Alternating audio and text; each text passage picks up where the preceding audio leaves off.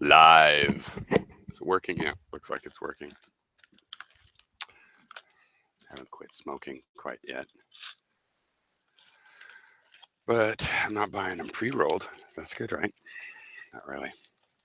Hey, Stizer, if you're out there, I'll put this at the beginning of the video. I want to talk to you about Maya. I got a guy here that does game graphics, and I'm continuing to work in my own little game company. Don't have a lot of time for it, but various ideas, low watt entryways and stuff. I think it's the gold rush. But anyway, I think you know Maya, and he was talking to me about Maya, and Maya sounds like maybe a program I should try out, but it's really expensive, and I'd like to talk to some people before I could get a free download or something, how to try it out, like a demo or something. But I'd rather I'd rather talk to somebody. So, oh, I better close this other guy.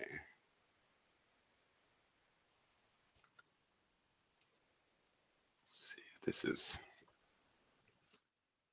Yep. Okay, good.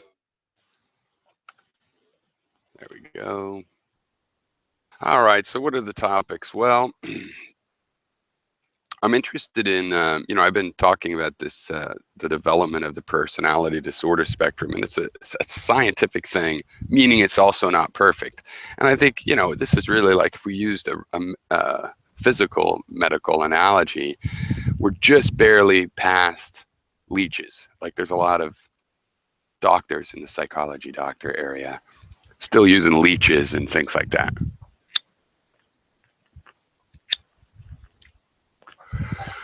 And I think in my lifetime, 30 years of following this, it's gotten better and better and better. There's still a lot of silly stuff in the DSM, but no way is it as silly as in the 50s or whenever. I don't know, is it that old? But, or the 70s, I guess it still had homosexuality listed and stuff. Um, just weird things. And I think that's still going on. But I think the personality disorder spectrum is very interesting. I mean, for one thing, out of that, um, what do they call bipolar now as a new name? Um, I'm a little out of date because I know in the last 5 years that I've been following it, it's actually been developed a little. And sometimes they have to change the names of, uh, like psychopath.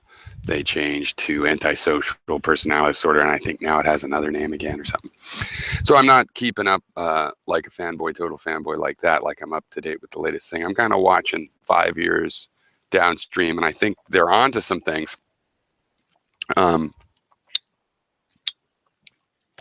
which often means some even bigger disorienting myth, right? So it's not a good thing. As you get solid in one area, the system can bring along some other bias that'll have to be faced head on, you know, decades in the future. But whatever, this is where we are in history.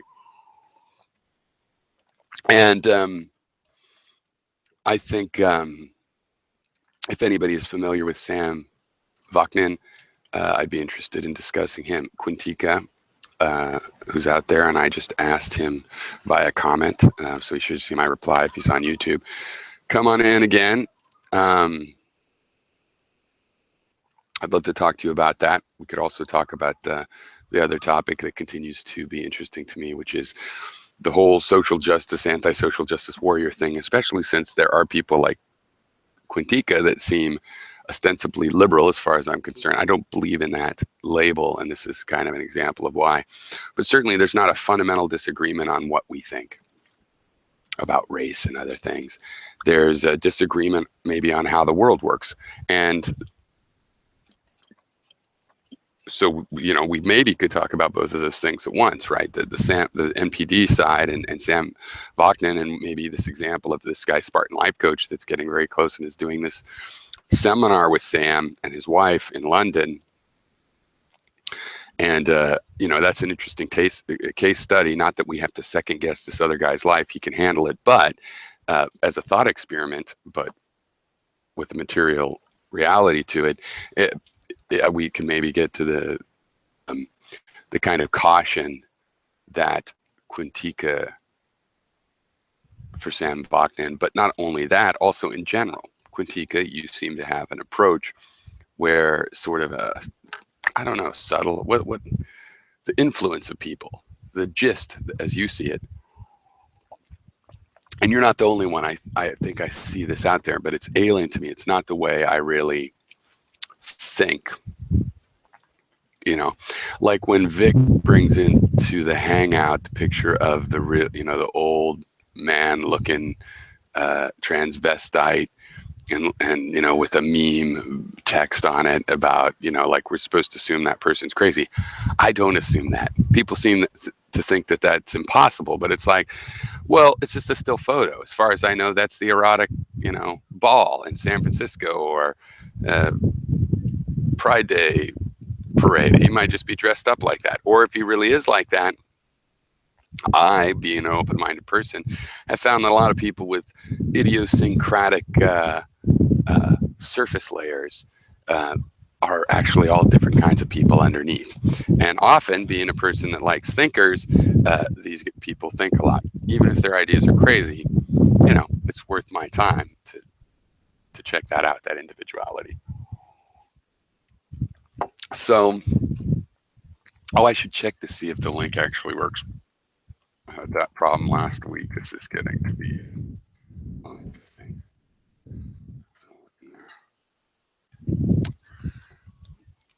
Oh, fuck. What was I going to share? Oh, yeah, the link. Anybody watching on YouTube, I put the link in the description, okay? So you can click and get in here, and that's far prefer. What the fuck? I hate using mouse track pads. Oh, Daisy the dog. Daisy the dog. That's the puppy.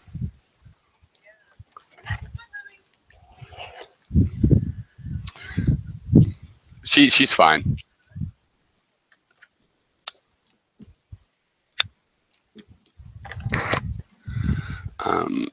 What was I checking? Oh yeah, the link actually brings you in here. Looks like.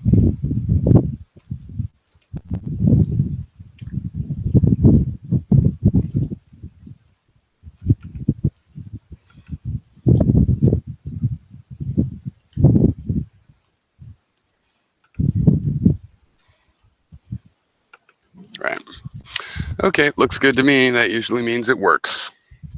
So it's a lovely late summer day or early fall here in Maine on the lake.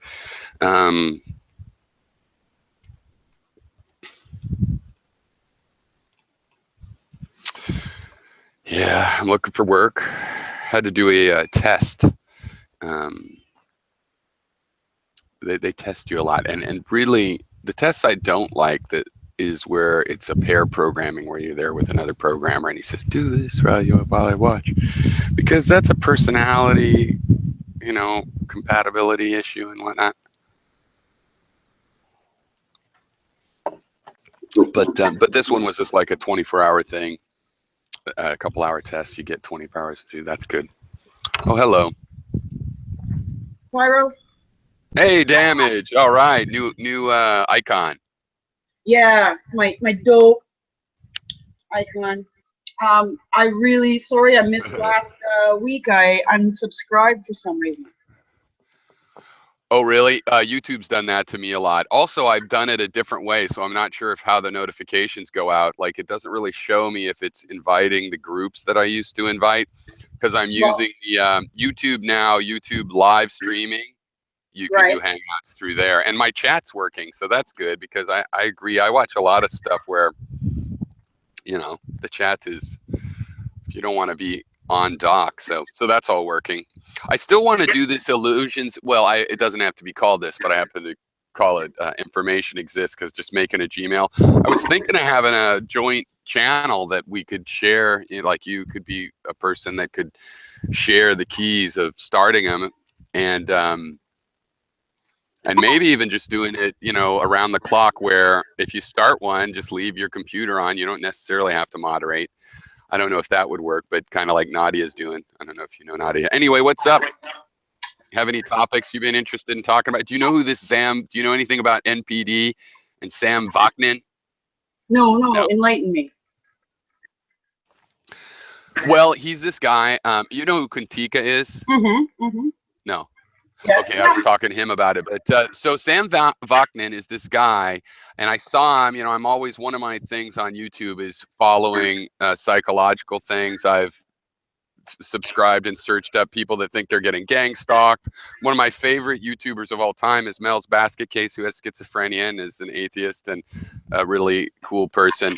Anyway, so in the line of that, I came on Sam many years ago now, 5 years or more. I don't even know. It could be 8, but no, it's probably more like 5. And he has a book called Malignant Self-Love. About narcissistic personality disorder. And I found out a few years later he claims to be diagnosed as NPD. Um, and Okay. he's actually had a huge effect, I think, because what's happened now in the last 2 years is there's a big movement of people that take themselves to be and largely are involved with surviving NPD parents and spouses, mostly parents and then spouses. And Sam's real interesting in that one of the things the main thing he introduced me to was this idea of narcissistic supply. Like if you know people, or even when you yourself, myself, has been the one that lost their shit, it's like, why do people create crisis situations? And the answer Sam offers is, well, the NPDs create these crises on your holidays or whatever because they need narcissistic supply. All that emotional quavering that happens in a crisis, they're emotionally living off of that. He also claims to have invented in the 90s this concept of no contact, if you've heard of that term, because that's definitely a term that's gotten out there. And again, in this last couple years, the NPD channels that they have on YouTube, which there are some very interesting ones, um, they pretty much advocate no contact, which is basically, you know, it's when I was a kid, everybody joked about how the big fights at Thanksgiving and how hard it was to go with their family. Now in the 21st century, people just don't go, and that's non-contact, and whether that's good or not. So he also seems to, one way or another, academia has actually picked up, because I think the definition of NPD goes back to the 80s or something, and nobody had really worked on it. We all talked about this kind of thing and even did studies on who might be NPD, and it really hasn't been developed that much. So on the other hand, Quintica, this to finish up, is he's the kind of person that seems really concerned with if somebody is a bad influence or not trustworthy. Like, Sam is narcissistic. He would say, whether he is or not, he's some sort of a thing. And he would say don't trust him, but then, Quintica's still like, when he sees me saying, oh, this guy's interesting, his reaction is, oh, watch out, that guy's dangerous. So that's sort of the whole muddle of subjects, and also just the personality disorder spectrum, which has been developing. I thought like 4 or 5 years ago, it started to be something that really was not that was scientific. Like I think you were coming on. I interrupted myself. I was going to point out, for example, when I was a kid in high school, I was really curious about people that would cut themselves or commit suicide at school, but never commit suicide and not even really be that close to actual suicide. And cutting, it was a noticeable thing. And it's like, wow, you met somebody? Yeah, and I knew somebody. And what was that? And it is bipolar, basically. I mean, there can be other situations where that happens, but this typical kind that I was watching was bipolar, and that's something the personality disorder spectrum captured. So anyway, that's one subject. And then the other thing is really just the continuing thing with the social justice warriors, which you're an interesting participant in that, because you're yet another person that seems very liberal to me, but I don't know, you should speak for yourself, but you have your doubts about the SJWs, or whether it's counterproductive, or whether it's gone too far, or whether the sellouts like Hillary if there's any redeemability to them. Well, Right? I wrote in the comments section because I listened to the talk because I missed it, and then I wrote a rambling, just free flow, tons of grammatical errors in it, but in your comment section, and the thing is that I believe in universal human rights. Okay, and Right. that's a UN document, and it's very it is what it is. It's universal rights. And so my problem with social justice warriors is that there's so many personality disorders being injected into that movement. Right. It Fair comes enough. out all over the place. And when you talk about narcissistic personality disorder, I think that just off the cuff, I would have to say that that is a result of modern culture. That's And an interesting idea. I think it's more biological than that, but there is a component as far as why it's promoted. People are, rewarded for playing that game. That's another thing about Sam's idea too, is that it's starting to look, not just Sam, but that all of the personality disorders are kind of related to narcissistic. You know, that's the power freak that causes the codependence, that causes paranoia, that causes even maybe schizoidal and stuff. So well, yeah, well, here's the thing. Have you ever been to a street protest? I would guess, because I think I might have asked you this, but have you ever been to a I've street? organized them. Right. Yeah, totally. Okay. So,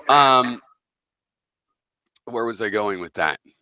Um, oh It's yeah. just, So in street protest, and which is an example of real activism, also helping candidates, good or bad. One thing I noticed is there's a lot of people with personality disorder, emotional problems. They have an axe to grind. That's why they're activists. And what are you going to do? Say, don't help us? The people that everybody that's happy and didn't have a tragedy by luck or even their own hard work, they are like, oh, I've got other things to do. You know, it's when Cindy Sheehan loses her son in the Iraq War. Whoa, lo and behold, there's a new protester born, right? Now, so that's a part of it.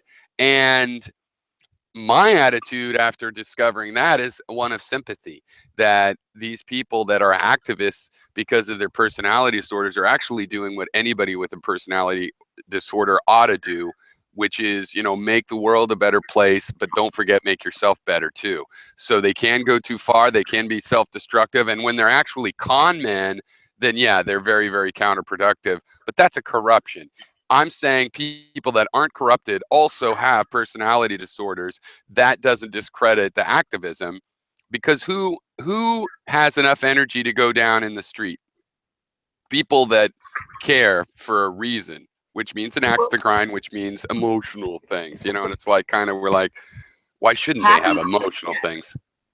Yeah, let me interject. Happy, well balanced, well raised, great parents, um, a secure home life, access to education without crippling the finances of a family. Hmm. People that can get sick and afford to get better through the medical system. Okay, these people are different. They're a whole different breed of human than a lot of what I'm going to call kind of average working class people. I don't know a whole lot of people that don't qualify in some points in their life, or at least throughout their life, some of them throughout their life, but don't have some kind of personality disorder. Personality disorder has become the new normal in the way I see it. Yeah, well, I think we're figuring that out, right? Like, people are still ridiculously antique about, oh, my brain is perfect. It's like, nobody says they don't get colds. I mean, if you meet, it probably is narcissism if somebody's like, I never get sick and this and that and the other. People get colds. You just, I don't feel good today. I'm going to steam my head, whatever. And psychologically, it's the same thing, which is another thing I like about the personality disorder spectrum, is they're only disorders if you're a one-trick pony. There's nothing wrong with being paranoid sometimes. Sometimes they are out to get you, or even if they're not, caution is advisable. And, you know, sometimes you should toot your own horn and be a narcissist, but not every time. Sometimes you should be codependent and say, you know what, you cheated on me, but I'm going to give you another chance. And that's what my, part of what my love is. And I'm taking a risk. And that's codependent if you do it every time. But if you just do it judiciously. So those tendencies we're going to find in everybody, but specifically in activism, the intellectual classes, people that are using their brain to be doctors and lawyers and accountants and scientists. There's remarkably few of them in activism. You have a few professors whose intellectualism and personal history has led them to be liberal and organizers, and it's a crucial function. But it's not even a majority of the professors, let alone all the other intellectual brain, workers. So there's something about dissatisfaction that is itself kind of valuable. And who knows dissatisfaction better than people whose lives are somehow fucked up from their point of view? Right. So what creates a personality disorder? And it's a very simple formula. It's I call it the trifactor formula. And you need three things to have a clinically diagnosed personality disorder. One is you have to have some kind of neurochemical imbalance that's innately been there since birth. And B, you need to have an environment that basically supports that personality disorder. And C, you need to have some kind of physical injury, often a head injury, but not exclusively. Oh, no. That adds to the trigger of these other two factors, the factors of being. Yeah, I disagree with you on that. Nope, go back in. Daisy, come here, come on. I disagree with you there. I don't think there's that physical component quite as necessary. I believe that can be a component that makes it harder for certain people to deal. But I also think that these really are personality tendencies. And like, if you have a personal history that makes you always have to stand up for yourself, or you always have to cow down and roll over and show your belly, or you have to, this is what creates like one personality tendency going out of control and becoming a disorder. But I used to think it was all that, and there obviously is a brain chemistry involved. So I would not say otherwise. But I think your theory is just as good as mine, is what I'm saying. I disagree. I think. But I don't know. I think both our theories are relevant because I worked in. Hey, Quintica. I was a. Hey, Quintica. I was How a you doing? social. Hi. Oh, I was sorry. Go ahead. Do you have something to say? Oh no. I was. That's my fault. Oh, I'm sorry. I was listening to you guys. I just it took me like 3 times to log in. YouTube kept booting me, but I think it's just some kind of upgrade glitch from Google or something. Yeah, but, and this is new. This is in beta. This doing the Hangouts in here, so who knows? Oh, So, okay. Go ahead. Well, I just wanted to summarize by saying that there are 2 levels of personality disorders. One is a clinical one, which as a social worker, I basically was hired to exclusively deal with not borderline, but the range of personality disorders and the range of psychological disorders. So that goes out of, there's a difference between schizophrenia and narcissistic personality disorder that's created. One's created through the whole social environments, okay? The other is created through a series of, like I said, the trifactor that puts people into a psychological, neurological malfunctioning state. That's a different kind of personality disorder from people who are just inundated with the bullshit of life, shitty bosses, difficult seeking affordable rent, running into police issues, having shitty parents, but really given half a chance. And if they had the balls to, like, it's like I left in my comments, coming from poor, impoverished neighborhoods my whole life and then working in impoverished neighborhoods, is that sometimes you just have to fight your way out by the sheer will of you wanting to survive. And that creates what you could call personality disorders, but it's not on the same level of the people that I seriously had to deal with. Right. From But this is one of the biases of psychology that is still present, which is I've spent a whole life looking, well, what is my psychological tendencies? And basically, if you keep your life together, even a little bit, then you can't get diagnosed psychologically as having a psychological illness. It's like you can't have a cold, you have to have cancer. And then they'll go, oh, yeah, it's a medical thing. And it's kind of, you know, so I think there's a threshold. On the other hand, again, to grant what you're saying, yeah, clinically, you should not be watching Sam Vaknin or anybody and applying his ideas. You have to go with what's solid. And we're in an era where I just happen to think that, you know, the clinical stuff is, you know, like what you mentioned is, yeah, what you need to do to deal with the worst people in society, considering almost nobody's getting care. And you got to figure out, well, who has a problem that's so big of a problem, we can't just let them on their own. Someone like me that has things I'm thinking through and trying to work out, well, it doesn't matter because I keep a job and I'm respectful and I don't get arrested. And you know what I mean? So I will never, yeah, there's higher priorities. But a lot of people, you know, we all have issues and nobody's getting medical care. We're acting like, what, only 5% of the people need medicine. It doesn't make sense, right? It doesn't make sense. If it's real medicine, of course, everybody has a little bit of it. Yeah, I look at it like, for a lot of people, life drives them crazy, but not crazy enough that they can't hang on to the rational side of maintaining a safe lifestyle. Right. And so you pick your times to break down, more or less, but not exclusively. But then there are people that literally can't control that. Well, that's why you get into the biochemistry. Yeah, you can have biochemistry so strong that, yeah, they deserve more sympathy and more medical care and everything. Just like a person with a dangerous cancer deserves more immediate treatment than my flu. You know, but we're almost at a point where the flu just isn't even a thing. I'm sorry, it didn't kill you. It didn't make you lose your job. Therefore, you know, so that's all I'm saying. But some mental disorders are not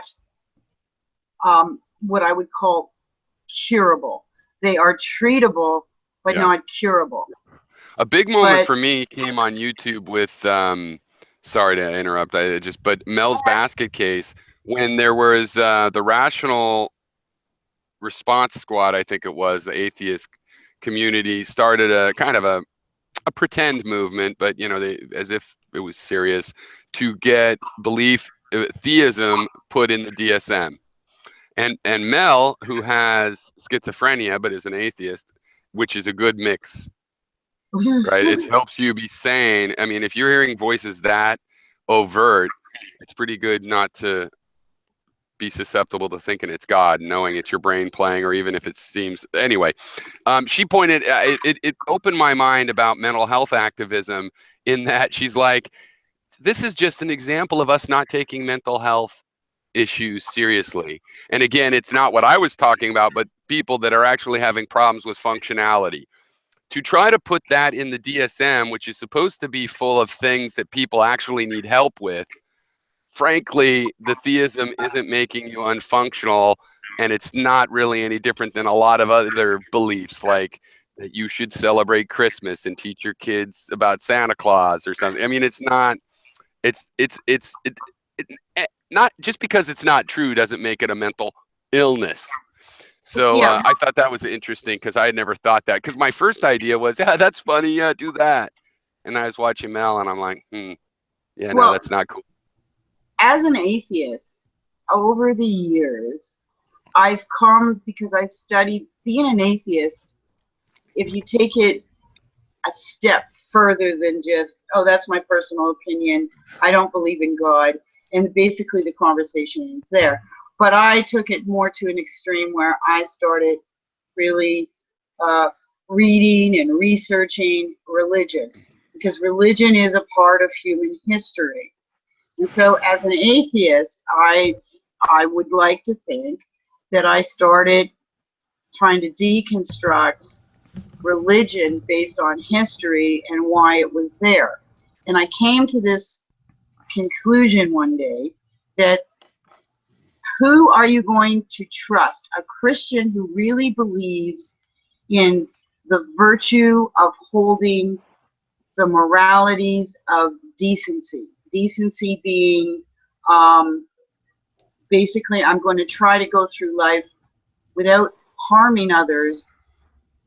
I mean, the catch there is that they have a bias attached to their beliefs, and that comes from the literature, the Bible, the Quran, the Torah, and it creates a biasness against people that have different belief or don't have a belief. But if you go beyond that and you look at what the purpose of religion was for, it really was for two things: to unite fractionalized groups so that you could create empires, which created a lot of what has resulted down the road, thousands of years from now, the foundations of many civilizations. And certainly for me, being raised in a Christian civilization, even as an atheist, I can't deny that my social principles have in part been formed by Christianity. And so I look at the best parts of Christianity that exclude all the prejudice. And you can do this for Islam or for Muslims. You can do this for the Jewish religion, that there's a lot of really good stuff in there, except that it's all attached to God and biasness. Now, if you take the God and biasness out of your thinking when you read this stuff and when you study religion, you realize that religion was the first fundamental attempt to make people, different types of people who had to come together in cities and live together. It gave them a baseline of human behavior that allows us to get along. In that sense, right, I don't have a problem with religion. I'm reading this very interesting book. It's written a little bit repetitive and not necessarily the target reader is not necessarily exactly me, but it's good. It's a lot like Guns and Germs and Steel. It's called Sapiens, and it's kind of going and it's pointing out that, you know, belief that Peugeot is an entity, it's just a corporation, is itself the equivalent of a religion. Any superhuman, not supernatural, but superhuman idea, nationalism, liberalism, things that more than one person believe, that's what gets us past that, is it Avogadro's number or whatever, the 150 relationships that you can monitor as a human being. And you know, I think he calls it superhuman, but not supernatural necessarily.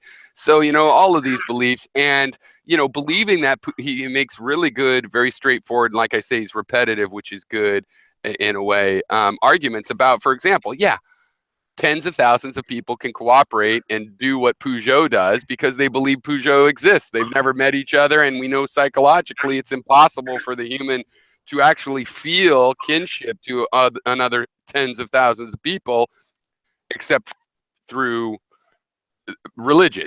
But there's more than one kind of religion, and he kind of expands it to any sort of thing. And he makes his argument based on Buddhism and things too, where, look, people call Buddhism a religion, and we know it's not really about the gods. They're not, some Buddhism accepts gods because Buddhism didn't really talk about it one way or the other. So it's like, sure, whatever. It's not about that. It's about suffering. And so, yeah, no, I agree with what you're saying. And you might like this book. It's a big, fat, easy to read book, though, called Sapiens by, let's see, I brought it up. Really is good. I don't know if either of you have heard of it. I'm kind of curious. Is one reason I mentioned by Yuval Harari, and it's like Guns, Germs, and Steel, in that it's a world history sort of deal. Right. And just going back to your whole thing about the whole corporate thing, I mean, that in a way is an evolution of virtuous morality taken into the new dynamics of that we changed our gods. Our gods became money gods, right? Yeah.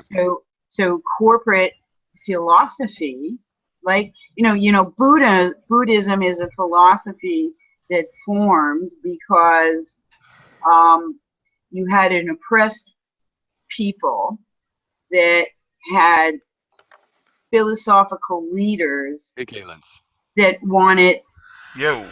their people to have peace, and that wanted their people to be able to deal with the oppression from China.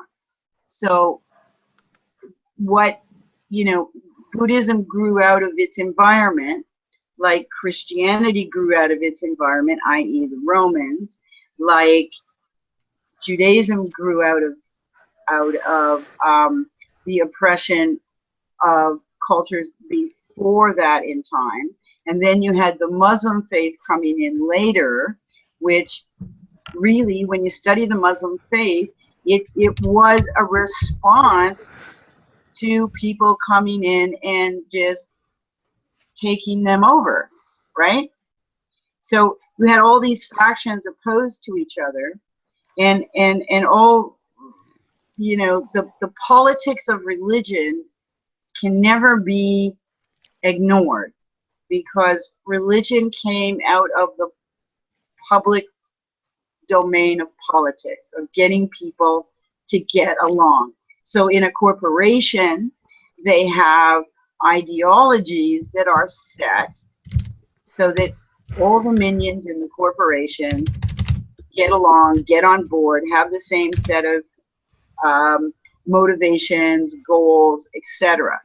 So all I look at all these ideologies that crop up, from religion to business to social movements to the medical profession, the mental health profession, the whole social, like I live in a country that is social democracy, so we have a vast social safety net. And all of these have one thing in common. They are trying to keep cohesion amongst groups by defining a set of values that is reasonable enough for each group to follow in union, in a united union. Right, So, which it goes back to the Campbell stuff of we need mythology, like people like me that want to change the world a little bit, which maybe we're going to get into this issue a little bit if we even should think that way. That if we were going to do it, we need to spread out a mythology. We need an army of artists or a great storyteller. But so Quintica, I wanted to talk to Quintica and not assume you're going to be here forever. So let's talk about this a little bit. Not that I'd kick you, of course. I don't think I ever have. I don't think I did block you once, but that's an old story. And I regretted it. It was terrible. I didn't like it any more than you. You know that. The conference report. Let's not get into that. Oh, okay. Yeah. But no, we could. But so Sam Bankman, now it sounds like you've been watching him. So do you know who Spartan Life Coach is? You know what? I haven't followed him recently, but when he first came out with his book, I started following him. And what's that again? You mean Sam? Oh, Sam. Yeah. I'm sorry. Yeah. When Sam first came out with his book, he had that Malignant Self-Love, I think it was. What do you mean first came out? Wasn't that like in the 90s or something? Yeah, it was a while ago. It was. Oh, really? You've known him that long? About him that long? Well, before that, before the film came out about him being a psychopath. Right. I watched that. Right, and then I watched that after I was already kind of following him, right? And I did subscribe to him for a while, but then I started getting into conversations with some of the people who followed him and had problems with him, and I saw that there was like a counter movement against him, right? And is my mic loud enough? Or? Sure, it's perfect. Okay. Yeah. So anyway, the thing that I meant to stress about Sam Vaknin is he was jailed. He is a felon, right? Yeah. He was in Israel for insider trading. Yeah, but I mean that's before his come around. Right, right. Well, see, the thing is well, he like you were saying, he tries to tell you that don't trust him, right? And no, he is. I mean, I've gone out there and saw, hey, Sam, here's a backdoor way to say trust me. Think partly because I believed it, and partly to see if he would go, yeah, exactly, join my religion, you know, and he didn't. But go ahead, sorry. Oh no, that's right. Well, see, it's like if you take him and what he's saying, okay, his idea of narcissistic supply is roughly based on the idea of character flaws, right? And when a person has character flaws, it means that you may have a flaw in your personality that attracts you to somebody else who has a different set of flaws that are comorbid with your or compatible. Totally. Like let's say NPD and codependent, they match perfect. Would be a typical.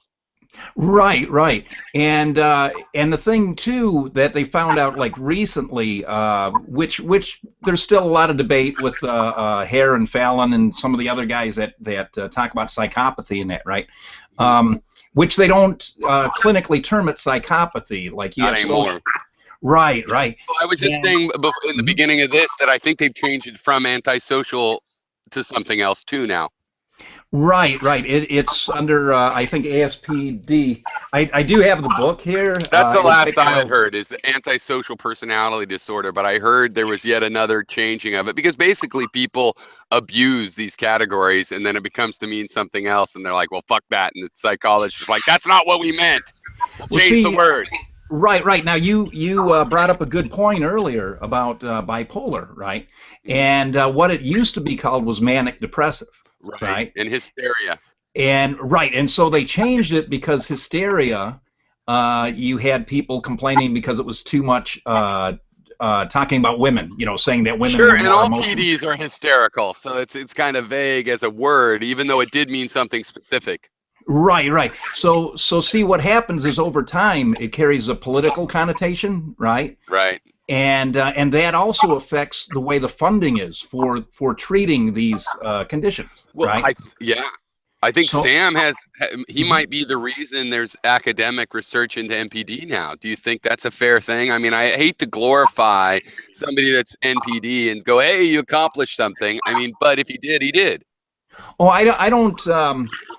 When I was saying that's what I'd like to get into. Like, what do you think his influence is? Because I see how, getting to know him, dangerous, you know, but his effect, I got to give him credit so far, and I think I've been skeptical and cynical about it. Oh yeah, he may have some positive effects. Right. I'm just saying, like, okay, look at it this way. It's like if Hannibal Lecter were a real person, right? Well, he is. He's a YouTuber. He would. No, no, that's Hannibal Lecter. Sorry, go ahead. Right. Yeah, the other Hannibal. Well, anyway, if he were a real person and you fell into his worldview or his paradigm of what people should be like, you would get along with him just fine, right? He wouldn't kill you and eat you. But because he has such a set paradigm in his mind, if somebody violates that, even in the slightest way, if it's something that really goes against his fantasy of what things should be, then it sets him berserk. But he's not a psychopath per se. He'd be psychotic, right? Well, that movie showed that Sam isn't totally, he's not just playing a part. He's a very acidic person I would not want to make a movie with. On the other hand, I think Sam's right, and that and also the film producer himself said all filmmakers are narcissistic. So he was admitting, well, I'm dealing with maybe the problem is I'm the same kind of person, but he also blames Sam. But anyway, I saw both of those, that he wasn't perfect either, but Sam would be hard to deal with. If Sam has a bad day, you could see right in that film, he will bitch you out, and he is good at it. Right. He's you know, he has. I mean, he will cut you quick. Right. He has that skill, like it's an NPD skill, right? And he's got it. And like you were saying, like you could apply a set of ethics to that, in a situation to that, where that could be possibly a positive thing. Well, I mean, yeah, to his credit, that's what he's trying to say. Like this thing, so it sounds like you don't know who Spartan Life Coach is, but it's another NPD channel kind of inspired by Sam. And this guy, Spartan Life Coach, is doing a seminar with Sam and his wife in London. That's how I heard about the I, Psychopath movie, was from Sam and his wife. And they were criticizing the movie, but they mentioned it. And then I found they had another video where I saw this Spartan Life Coach is involved, and Sam's going to take the stage as part of it and let people question him, where he's going to be NPD with the exception that he's honest about it, about what he thinks. Right, which is questionable, but it's an even if it's theater, it's an interesting thing. I mean, I don't know. It's in a way, it's maybe the best way you could possibly help people deal with all the NPD shit in their life, is even if he was an actor going, I'll be the, role play. I'm the NPD here, everybody. You're all safe because you don't even barely know me. On the other hand, the cautions you were... Oh, you lost your sound, Piero. That's because he walks too far away. No, it's because I bumped my mic thing. Okay. So the Spartan Life, I'll just finish up, is that the Spartan Life Coach is in this because of being the victim of NPDs. And he's getting really close with Sam. I mean, he's going over to London. Their businesses are united. And so as a test case, that's the kind of situation I felt you're, like Spartan Life Coach might be vulnerable here. Oh, maybe. Right? Adopting, yeah. So that's like, if I was that guy and it was like I was going to London to teach to talk at a conference with Sam, then you would be saying, don't trust him, you're going to get raped or whatever. I don't know if I'd go that far, but well, I am very attractive. Oh, I didn't mean that as an insult either. I'm just kidding. I'm kidding. Yeah. No, go ahead. Now that the thing no, but you'd be warning about that person, people like that. Well, see, the thing is that you're dealing with somebody who's probably pretty close to the same intellect as you, right? Who does not have all the same good intentions that you would have. Yeah, no. Right? Even if somebody was exactly as smart as me, if they're putting all their time into subterfuge, they'll outsmart me. I don't spend that much effort on it. Right. So see, now the thing is he might be like smarter. He's definitely very smart. Oh, well, he in a dangerous way. Well, I mean, I think they ran his IQ and they went over that in a test and everything, and he's smart. Filmmakers said some crazy number, like when he was a kid, they verified he had an IQ test of 180 something. Yeah, he's which up is there. Like bizarrely high. Yeah, that's like well. See, the thing is that you can't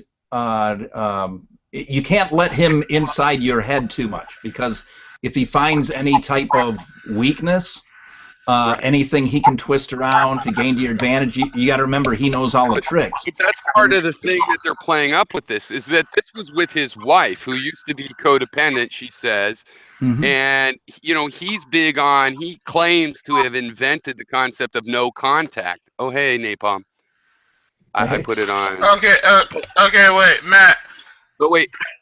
Okay, well, you could go if you want. I'll finish. What? I just wanted to say this right quick. I gave damage controls to in case something happens to me, so that we still have somebody who can, Yeah, I'll probably be here the whole time this time, but we'll see. But Right. so wait, so the thing he added, and I don't know how much you follow his channel, but so I don't want to assume, but is with his wife. And he's a big person on no contact, no contact. So you have an NPD parents and you just stop, no contact, don't do anything with that NPD person. But he has a wife that during his whole career, before and after writing his book and all this shit, that's been with him, who's not following his advice. But then you see, oh, that's right, you watched the movie, so she's in the movie. Right. That issue is even there in the movie. And now in the movie, he says some negative things about her, but then to Spartan Life Coach, when they did their Skype video, he was kind of like, she's pretty fucking independent. As if, okay, selling the picture that as weird as it is, you guys are good for each other, you understand each other and your imperfections. She balances out the fact you're trying to dominate, and she's also easygoing enough that maybe you feel like you're dominating. On the other hand, in the movie, the movie maker tried to shove in her face some of the really negative things. But see, I think that might be some of the acting. Like, I think she knows what he's doing, and so when he acts about she's a tool in my tool chest, she knows that. They've talked about it, right? It's not like, why would you say that? And there is a subtext that they have between each other, which is maybe makes them fake. So anyway, I don't know. I would love to hear you rattle about the same things I rattled about. And also tell me, so how much have you watched him? I mean, like, I watch every video he puts out for the last couple of years.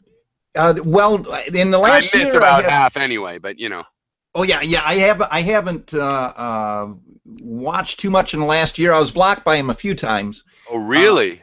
Oh yeah, because I was on him. I wanted to play his game against him. That's interesting. So I know what pisses him off, right? Like how to but then again, it's not that hard, because like what you were saying, you kind of did that. But the thing is, but he didn't block me, which goes to what you're saying, that of course he doesn't block me because secretly, yeah, he wants us to think narcissists are redeemable.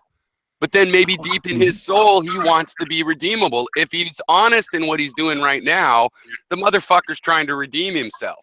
Well, see, here's the thing. He might as well be a monk. Well, he means what he says when he says that he's not human, right? But that's not right. He's wrong, just like the filmmaker said. Well, yeah, but I mean, he believes that. And it's not simply a matter of saying, I'm better than you, or he's better than you, or worse than you, or whatever. He believes he's alien. His mind. Well, what do you think? And by the way, let me tell everybody else that doesn't know who Sam Benkin is. So he talks about NPD. He's written a bunch of stuff saying don't have contact with him and stuff. And it turns out he is NPD, which is the source of all his work of why he switched into doing this. So it's about a narcissistic personality disorder. But yeah, so Quintico, I mean, what do you think? I mean, not human is kind of a ridiculous. Well, I mean, he has said that, though. Oh, our screen froze. Is that me? No, that's everybody, I think. Oh, okay. Are we back? Yep, he's back. I'm back. Did you hear what I asked? I was asking you about I'm Sam. sorry. Well, I was asking you about Sam Vaknin and this whole thing of he's not human, and isn't that extreme to the point of being counterproductive and silly? Well, think of him like, okay, think of the character Brainiac, right? In the DC Comics and that. Okay, now Brainiac is like, there's different tellings of the story and that, right? But he's like the super intellect that was kind of built by another race. Well, he's part of another race, but then he gained all this knowledge from the Kryptonians and that, right? Well, once he had the knowledge, he no longer needed any of them, so he destroyed them, right? That was or he collected them in little bottles, depending what the storyline was, right? But the thing is that once he has that knowledge, once he has what he needs to get from them, they're used up, right? And so he can move on, and he's like an alien in that sense. Now, Vaknin is an alien in the sense that you guys could be the best of buddies, but if something comes his way where it's between you and him, there's no hesitation whatsoever. right? Well, I mean, I guess maybe this is the thing. I think Mhm. humans are like that. Well, you could say I'm not You know what I mean? I agreeing. think saying that's not human is part of this fantasy of Hmm. what it means to be humane. What it means, it's an ideal that no humans have ever achieved, as far as we know. The most humane humans have also been racists or whatever, you know, just Hmm. random, alternate, opposite shit. So, Yeah. so that's the sense in which it's like to say it's not human is just deifying humans. To say it's fucked up or, you know, is good. To say it's evil, again, I would say counterproductive. It's like, let's just stick with fucked up. Oh yeah, yeah. Well, I can. What I I'm don't saying think is he's that. fucked up anymore. Let me go ahead and just step Uh-huh. further. I think he's actual. I buy it. I'm not going to Uh-huh. follow him, and I agree that if I know him personally, he'd probably be a bad friend, right? Hmm. But I think he is actually has figured out a formula to redeem himself, which can never succeed, but it is beneficial by exposing what it is that destroyed his life. Right, right. Well, he. Well, I just want to say I don't believe he's not human. I'm just saying that's what he Right, of course. says, right? Technically, you would say he's human, and you explained very well why the Mhm. sense in which, but I'm just like, I thought I had a good counterpoint that, Oh well, yeah. that relies on thinking humans are all that great. Actually, well, yeah. Actually, your counterpoint is excellent because okay, there was I don't know which guy it was, but he was one of the guys that worked for Negroponte, I guess, Mhm. and he was talking about how they were sent into El Salvador to kill all these people, right? To Right. whatever for political reasons, right? And what this guy was saying is he said anybody could do this, right? He said anybody could be a killer, anybody could throw all that away and just slaughter wholesale without a thought. He says that's in everyone, right? And the thing is that we use these terms like Yeah. humane society, all that others. Humane society started as a thing to help humans, not animals. That's what's her name? Mary Shelley was saved by the Humane Society, and on a suicide attempt. And so the thing is that we take these terms and we either anthropomorphize certain things or we fetishize other things, objectify it, right? And it loses meaning in it. So we got to say that, well, it's within the human scope that we can be cruel and we can be violent, right? And we could be cutthroat and all this other stuff. Mhm. So yeah, that's true. So now he believes that he's somewhat of a higher evolved human being. At least that's what he believed at the time they did the I, Psychopath film, right? Oh, Now, yeah. whether he believes that now or all the time, Well, I or would maybe say what he presents right now is that he believes that, but he also intellectually realizes that can't be true. see now, some of the tests, some of the theories out now is they used to say that psychopaths couldn't feel emotion or they had a lack of affect and that, right? And Yeah, but they were no. looking well part of it in the when it gets to the brain process, right, when they're mapping it out and stuff, is they're trying to find something that's missing that they see in other people, right? Well, Yeah. in the process, you have these other people that say, well, no, there's something extra, right? So there's something extra that's kind Well, of like that's the a. autistic thing, or the Asperger's people now. There's a big movement of Mhm. we're actually, you know, we're the intellectual ones. We're next. Well, And that. Oh there's shit. truth to that. That the nerds are taking over. You know, that our little Yeah, issues are. but I wouldn't say nerds are autistic though. Like I think Well, that. there's definitely it's definitely a gradated thing. I work as a programmer, and I thought maybe I could be diagnosed Aspergery, but no. Again, mostly because by Uh, maintaining my functionality, I fucked up all my diagnoses. well, Oh, there's like yeah, That's and then I think there's like a bit of a laundry list when it comes to autism and shit. well, but Asperger's is basically another thing with like it's pretty functional autism. And so, you know, like I know there's a company that's hiring them as a disability worker thing, but in reality, they're doing call support and they're They're very detail oriented. The ones that can keep the job and not think about Spider-Man all day. But I like that, because actually, in terms of my social and my total my kind of what I look for, I love people that are what we'd call heads, motorheads, like working on their car. Anybody that is just totally into a couple things or one thing. Not that it's their only thing and they don't have balance, but you know, some guy, everybody has a thing, and like projects on that, and just obsess about railroads or whatever. And you know, so that's kind of an Asperger-y sort of symptom, right? It's gradated. Well, you know, one of the symptoms of NPD now is hyperactivity. And I didn't know that, but sure. And well, I just found that out myself like a few days ago, and I've been trying to find the link. There's this older guy that's a professor that does stuff on NPD and different psychological disorders or whatever, and or conditions, I should say. And I never had thought of that before, but that kind of makes sense. He's talking about a lot of narcissists and a lot of psychopaths. They get bored real easy. They can't stand still, right? And they say that they have sleep problems, like a lot of them, right? And it's not that they can't sleep because of guilt or anything like that. It's like they have to do something, right? Yeah. Have to create something. Now you could probably say someone like Edison may have been like that, right? Like he was always doing something, always working on something, right? Yeah. Maybe Tesla. Well, but I like to work till 3 a.m. on things for my employers and myself.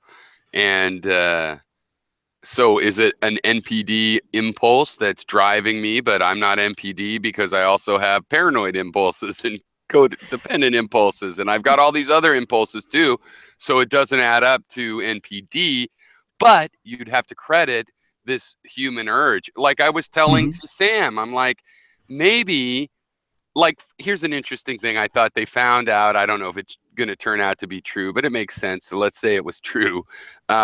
Surgeons, a lot of narcissism, you know, NPD diagnosable in surgeons. So do you not want to have surgeons? I mean, if it takes NPD people to be able to open up bodies and fix them, I'm like, okay, I'll even pay you a lot of money and let you feel proud. You know what I mean? It's a good trade. Right. So maybe they need ethics to not murder their wife. You know, they need to be taught in grammar school the ethics that mean, even though you're this cold-hearted, you don't murder your wife. You know, just cheat on her or whatever. See, I don't know if you could be okay. I don't know if people like that could be educated like that, but you do know, you know, like our fighter pilots and stuff like that, right? Fighter pilots too. It's like, you know, they're all our alpha male things. You could probably go buy all the ones that weren't tested. I mean, a quarterback, or maybe not quarterback, maybe receiver. I don't know. I'd just like to step in then on the surgeon correlation. I think that from my experience, I come from a medical family. My experience with doctors, with clinicians, is that they're predisposed to catastrophizing. They think, oh, well, what could go wrong? I think for a surgeon, it makes a lot of sense to look at someone when one has to familiarize oneself with what is wrong with the person, another person, and understands their current state of being as being healthy.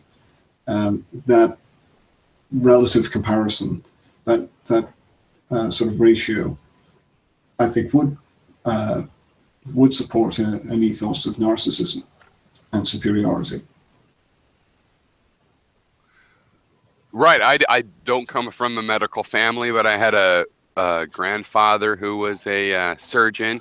And exactly, I mean, for example, it's one of those things that you have to be super confident in a situation where a smart, ordinary person,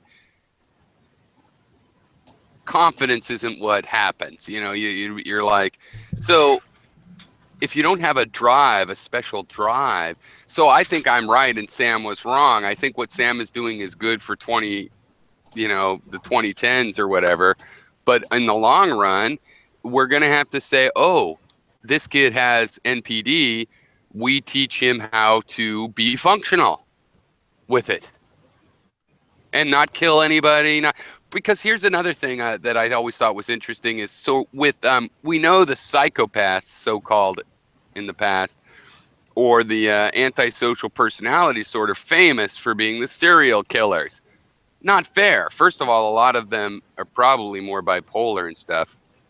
And really, any personality disorder, I think, can lead to violence. And then, you know, depending on your size and wits, you know, it can end all different ways.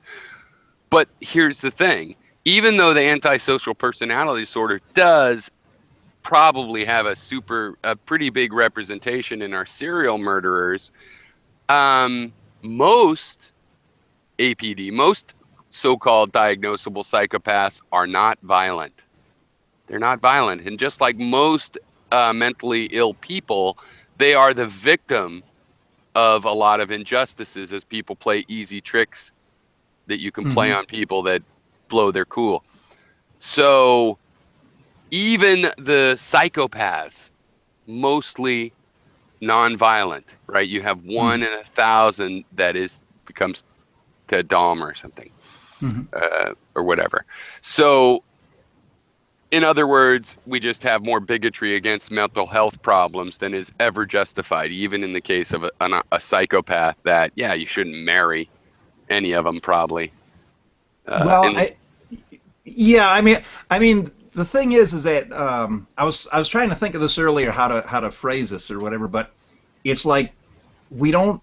I think a lot of times we don't look at situations like, okay, we have limits and we have borders that are like acceptable limits and acceptable borders that are being challenged all the time, like with each generation or whatever, right?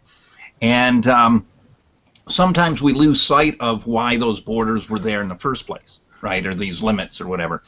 And the thing is that you have to assume, like, your average person, no matter what their mentality is, no matter what their makeup is, they're not going to be killers, right? I mean, in the sense that they're not going to kill their own, right? Right. You know, so I mean, that's across. Or even anybody else these days. I mean, let's face it, most people do not want to get it messed up in that. Even though they might think in their head, I want to kill this guy, they know all the blood and, you know, even besides getting arrested, they're like, that would be a big tragedy. That'd be a big PTSD piece of shit. Yeah, and a lot of people may be like, yeah, I'm a badass and I play, you know, whatever all day. But a lot of people would freak out if they had to kill somebody, let alone seriously harm someone. Well, that's my Gamergate sympathy there, is that there is a cathartic effect. Even though only a violent culture will play these violent video games and think that it's healthy, it's crazy.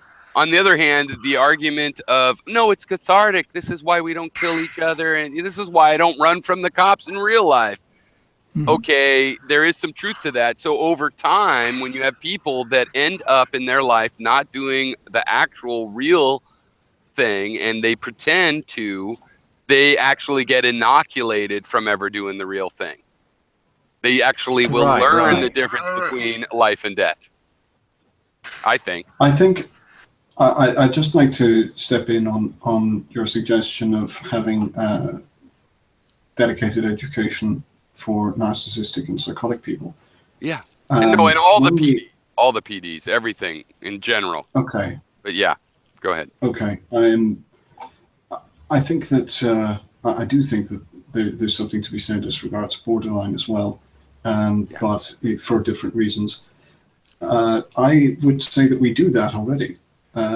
We do that in the form of political correctness, but it's not taught to specific individuals who show racism or homophobia or whatever else. Instead, it's taught to everybody. Yeah. And I don't really agree with that because it insults the average citizen. The idea of patriarchy, putting you on the same level. You know what, the idea of patriarchy is almost a claim that we're teaching NPD subtly through all of our media to anybody that wants to succeed. Piero, you can be my patriarchy any day. There we go. Good. I'm getting old. I like the sound of that, youngins. That's right. I'm ready. I'm well aware that in Cro-Magnon history, I'm dead. This is all free time, motherfuckers. That don't leave much hope for me. And when I think, like, shit, if I died at 35, no wonder history's still fucked up. I mean, I can't blame any of the people of history, all the shit, like what Alexander, what he did by, 20s. Didn't he die in his 20s? He was a 27 or something. I don't remember. I thought he was older than that, but he did a hell of a lot. He died really young, though. No, he died at the end of his conquest. I mean, I know he wasn't older than a young 30, but I'm thinking if I had only had until I was, 35 or 25 or 30, I mean, it's amazing we've gotten this far in the world. Truly inspired people at 13 and stuff that had good ideas, because I think personally, I feel like I need 30 years to figure out something. Well, see, back then, if you called Alexander a narcissist, today it's like we have a smaller world, and in a sense, right? And we do have to take a lot into consideration with everyone, right? And it's not like the Wild West where you had, you were going into this land where nothing was there, or you were killing off everyone and replacing it, right? You know what I mean? I'm saying it's like we've reached this point where it's kind of like we're afraid to move. People are afraid to do stuff, right? And then so this with the event of like YouTube, right, and social media, it's in a sense it has turned all of us into narcissists. I would argue that if you took somebody from, say, the 50s or the 60s or whatever, and they could somehow see what was going on right now, right?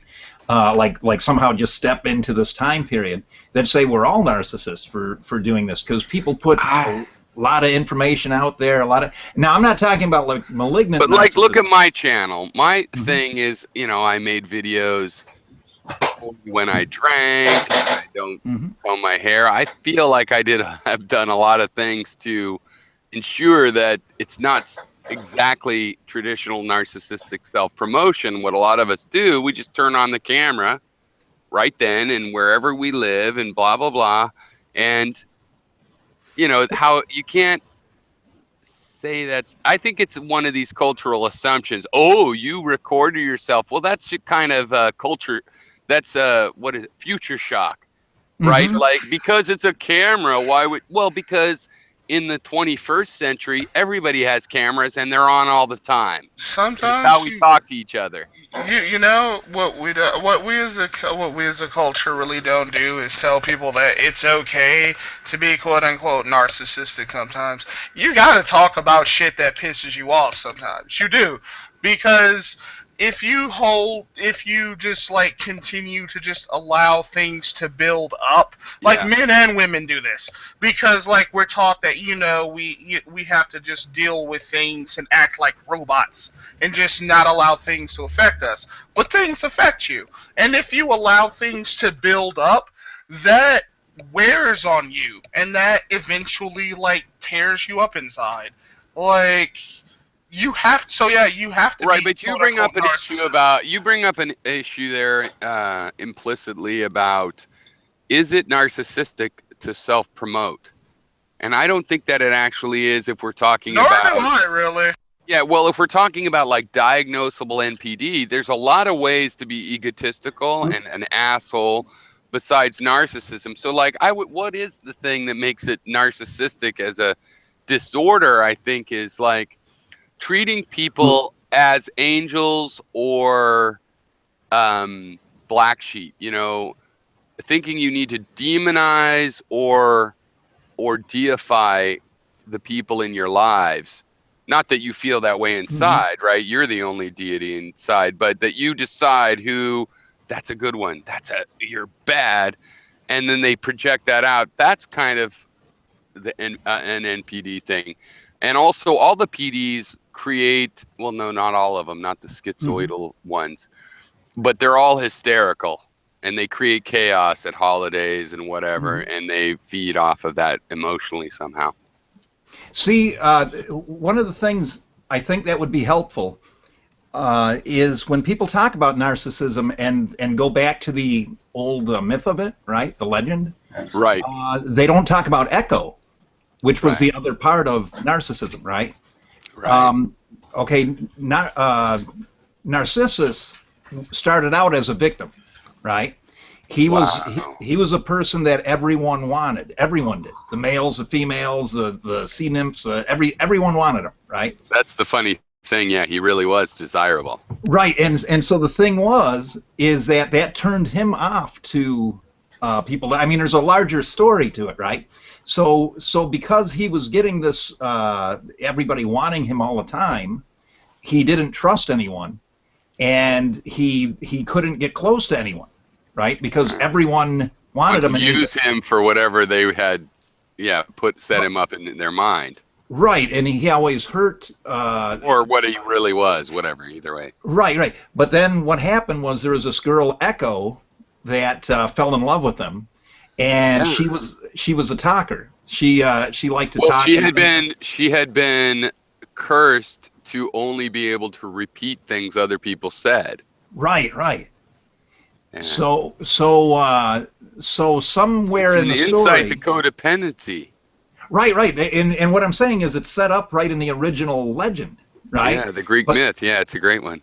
But people don't refer to it. They only think of Narcissus as like he's evil or he's bad or he's whatever. But the thing is that it was a societal thing that made him that way. And the thing is with Echo was there to give him this reinforcement. The only thing she could do was echo the words like "you're beautiful" or "I love you." But also, if you look at it as an analog to inside of codependency, the thing is that she was limited to loving someone who said things about themselves that they believed. Right. So right. If you were looking for a humble person, you're the one that says great things about him. They say, "Oh, it's nothing." But she had to have somebody. If she thought somebody was great, they had to think they were great, or she'd have no way to tell them. And that's kind of because, I mean, the most diagnosable thing I think one reason I think through this stuff, I had a weird childhood, and then I got in a terrible relationship. And, I've been trying to figure out why. And I'm not diagnosable as this either, but I have a lot of the symptoms of codependency.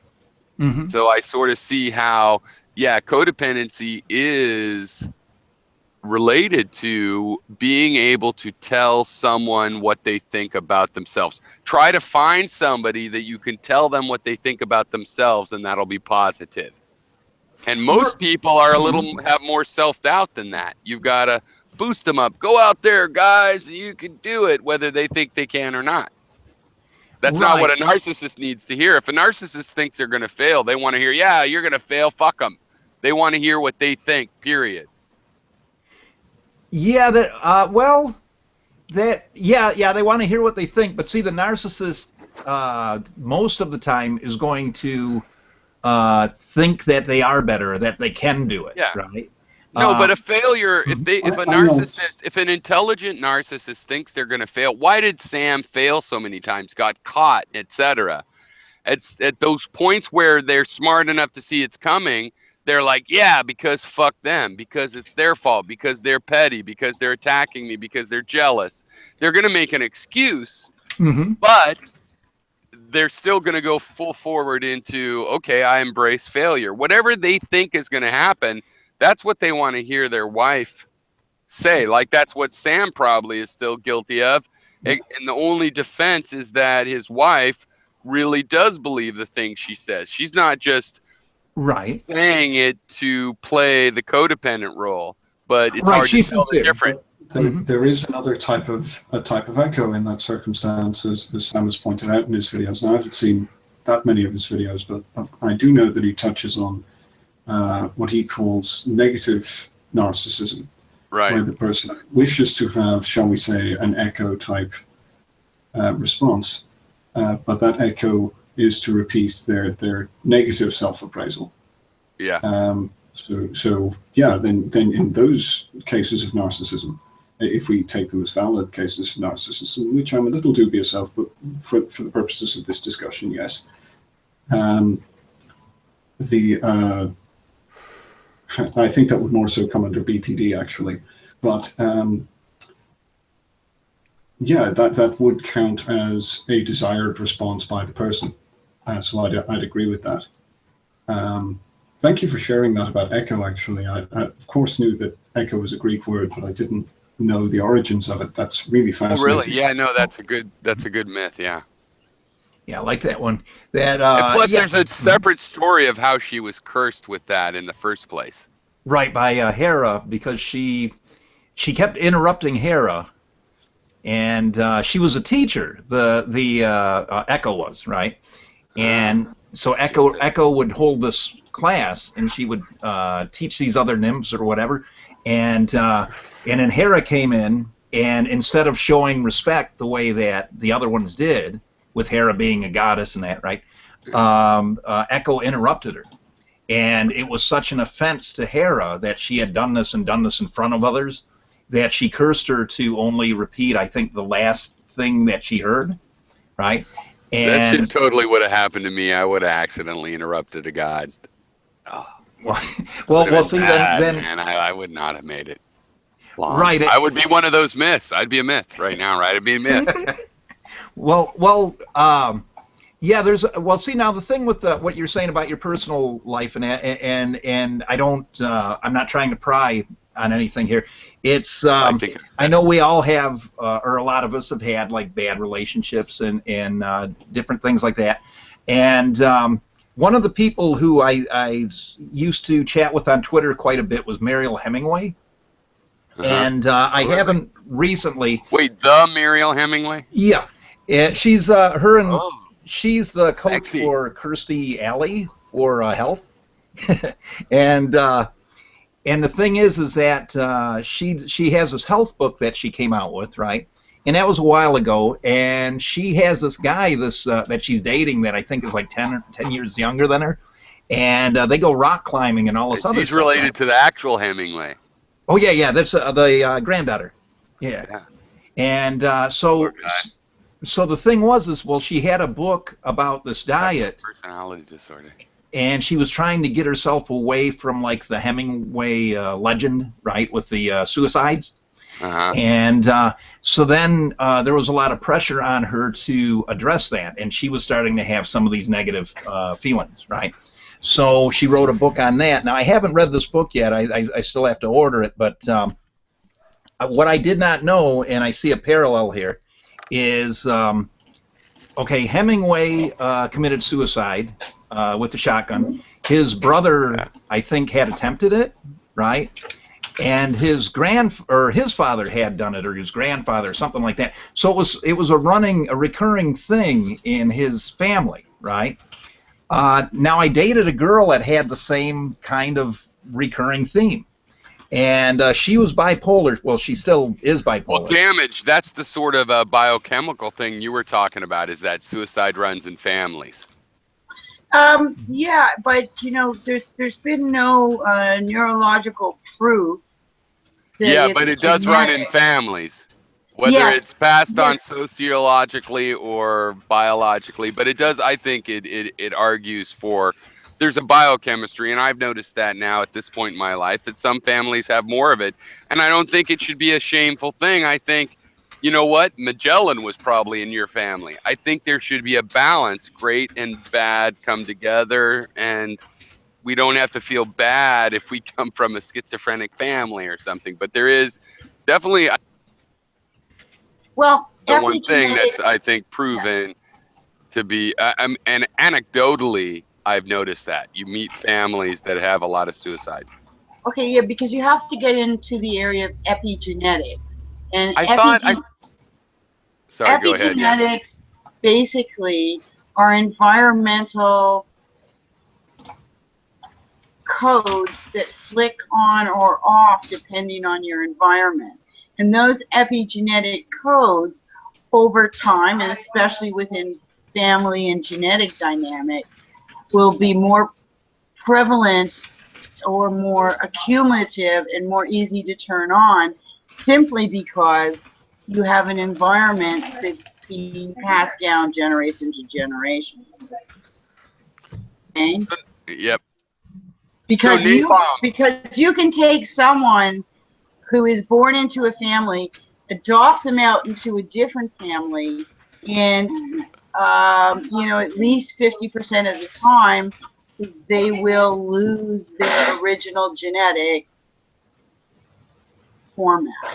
That's probably a bad way to say it, but environment plays so big a role in how you perceive yourself in the world. That's all I have to say. So, Napalm, you're obviously narcissistic. I mean, what's your deal? Oh, is he there? I don't know. He's about the least narcissistic guy, as far as how I imagine him. I don't know. I'm not his cousin, but. Well, hey guys, think of this for a minute. Okay, so you have these either narcissist or whatever condition they may have, right? That runs in a family, right? Okay, so then you have other people who kind of connect with those people, right? Who may have a different, a totally different mental situation, right? Condition, I guess. And I don't want to say disorder because they may function in society in that. But what I'm saying is, what about the people who just kind of end up finding people who are suicidal or finding people who are, okay, so there's a character flaw in the other people that connect with them. Well, that's what I like about, sorry, you can go ahead, but about Sam Vaknin and Spartan Life Coach is they're approaching that. It's like, hey, you victims of NPD, stop saying you're a magnet and start realizing why you attract these people and they attract you. Figure that out. Yeah. I think that, well, yeah, of course we have the echo analogy of the person who enables the narcissism. But, oh, very sorry, there's some noise outside. Yes, in terms of expression of epigenetics and parentage, there are a couple of different, of course, there are various different developmental psychology theories, but one of the most comprehensive seems to be Bronfenbrenner's theory of extended sort of social context that a child develops within a wider society, and befitting the old expression, it takes a village to raise a child. So even if the parents are not present in the person's social circles, especially if the parents are within the local area, but they're not raising the child, then there may be a tendency to gravitate towards those types of people, but also they will still be a cultural influence. So some cultural concepts just resonate more with some of us for whatever reason. In this case, there may be a genetic component. Well, the idea that you have to be a cutthroat is a problem. I mean, I don't know about where you live, but in the U.S., you know, it's you know, so the society. But I've seen studies that seem to more or less, I think it's a done deal that you are raised more by your peers, at least these days. Maybe not back when you never met anybody except for your parents, you know, half the time. But right now you are raised, and for the last 40 years, 50 years, you've been raised by your peers. Most of your psychology, how you're going to act, your values, when they test people what their values are, it's based on their peers, not their parents. There's more correlation with their peers than their parents. That's just a fact. Well, yeah, that's really interesting, and I believe it as well, because generational gaps seem to be getting wider, so that would probably follow. Right. I was going to That's our anecdotal experience too. That's my anecdotal experience. Yeah. Yeah, I think it's valid. Most people, I think, have that experience. So. Okay. The other thing I was going to say, and I'll be brief on this, is that in support of the epigenetic argument, we do find that people of similar body weight marry and conceive children. That seems to be supported by correlation.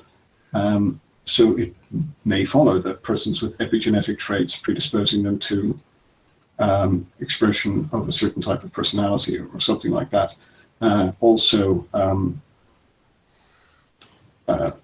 would pair up.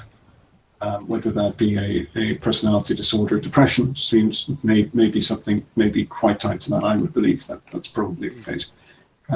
So that's all I've got to say on that for the moment. Yeah, I wonder when that happens.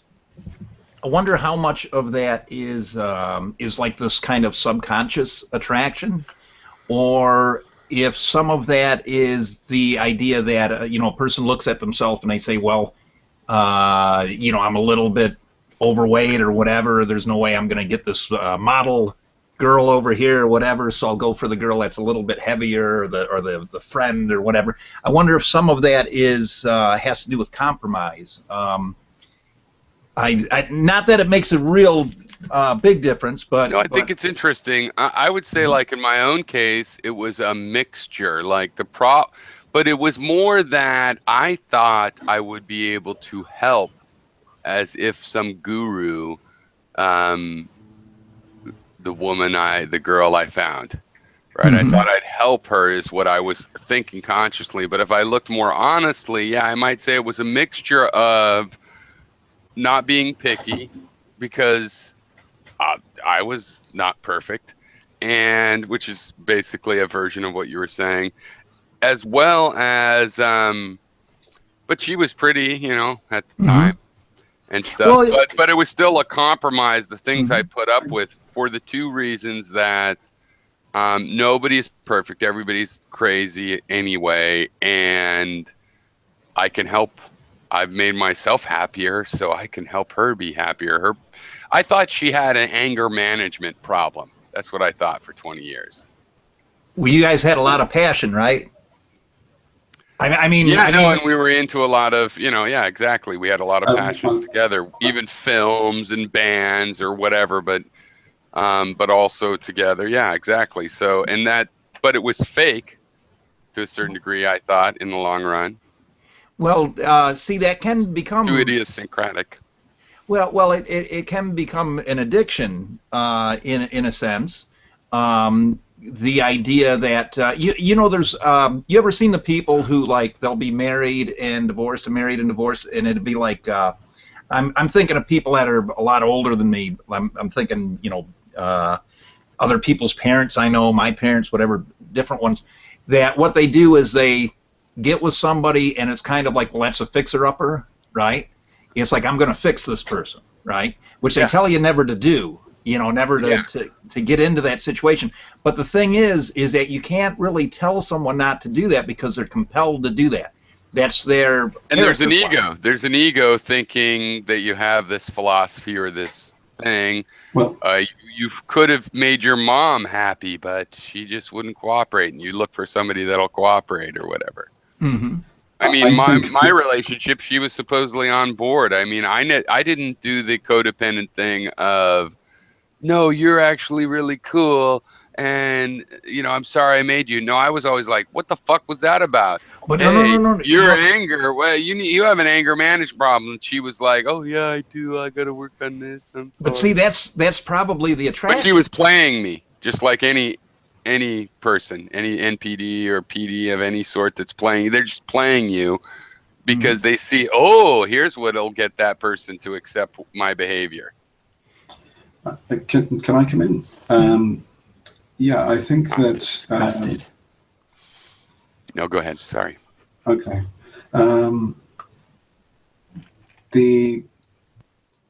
There is a strategic element as well. I think as far as this is concerned, if we look at matchmaking historically, there is a strategic element to how people end up in relationships. Now, I'm going to say that these are in modern days, thankfully, in most of the world, thankfully, matchmaking does not continue. But at the same time, I think people would be attracted to people similar to them because the potential for conflict seems less, and the compromises which need to be made are things that one may already be used to compromising on about oneself. I think that's sort of part of it, or they're compromises at least that one can, for things that one can sympathize with already.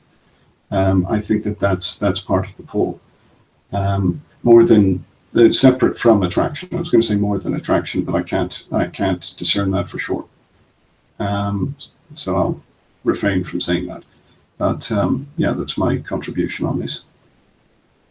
Okay, do you guys think that possibly the opposite could be true too? That maybe the reason a lot of people that are comorbid, or not comorbid, I'm sorry, codependent on each other, is that there's more friction, right? That they're in it for the friction, for the emotional highs and lows, right? And the thing is that you think consciously. You think, well, I would just love to be able to come home one night, whatever, and not have an argument, and have everything go all right, and just relax, right? But then the thing is what you need psychologically, emotionally, is you need that stimulus. You need that person to be mean to you, or you need that person to give you a fight, so that it brings out that part of you that is that negative part, right? Because I've seen that, I've had it happen to myself, but I've seen that with people who are bipolar, who will bring out the very worst in you, and they're happy with that, right? That's what they want. And the thing is that you get to a point where you're like, well, wait a minute, we're going to end up really hurting each other, and this isn't going to work and whatever, so I got to cut this off now, right? And the thing is that once you leave that situation, there's this big lull in your stimulus, right? You don't get the same stimuli, right? So the next person you get with might be just a perfect person, most sincere person in the world, nice, whatever, good looking, all that, but won't do anything for you emotionally, because there's no friction, right? What do you guys think of that? It would make sense for people to attempt to establish an emotional equilibrium with their environment.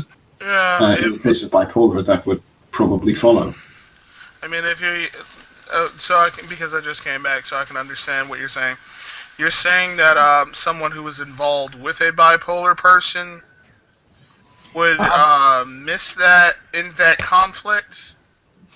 Yeah. Well, what I'm saying is, like, even have you guys ever seen the movie 9.5 Weeks? No. Could you explain? Okay. Well, it's a reference. That's also a reference to the same type of thing, right? What it is that you get with somebody who. Okay. Now, if you read I've the been book, muted. I was chiming in, but I didn't know I was muted. But go ahead. Oh, okay. Well, if you read the book's really cool, and there's something about it that's really creepy, right? About the book. Okay, now the thing is the point of it is that the main character, the woman in it, she's Kim Basinger's character. She's pretty much comfortable where she's at the beginning, right? She's pretty much got things going on, whatever, and that. But she doesn't have a guy, whatever, and then this Mickey Rourke's character comes in, and he's got all these twisted fetishes and everything else, right? And the thing is that he can never really be happy with anybody, because he's narcissistic and he's got all these really deep psychological problems. So he needs all the stimulus and stuff, right? And the thing is that she totally plays into that. And she plays like the innocent girl where he's the corrupt teacher or whatever, all this other stuff. And she's loving it, right? She's digging it. Okay, But then it gets to a point where it's too much, and they both realize that they bring out the worst in each other. But see, Rourke at the beginning, his character, the sadist, the narcissist, his character at the beginning doesn't really need her, right? Doesn't really, you know, he's not really dependent on her. It's mostly her dependence on him. And then at the end of it, he totally needs her, and she's like, I'm done with this. I'm walking away. Well, now in the book, I don't know if it does this in the movie, but in the book, one of the last lines is it says she walked away wondering if she'd ever feel the same again, or if she'd ever feel as much again, right? So the thing was that she walked away from this really high stimulus relationship, always on the edge, right? And then the rest of her life, she's probably never going to reach that kind of high with anyone else again. Even though she knows it's wrong and the guy's twisted and they're bad for each other, she has to settle for this because it's become an addiction, right? Right. But now here's what's weird about the book. The book was written twice, and it was panned the first time, and the woman who wrote it had to change her name and rewrite the title of the book, and she did some minor reworkings on the story, and then she released it under a pseudonym, right? And it became a hit, and it became 9.5 weeks. Well, the reason she did that was because she was panned because her father in real life was a Nazi torturer, and that came out. And it came out that the reason she was sadistic, or the reason she had these masochistic drives, and the story had this in it, was because she had somehow had that influence from the father, right? Right. Now, I don't know if there's any truth to that. You know, maybe she didn't have any. It's not very fair, really. It sounds like an old-fashioned way of looking at stuff. Like, people wouldn't think that way these days. Well, nowadays it would sell the book, right? Right. But back then it was like it wasn't acceptable because a woman can't read this kind of stuff, right? Nowadays, you know, women have they got Sasquatch erotica, they've got alien abduction erotica, all this other stuff, right? And pretty much anything's acceptable as long as it's not a film, you know, as long as it's in a written form, right? So and now, arguably, you could do it in film, but anyway, yeah. Well, yeah. I think nowadays you could. I think that I mean, there's still this debate on whether erotica is porn. I'm thinking it's pornography, only that one operates on the visual centers where the other one operates on other centers more. I must just, before I say anything more, I really have to disagree with that definition.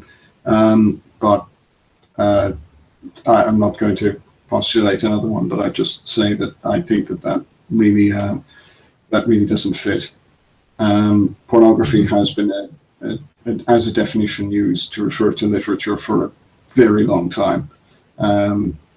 It's not an especially new word. True, I mean the terminology literally means that, but highly descriptive texts such as those of the Marquis de Sade or someone like that are sufficiently graphic in their description, in my opinion. Oh yeah, I agree. To constitute, yeah.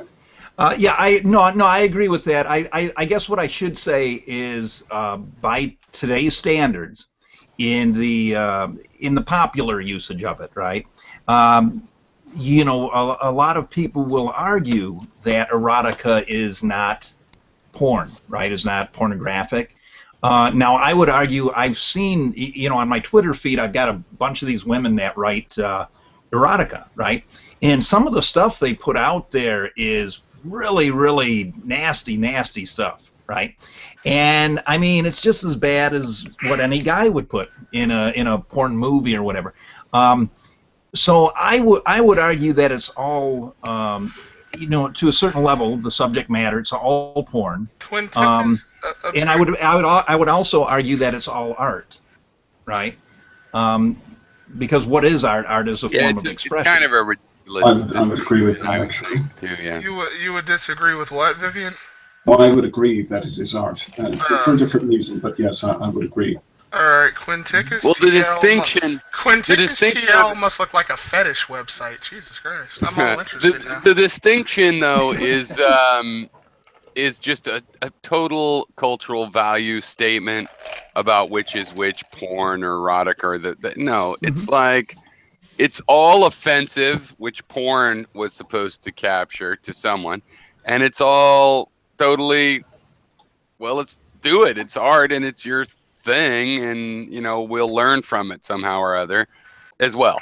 So I mean, it's really just a way of saying there's a lot of ways to agree that distinction is pretty bullshit, just like theism or anything else. I don't know. I don't think we should, I think when we separate erotica from porn, it's like a way of further devaluing, sexual expression in general. But that's just me. I know I have weird opinions. Which way are you saying? I mean, in other words, porn there is no porn. It's all just erotica and somebody else's thing. Yeah, I really don't see why we need to devalue, why we need to place porn into this category of it being something that's so disgusting that we need to create other categories for it. Oh, I see what you're saying. You're saying just go ahead and call it porn, because why do you got to be such a pussy about, it's porn, big deal. Don't call it all. Well, because some people are saying, I was kind of coming from the call it all erotica angle, and you're like, that's just giving in. That's just giving in to the idea. I think porn is awesome. I don't believe we need to place it on this. I don't think we need to put it on this lower level to where it's something that's considered disgusting. I don't know. I'm also I'm speaking also from a perspective of somebody who, whenever someone finds out that certain people are fetish artists or artists who deal with porn, their art is basically considered trash, and people say, why are you wasting your time on garbage when you could be making actual art? Right. Well, there. I guess we kind of took a side road on this one. I think when you talk about say the Dada movement, right, and where people were just autographing urinals and painting them or whatever, and they're saying, well, this is art, right? It's okay, that would be the kind of thing that some philosophers would argue against, right? Would say that it's not actually art, because their definition of art is something that takes skill, that leaves something to the society, further society as a whole. And then you could argue well, does autographing a urinal further society? Some people would argue it does. The Yellowists would argue that, right? And Yellowism is something that I don't know if they even understand what their art is about, because they have different descriptions of what it is they're doing. But the idea is to break all borders, all accepted borders, and to and in their philosophy, like Yellowism philosophy, nothing that we look at as conventional art can actually be art, because it's under a false paradigm. Which I don't subscribe to that. I'm more of the G.I. Gurdjieff camp on that, where I believe that some art is, some things that art require is skill in something that benefits society in some way. Oh, really? Mm-hmm. But how can you know if it's going to benefit? That's the problem. You have to embrace all art, knowing some of it is actually damaging. And you don't have to promote those individual works of art, but you can't really know. But that's a big difference between you and me. I think that explains a lot, because I am more I judge an artist if their expression is genuine, and then we'll just see if it's positive or negative. Noises. We'll just see if it's positive or negative over time, right? I don't make as many prejudgments about whether it's wrong to dress up as a bunny and fuck a bunch of giant infrastructure. I'm open-minded about that shit. I'm well, I don't know. I didn't think of it myself. I gotta say that. I wouldn't have come up with it. Okay, sorry about that, Vivian. Just to address something raised earlier. On the film and book you mentioned, 9.5 weeks. That kind of follows the change in dependency from the subordinate to the superordinate. That is to say, from the submissive partner to the dominant partner, follows the Hegelian dialectic of the slave and master, where the notion is that I'm not sure how it explains the dependency that the slave has to the master, but the notion is, the notion following that is that the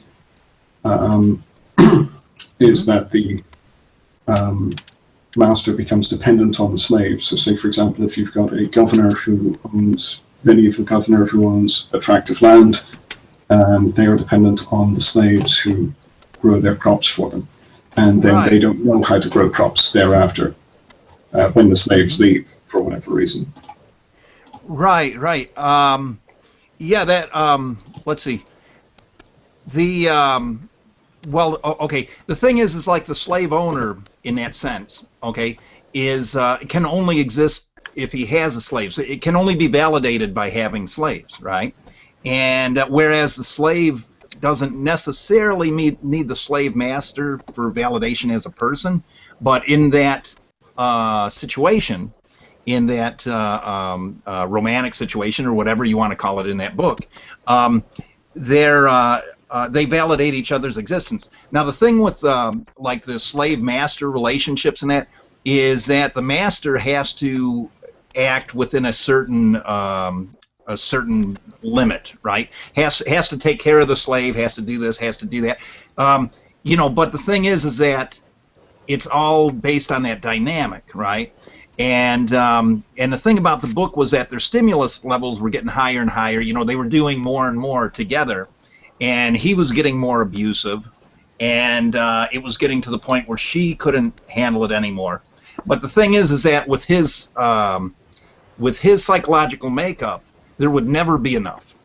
And that's like how you hear about some of these like psycho killers and stuff who, you know, maybe they rape a few times and then they start strangling, then they start stabbing, then they start doing all this other stuff because the stimulus level has to get higher and higher because they have that addiction. Well, like that guy you sent me that link to watch, that interrogation of that dude. Oh, that guy, yeah, that interrogator too, man, he was good. That guy was good. Yeah, I watched about 2/3 of it, and then as he was just confessing everything, it's like, well, I read on Wikipedia what all the crimes were, but it was very fascinating, like the first hour and a half, 2 hours of him because at one point he was talking about the map and pointing out, and I'm like, what the fuck? How did I miss the confession? But I'm doing other things and stuff. But you know, I had rewinded a lot, and I'm like, how did I miss that? So I rewound it and I watched really carefully, and I hadn't missed the confession. There was no confession. The confession was, get me a map. Right. And I thought that was really deeper than most TV confessions, is that, no, you get them to confess to something that implies what they need to confess to. And then, boom, he's telling them about 3 other assaults that they had mentioned, but they didn't have the evidence. Well, they did have the evidence, actually. I take that back, because he had pictures of all of this shit. So he did smart enough to know they were going to get him on that. But still, he totally overconfessed. And the guy gave him an excuse of, it'll go easier on your wife. Now tell me, do you think the FBI didn't look as carefully in the house because he confessed?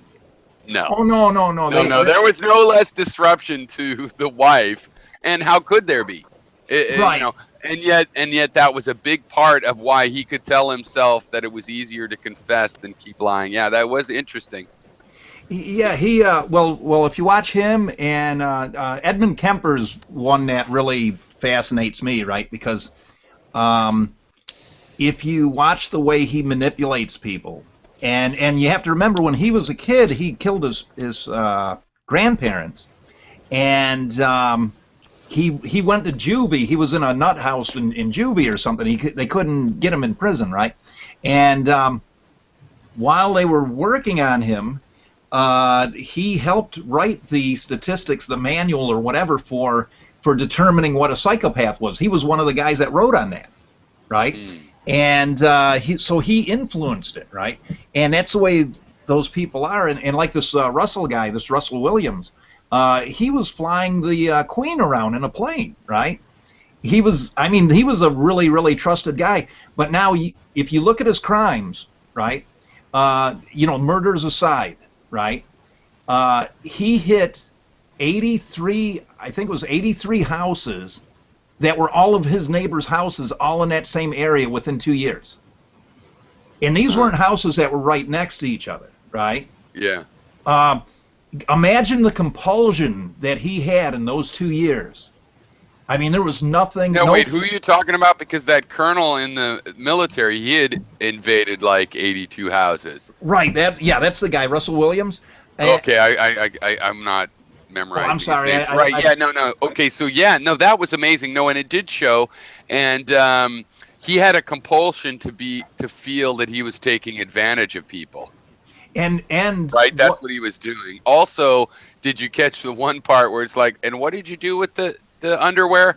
I wore it, which made me think like, oh man, just less homophobia. Let this guy wear women's underwear when he's 13 and he doesn't kill anybody. Well, see, that was like Gary Brudos, right? And Gary Brudos was, he was obsessed with his mother's shoes, and a dad would beat the hell out of him, right? He'd catch him walking around in the shoes and that, right? And so then he started by stealing panties and stuff like that. But he had all these elaborate schemes, Brudos. One time he kidnapped this girl, and he was just a boy himself at the time, right? And he kidnapped this young neighbor girl, tied her up, put her in this barn, whatever. And then he ran away, and he came back dressed in another outfit. And he said that he was his twin, right? That he was saving her. And now if you look at that and you look at Russell Williams, okay, as much as he humiliated these women, he had a compulsion to humiliate himself, right? He wore all those underwear, and he had them cataloged. He had huge OCD problems, right? He had They took whole rooms full of clothes that he had panties inside. Like he had 63 pairs of panties from 2 houses. Right, and that he was hit his 80. Real goal, it seems like originally. Yeah, and he hit 83 houses. So why does a guy that? Yeah, it's just there's a tragedy there. In 2 years, imagine the compulsion. And did something set him off, or did he do it? Because now you got to remember he was in Afghanistan and stuff before that. Who knows what god awful stuff he did over there? Yeah. You know. Well, interesting. Yeah, no, that he could have had traumatic experiences that also led to this. But a lot of it is just kind of like, you know, he's of an age where I think now if somebody had a compulsion like that, they might feel weird for a while and have awkward moments with their friends, but then they'd go buy a panties. And the person in the, you know, whereas in my generation, you would not go buy the panties because, you know, when I was in high school, there was nobody out. There were people that everybody thought were gay, but there was nobody that said, "Yeah, I'm gay." But see, zero. But I don't think he was in any way gay. Not that he was gay. I'm not saying that, but he had this kinky thing of wanting the panties, and he should have been. If he could have just got some panties, it could have easily been different. I don't. It's not a sophisticated opinion of mine, but so go ahead and tear it up. But I'm not familiar enough with the case, so I'm not going to disagree with you on if that would have made a difference. But I do think that I do need to say, having been in the trans community where I am for quite a while, yeah, it's not the same thing as coming out as gay. It's not even remotely, especially. No, but he had a panty fetish. It's not the same as being trans. I mean, he wanted to wear them, but again, maybe it's related in that if he could have just worn them and told his friends, then he wouldn't have had this. But I don't think that. There's something more than that. Why was it violent? He also had this tendency. He was the head of a base in Canada, a military base, and a pilot. and you know, exactly 0 reasons to need to sneak into people's houses or steal underwear, but he got off on that, and in the end, over time, as he took more and more, you know, he left scary messages on a 12-year-old's computer that he'd broken into the house of. He wanted to I don't know what the diagnosis would be, but he wanted to scare and control people, and he ended up then sexually assaulting a couple women, at least a couple, the last 4 that he got caught for that he confessed to, and killed a couple. 2? Did he kill just the last one? I think he killed 2. Right, and one of the women that survived sued him. And what happened was, okay, they sued his wife, is what the deal was, right? Because they said, well, the wife was complicit. She knew what was going on. There's no way she could not know what was going on. Really? Right. And so what happened was but they had 2 houses. That doesn't sound fair. Well, see, the thing is, though, is that the one house was for his wife, I think, where he had one of the rapes, right? And so he was actually at that house, and the thing is that so this woman sued, and she didn't win it, but then later on there was an appeal, and then they settled out of court. But while that was going on, Russell Williams said, "I don't think I should have to pay for this." Right? Oh, I read that in the Wikipedia. So that's the thing where he refused to pay victim restitution. Right. Now, did you read what his wife did? What her? No. Okay, she was the head of a stroke charity thing, right? And I think it was like a full-time job with her, right? But she was like the CEO or the head of, I don't know what the designation is, but she ran some charity for stroke victims, right? And so they were talking about how you would never suspect this guy because he had such a high standing and everything. He commanded no reason to do any of this. It's a kinky, right, psychotic thing. And what was weird is, like, how strong would that compulsion be that you would hit like every house in your neighborhood? I mean, 83 houses was like every house in his neighborhood. Yeah, I didn't realize that that's where, but I knew it was around that Tweed, around his base. Right. And that's and also then, really stupid. He knew that, right? That's why he started to, when he killed her, one of his excuses was it was getting suspicious to be attacking people right there, and you know, and at the base, and they would connect the dots. Why do that? Well, and then he set up his one neighbor. It would have been smarter to do it in Ottawa, but it wasn't about being smart. And how could you be smart? It's not smart to want to victimize people in the first place, but there's a self-destructive part to it, is the point, I guess. Well, yeah, and the thing is that, okay, so he had these pictures with these where he had these panties in it, where he tried on all of their stuff, right?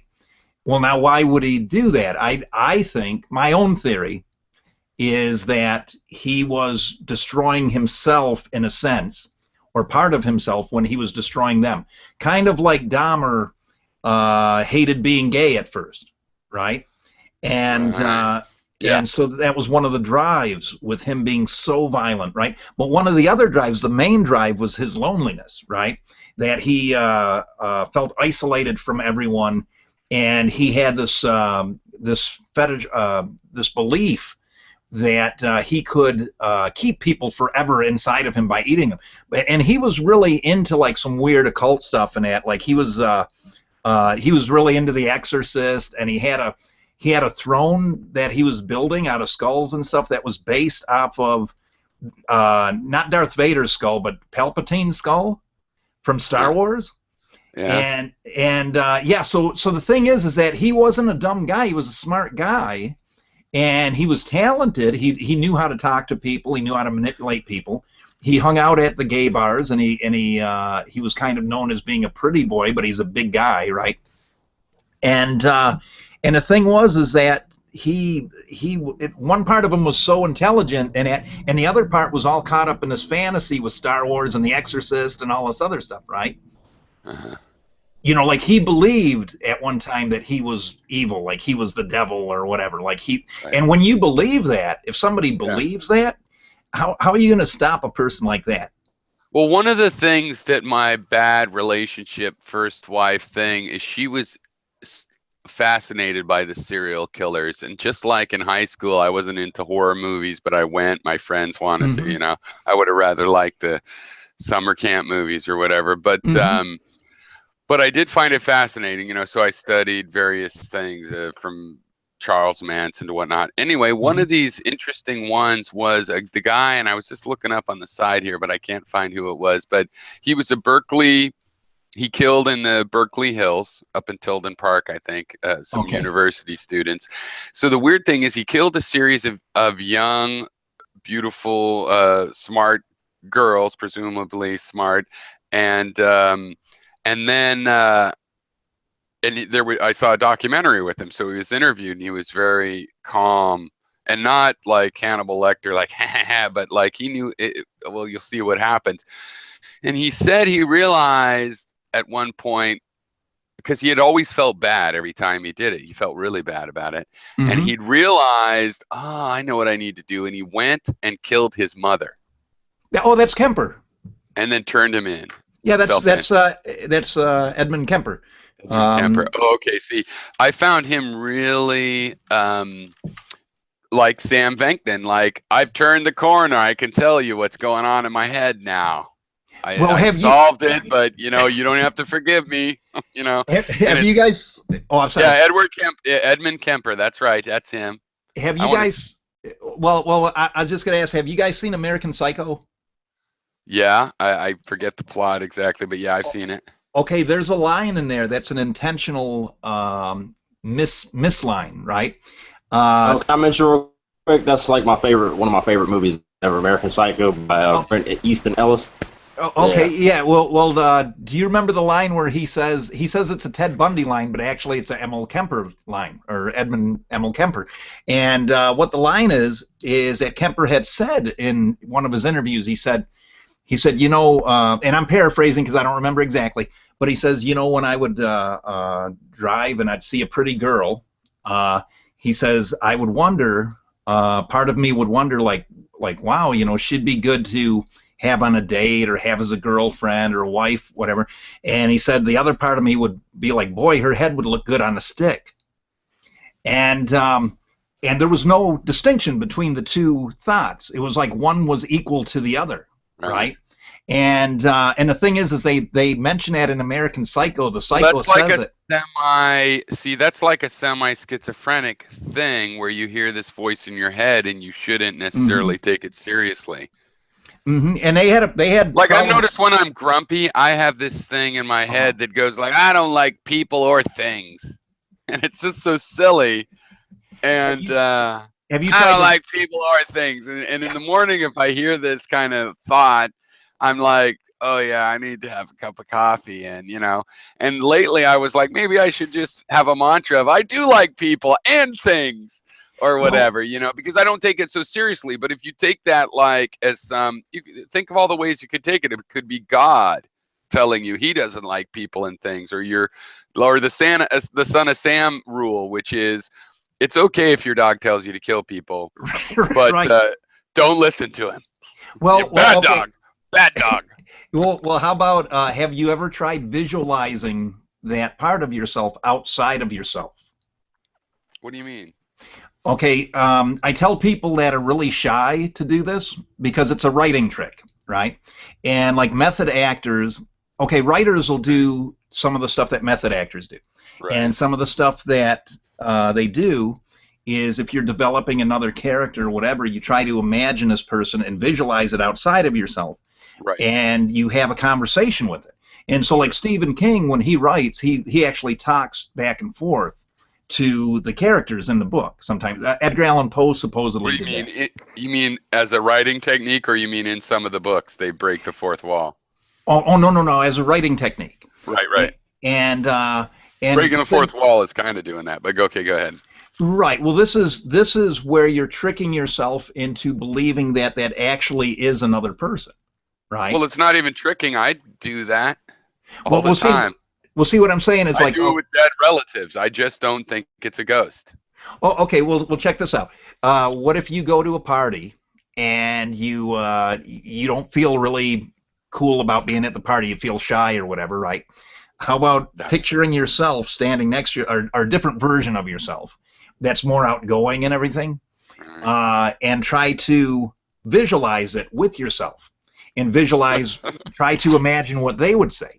Right? Yeah, but it's too late because I've already visualized leaving the party and accomplished it. Well, see, that's why you have to practice with this stuff. Okay. Well, if you want to, no. When I've wanted to socialize more, yeah, no. That's my. I've written fiction my whole life, and it's never, and it's a mental exercise to imagine and change my own behavior. So yeah, when I was younger and I was like, hey, I wanna socialize. Yeah, exactly. You picture yourself doing it, and boom. The other technique is just not having too much ego. Like, it doesn't matter. You're gonna look lame. Yeah, guess what? Everybody looks lame. And then guess what? By not having a hang up about looking lame, people think that's pretty cool. Well, see, now Joy Brown, Dr. Joy Brown, says that if you're shy, if you're introverted, she says that's a sign of being a narcissist. Superior. Oh yeah, narcissist. Yeah. Self-obsessed. And like so, I have trouble remembering other people's names for a while, and that supposedly it's because I'm self-obsessed. Well, see, that's what she's saying. I think it's brain damage. Oh, yeah. Well, she just says it's like narcissism turned on yourself, right? Where you're like, I don't know if I look right for this party, or I don't know if I'm going to be accepted right. And see, so what becomes the most important thing is how you're going to be perceived, right? So she explains that as a type of narcissism. Well, now, but that's the part where I'm saying it's just also a personality tendency. Like, it's okay to be narcissist sometimes. You should poke yourself up and put on your best dressings and get your hair did. I think so. Go for it, and so, yeah, that's the healthy version. The problem with the narcissist is if every single time, like with Venkman in that Psychopath movie, every time something didn't go the way he wanted, and maybe he just didn't have enough orange juice, there was no clear reason for some of it, it was always a big fucking metaphysical, and it's your problem. As opposed to normal people might go, geez, I'm grumpy today. Instead of bite this guy's head off, I'll just act a little grumpy. And so it's like, if you're a one-trick pony of, I feel dissatisfied, therefore these other people are causing problems, that's what makes it a disorder. Not promoting and I could go through all of them, and even the schizophrenic ones, it's not clear to me the schizophrenic and schizotypal stuff. But even hearing voices, let me put it that way. I hear voices. I talk to these voices. Don't we all? I just think they're memories. What's exactly the difference is that I'm functional because I double guess what they say. I don't take them at their word or think it's a god or a spirit. Well, the difference between hearing voices, for lack of a better term, neurotypically, and hearing them psychotically, is that the neurotypical person, or at least the healthy person, knows that these voices are fabrications of their own thoughts, and they're not. They're not something coming from. It's not like one hears a voice and then goes, that. It's a different circumstance. Right, but that's a pretty subtle difference, because then when somebody has a biochemical or whatever problem, like Mel's basket case, where they still seem to be other personalities and they're bitching at her all the time, she has this problem and she knows that it's her mind. And yet it's so incessant, it's still a major problem. I mean, she's done some things pretty wild with YouTube, confusing the voices with her trolls, because it's hard to keep it all straight.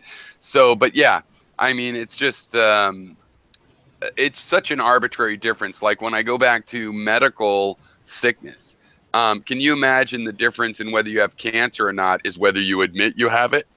You know what I mean? No, Piero, I don't mean it. That's no, I'm making this you point. do know there's a difference between physical and mental illness. I mean, well, of course there's a difference, but I'm making an analogy that's still legitimate, is that no, we it's, have it's ways. not legitimate because It is cancer legitimate. is a physical manifestation of And so is epigenetics. the way your brain works. What do you think is The causing way your your brain? Your soul? But I understand what you mean, but Yeah, exactly. and I think identity and concepts of attribution are more abstract notions. What causes the cancer? Was it my smoking, for example? Is an actual abstract concept. One is attributing something to something else. There must be logic involved to determine cause and effect. So when one ascribes an ego to a voice and assumes that there is an I, there is a personage from which that voice emanates that is other than themselves, that's quite different. That's a much more logical statement than an empirical Well, what one. if it is other than someone's self? I mean, I hear voices that sound like people I've known in the past, relatives and dead relatives. Mm-hmm. Did I create that voice? I mean, I don't think I invented that voice. Where did that voice come from? Well, there's the composite character. There are composite characters in dreams. This was one of the trends that Freud noticed, and I think one of his better observations. The notion is that one will maybe see somebody who has the voice of, let's say, for example, has the voice of an uncle of mine, has the hair of a colleague of mine, and has the fashion sense of somebody I haven't seen in years, something like that. And that will be a personage, a character in my dream. I think similarly with at a much smaller scale, perhaps much smaller scale, just depending on how much thought one puts to the sound, basically, puts to phonics and other aspects of speech. You get a fragmentation from multiple sources. The same way, an author has inspiration for their fiction. But I'm just saying it comes from the source, which is outside your brain. No, it has a point of it makes a reference to something outside of the brain, but the brain always does. Well, the brain didn't create it, right? The brain observed it originally. Well, that depends on how you create. Yes, it does create that voice. The brain does create it. You wouldn't say as a reaction to experiencing it, like a computer creates a recording of something that was spoken into the microphone. The computer creates a recording of something that was outside it. And if you open yourself up to impressions through your senses, then your brain is being impacted by things outside you. So when I hear my grandmother's voice, it is actually, in fact, related to an ego outside my body. That's actually technically true. It is related to that. Yes. But it's like saying taking an original painting to a factory and asking for that factory to reproduce that painting a few times. The resulting outputs would not necessarily be said to be created by the original painter. Okay, but let's think about a typical schizophrenic person that has this voices in their head and they're bitching at them all the time and calling them names and cutting them down and trying to make them paranoid and say this, tell them things and give them weird insights. Now, that voice could be caused, whether the voice sounds like their abuser or not, could be caused by an outside ego abusing them and harassing them that way until they develop this internal voice that mimics this acidic attack that somehow they became accustomed to. Now, if that person thinks that the voice that they hear is another ego out to get them, that part's true. Possibly in this particular scenario, it would be true. Mm-hmm. Whereas thinking it was God okay, that's not true. So that's where you have to remember, oh yeah, it's my brain can replay these pictures. The trick for me is to see if possibly I can stop it playing this or deal with it playing this. And, you know, and that's where biochemistry, I mean, some people I think are in a situation of where, no, you're not going to stop it. You're going to have to try to deal with it. And some of those people will be like, well, I never could deal with it, but at least I did better than if I hadn't tried, hopefully. And some people will be like, I didn't deal with it and it didn't turn out good. You know, and that's life, that everybody has a different situation. But the point is, you know, the point is you are replaying it and have to take responsibility for it and realize that. But I think there's some truth to that. It is an outside voice. I'm not, okay, I want to clarify so that you don't think that I'm totally disagreeing with your every premise here, because I'm not. I'm not arguing for some sort of a priori thought completely outside of environment. Right. Whether or not if the psychosis, I'm also not commenting on whether or not if the psychosis forms as a result of an initially valid thought. I'm not right. So whether it's based on a traumatic experience that did actually happen, or it's based on experiences that are only believed to have happened, or one feels as if they happened. Sorry, my grammar broke down there for a second. I'm not really getting into that. I'm merely really focused on just the discrete point of who outputs the thought, who generates in that instance, in that individual thought, not at an earlier point in history, or not as a prediction of what will be said in the future. Who is saying, due to internal dialogue or not due to internal dialogue, any statement or question. And so as a very discrete, looking at it as a discrete cognitive function, I think it does make a difference in that case, but only as it affects the capacity of a person to function appropriately. So of course, if one has voices that are disturbing and making it harder to live, that is a quite obvious utilitarian problem. However, I do think I get what you're going for, and I would actually agree that information, presuming the information is correct, should be equally valid irrespective of where it comes from. I actually think that that's the case. I'm not sure if that's what you're saying. I might just be putting into that, but that would generally be the vibe that I'd go for.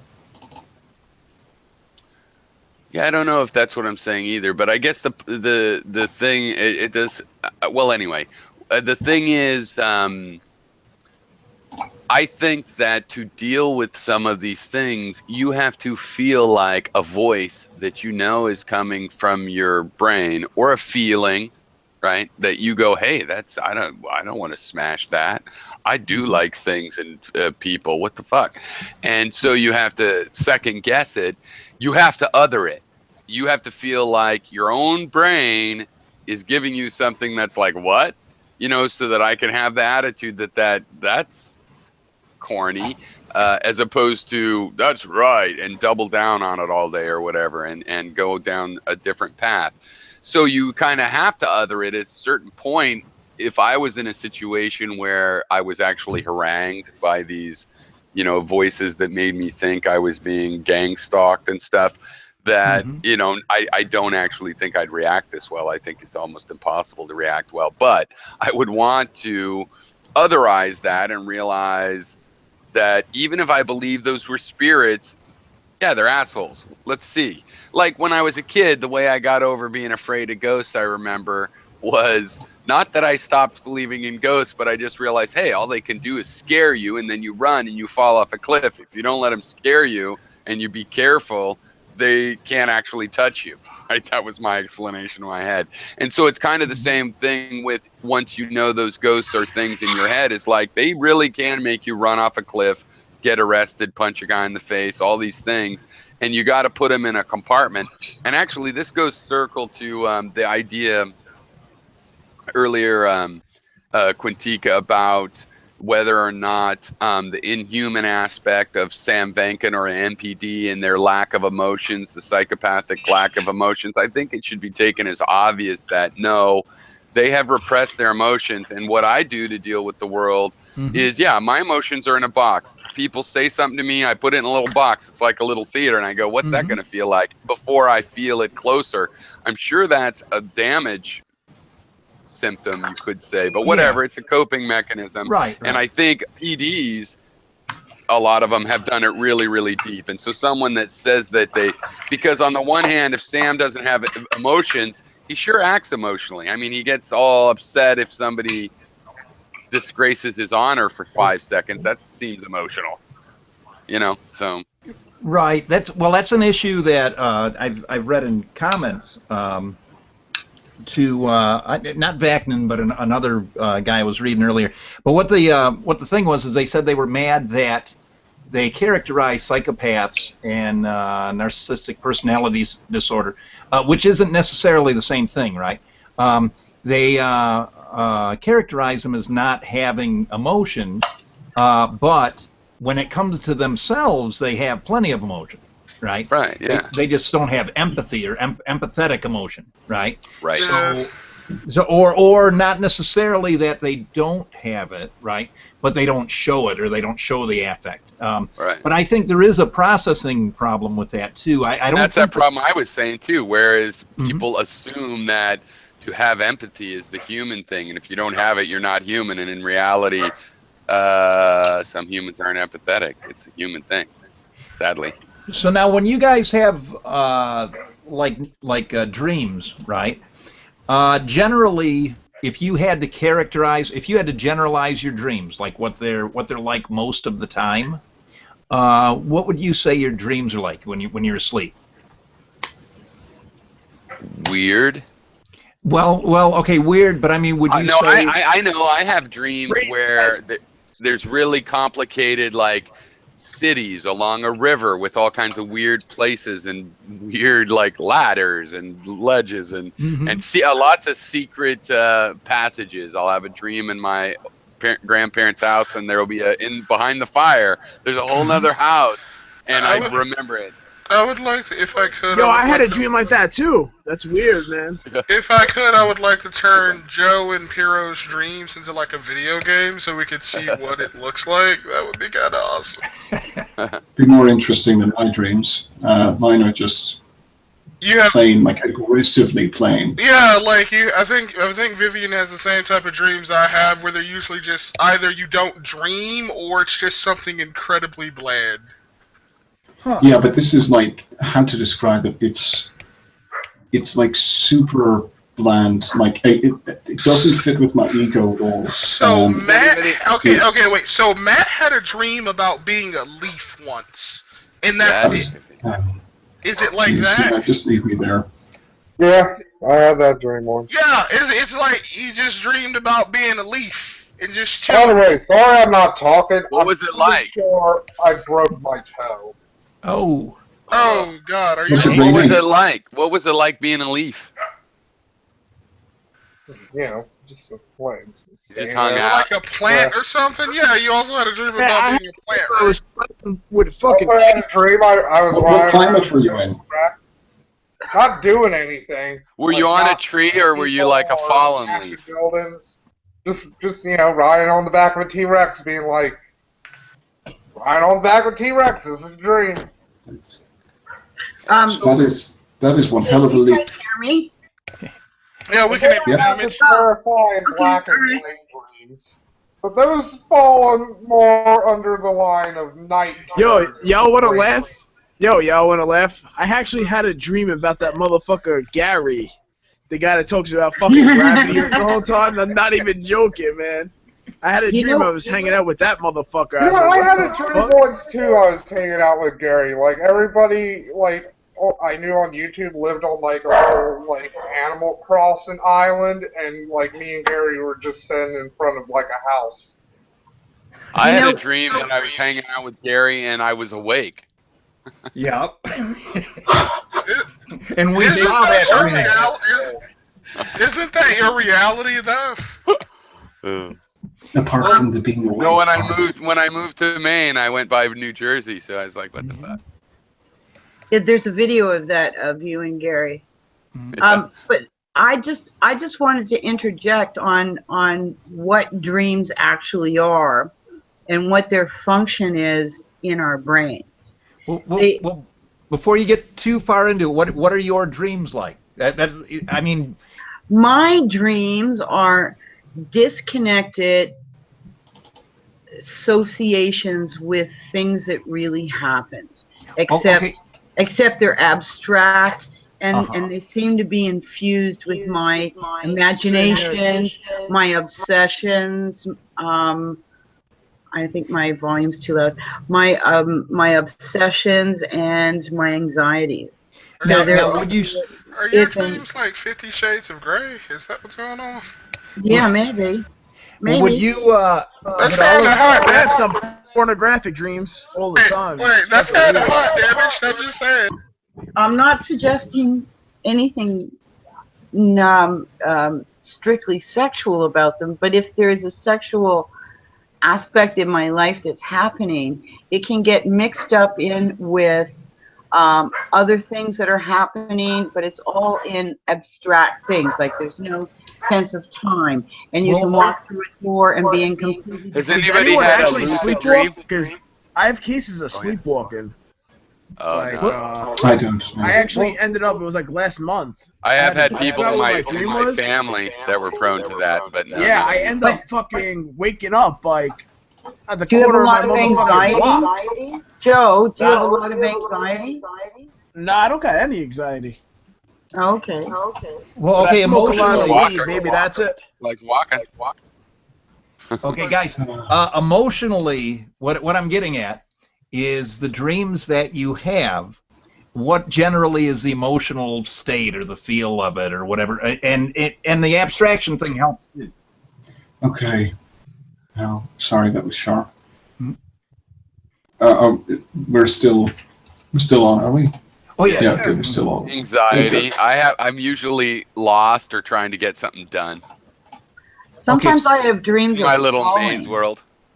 Do you have dreams of falling, Kyra? Oh yeah, everybody has a dream about falling. Yeah, no, I a lot of times I'm in a car and somebody's driving really, really crazy, and I'm in the back, and I'm like, "Slow down, you motherfucker!" And we're on a cliff, and then we keep skidding almost off the cliff, and then finally we go, and I have that totally realistic feeling. I'm sure it's what I would have if it ever really happened. I had a dream I was say getting goodbye, killed, motherfucker. by this nigga I know that's a fucking schizo. He had me in the back of his car, and I was fucking dead. It was weird, man. In a dream or reality? Wait. No, it was a dream. This fucking guy, He could have. I know he's schizo. He's a nut job. Can I come in? Because I think that was a very interesting question. The one on feelings regarding dreams. I think thank you. I've kind of gotten too caught up in the symbolism when trying to interpret my dreams, and I think that might be missing the point. Now that you mentioned this, now that you raised this question, for my dreams, the feeling is sometimes anxiety, but that's more of a response to the dream on waking. But generally at the time, profound apathy, just absolutely profound apathy. Huh. It's really strange. Like normally, I hear from people they have dreams where and I used to get these as well, where they feel a really strong emotion. Yeah.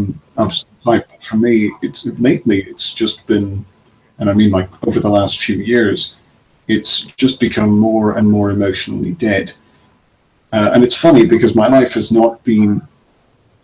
waking life has not been as emotionally dead, but the dreams have seemed to become considerably less lively and sort of. I would say it's a paranoid thing to read too much about what the dreams mean. However, I think it is insightful to ask, what was your emotional feeling? Because I've worked on that. I've also learned in my dreams how to, when I get all stressed, where's my car? Where's my car? I've got to find my, and it just gets more and more complicated than what I need to find and do and who I need to meet again. And, but I've started to be able in my dreams, now I'm 48, it's like, whatever. And sometimes I'm even like, and this is how I've had lucid dreams, I'm like, what happens to me in dreams? And I'll remember, oh, this is probably a dream. And then you can have a lucid dream. And I think it's helped me in my real life deal with that stress. But what I was going to say is it doesn't really mean I'm super stressed in my life or I have something to, it's where you deal with stress. And if you dream well, then whatever you're feeling, you get it out. I mean, in theory or whatever. Well, I have two things to say to that. I just today was watching the Rubin Report, and they had Scott Adams on, and he's the guy that does Delbert. And I find him a very... he annoys the shit out of me, and I know that when somebody affects you really strongly, it's because he's narcissistic, I think. Yeah, Scott Adams is one of those weird guys. Like, oh man, he is such an arrogant. You don't know anything about him, and you're like, oh, he's probably like liberal or. No, a lot of those narcissists, like Sam Venkin, one of their things that's a symptom that shows it is they're like they like to study mind control. And that's what Scott Adams is big into, and why he's been talking about Trump, right? It's just like, I know mind control. This guy's mind controlling. Oh man, I left a comment that I have to finish this, but I left a comment that said, if I was at a party and you were holding court, I'd have to punch you in the face. That's how annoying he is, because this is what he said that really got under my skin. He said that all people, mankind, humanity, is incapable of rational thoughts for more than seconds or minutes at certain intervals in their life. And so his arrogance is... Except for him, of course. Well, yeah. Well, he did write Dilbert, in fairness. His opinion of the rational capabilities of humankind would be pretty... I will say this. Yeah, he's pretty out there about it. Basically, I do kind of like the Dilbert animated TV show they made back in the early 2000s. Okay, but why did this... Sorry, it's damaged. I interrupted. Please continue. Sorry. Yeah, so, okay, this whole thing is that humans... My wife just got home and I have to take a break, so carry on. Sorry, damaged. All right, sorry. But that humans have this incapacity in general through most of their lives, through most of their daily experiences, to really perceive the world in a rational sense. Then, I'm thinking, it is a scientific, a medical fact through research, through study, through experiments on live people, that if you don't dream, eventually you die. And I think that that's not actually true. That's been found to be untrue. Yeah, but it's true. You will go insane if you don't dream.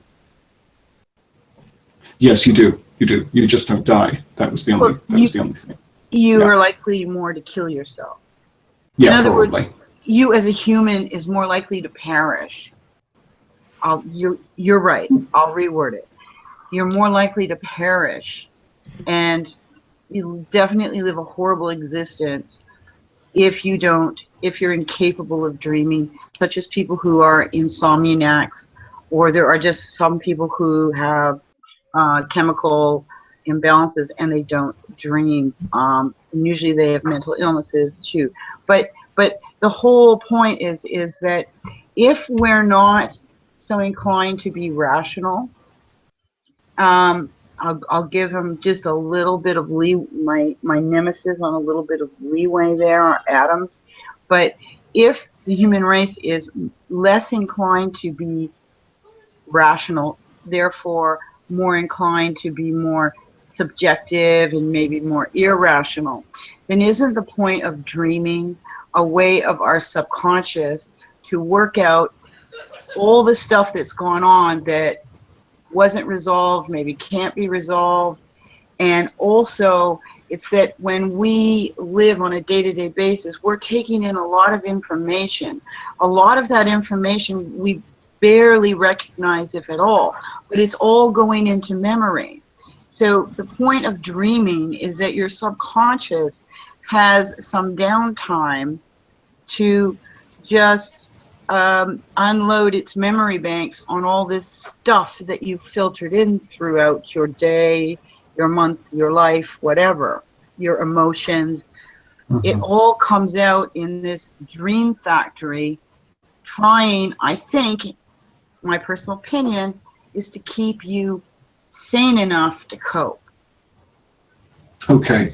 I know that's a little Jungian, but it is Jungian, actually. That you're quite right. It's a you're describing crystallization, I think, and that is very Jungian. But I would be inclined to agree with that. It does require the premise, though, that dreams follow the logic of the real world in some way, which I think is actually the case. I don't subscribe to Descartes' notion that, and Descartes didn't subscribe to Descartes' notion that the dream world is actually the real one. And I don't believe in parallel realities like that. There's some permanent dream space that we all go to. That's more of a mystic concept. But I do. But then you have the problem that Adams might be pointing out there.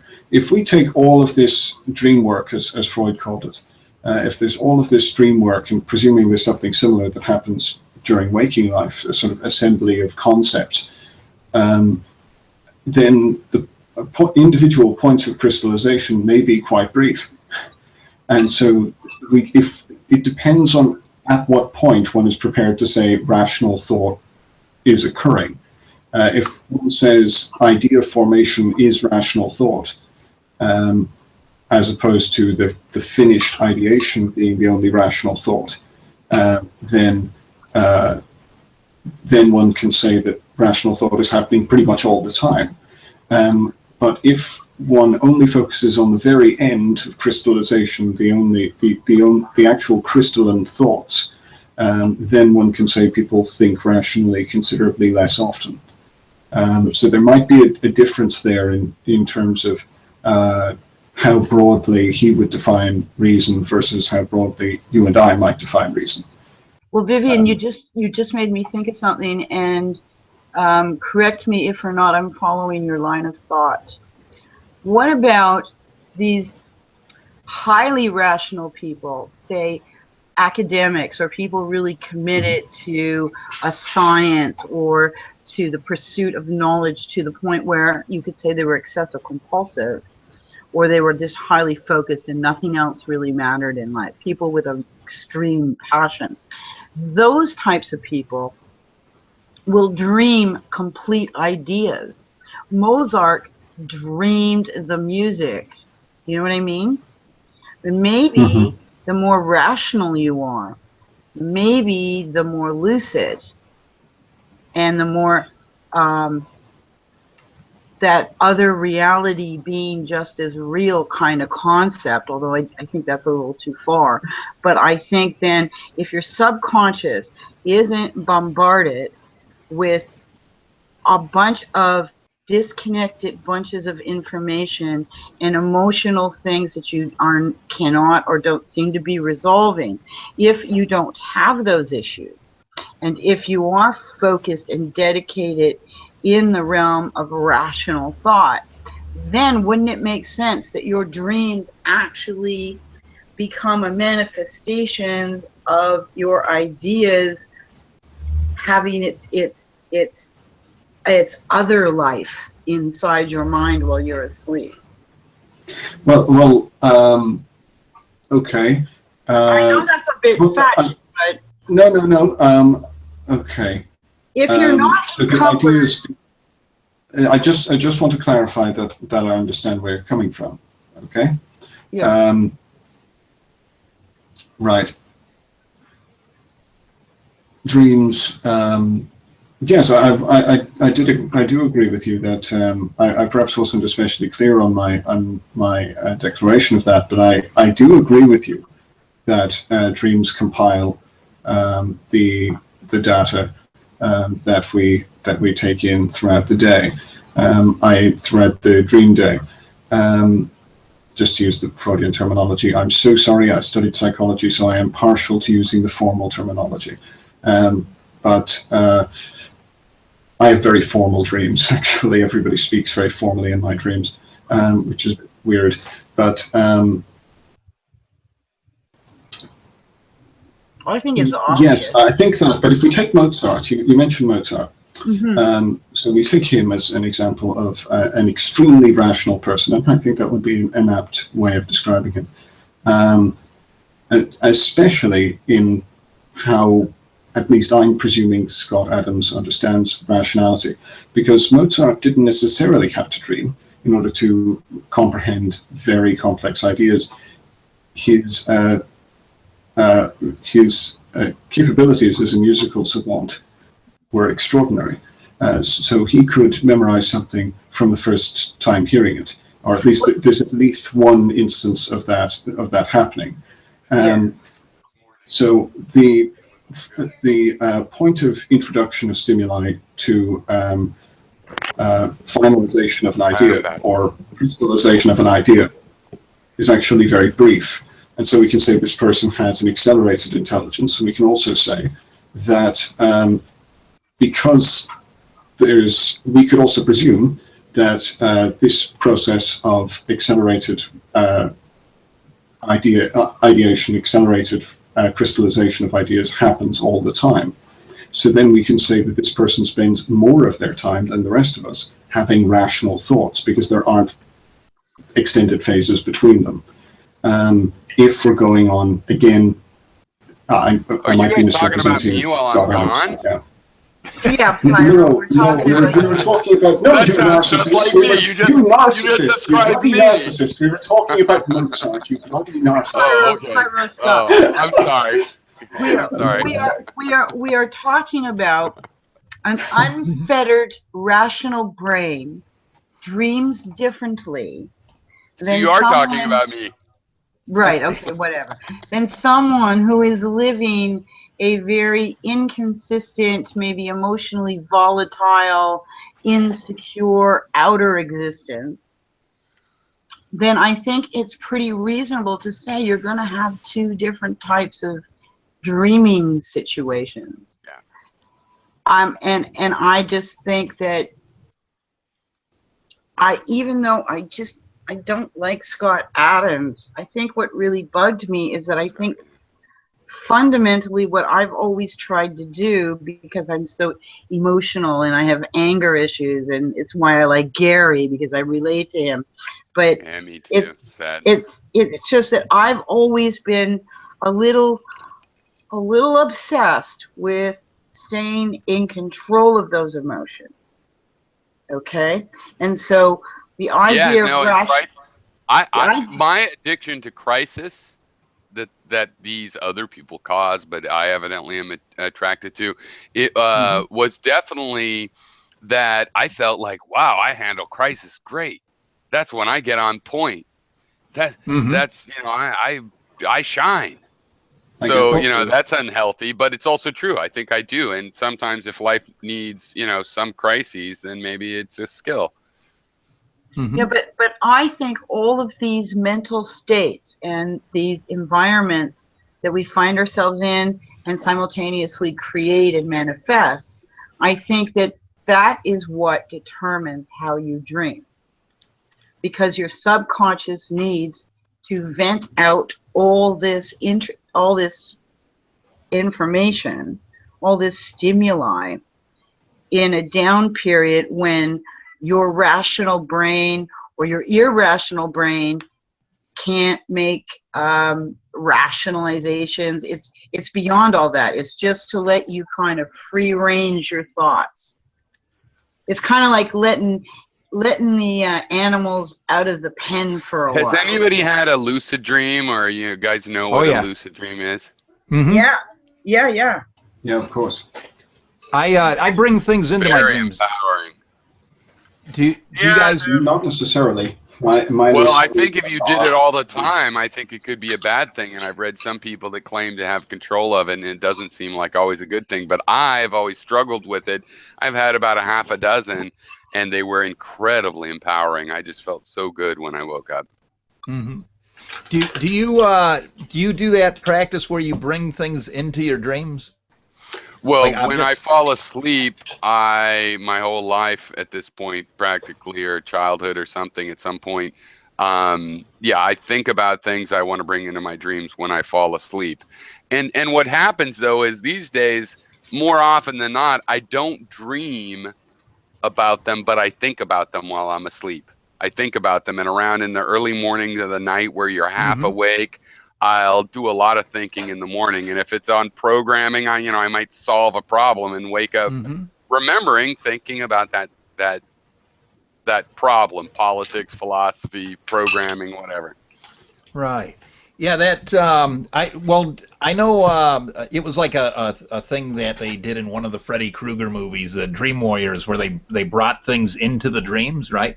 Was that the third one where they all combined? Yeah, that's it. Oh, that was that was the classic third sequel. Yeah, and well, Dokken did the theme too. Well, the thing is like I accidentally did it at first. And then when I figured out that I could do that, I would try to focus on something before I went to bed. And then that way I could bring it in if I needed it in the dream. And then that started working. But now it's like just weird things kind of pop into the dreams. Like I had to fight a bunch of guys in this one. And it was like a weird, almost like a superhero kind of thing. It was kind of weird, but anyway, I was fighting them, and all of a sudden, 2 die grinders popped out of my hands, right? And I would never think of these things except for like different things I'd seen in shops and stuff, right? And so now every time I dream where I'm in that situation, I got these 2 die grinders that just pop out of my hands, right? So so it's like a everyday die grinder. Well, like a disc with like a kind of like a drill with a disc on it, like a sanding disc or whatever, but it cuts through metal. Right. And it's weird. So it's weird because the logic of the dream, there's no, there's like a hose that goes to it, but the hose doesn't go to anything. It just goes into nowhere, right? But for some weird reason, I have these die grinders now. When I was a kid, one of my uncles or aunts probably actually had said, if you have a nightmare, just go, I don't want to be here, and wake up. And I was having nightmares, and I did that, and that has lasted with me. And I had some very seminal dreams as a kid where, I did this. I was really scared, and then I was never scared again because I knew I could always just wake up, and I don't know. I must have been 8, I think, when that happened. Huh. Well, I've always lived a life where I've always been, first when I was a child, made to be conscious, and then as I was growing up, learned that it was a good idea to be very conscious of controlling my emotions. And I always have I've developed over the years kind of little safety things that I do in the middle of what I might be conceived escalating into crisis. And also I've been trained as a social worker. So the whole point of safety is a big thing in my intellectual and emotional self. And many times when I'm dreaming, I will say as the character in my dream, this isn't safe, I'm leaving. And I often wake up or the dream changes into something better. Hey. Right.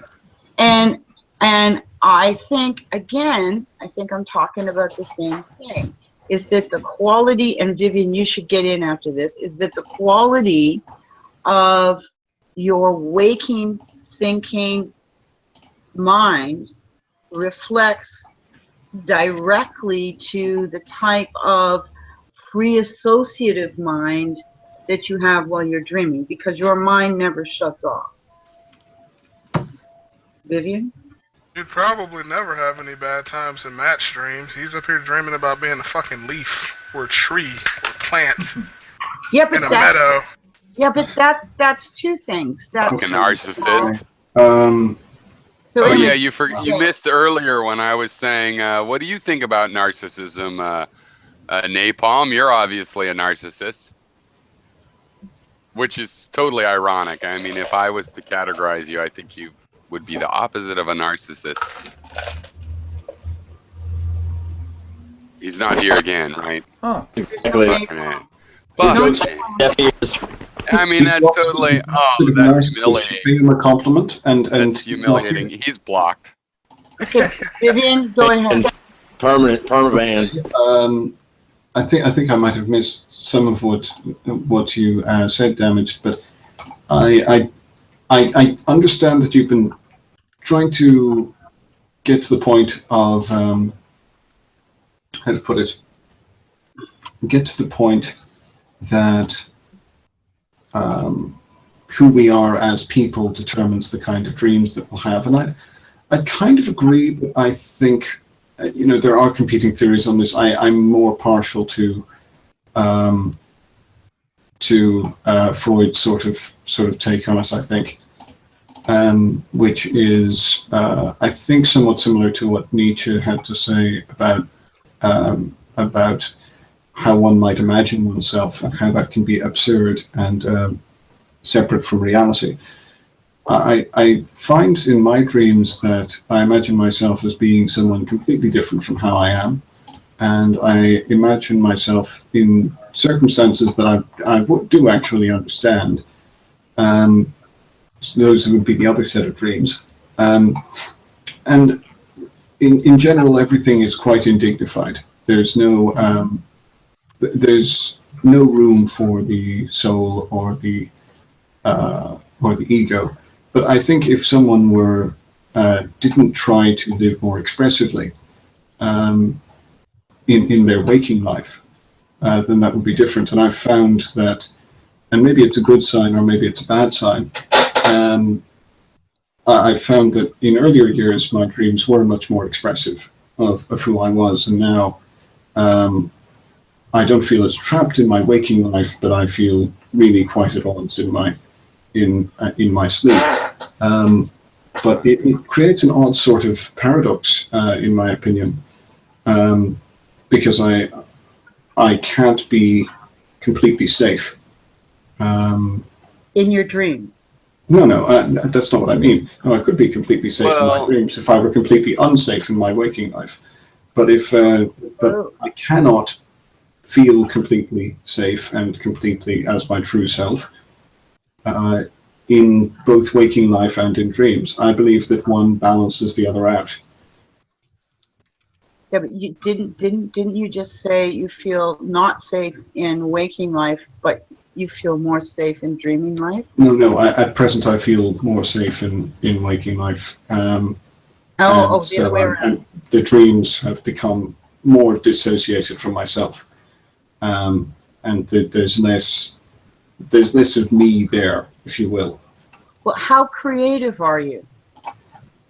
I'd like to think quite creative, but I've tried to migrate that creativity into the real world, and as a result, or at least I think as a result, my dreams have become exceedingly dull and also just aggressively anti-individual at the same time. I'm not going to describe further than that.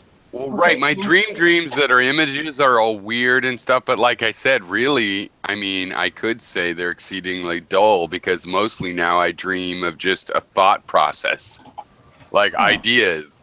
You know what I mean? It's just like, hey, I'm thinking about looking for work all night. And partly you it's know what, because Pyro, in my that's a 20s, sign of stress.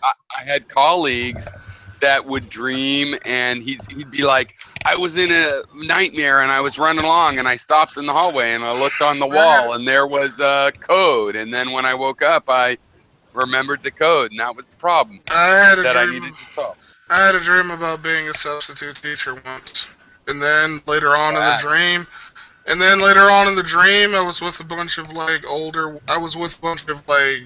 women, I They were predict talking you about wrong. shit. I predict you wrong the substitute teacher at some point. No, I And want to hear the rest of Oh, it. no, don't you know? They were talking about. Chicks love the substitute teachers. I mean, obviously. Seriously, What's not to love? What were they talking about? They were talking about, these women were talking about, like, I don't know, like, they were gossiping about random shit, and then I woke up and I'm like, that was fucking terrifying. Why am I dreaming about being a substitute teacher? It's so goddamn boring, too.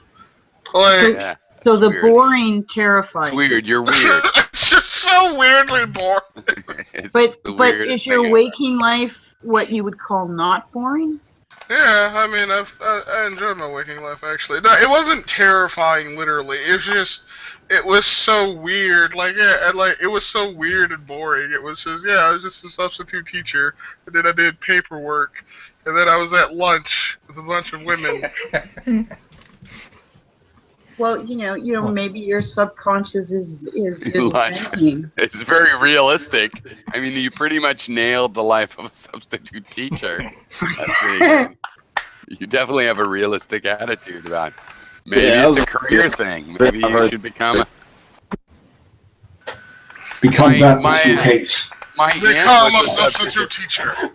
My aunt was a substitute teacher for years, and now she's a nanny. And you could follow. It's a pretty good career path. She's got it. It's all sewn up. No age discrimination. Yeah, but she likes it. Yeah, well, So she probably dreams about being a soldier or something. Yeah, because that would be boring to her. Yeah, I mean, like... I could see Kaylin's working with kids. Like, all y'all are big-ass fucking kids sometimes, too, so, yeah, maybe. Yeah, I could see it. I've Probably had gonna those. happen is premonition. I think she might be good with teenagers.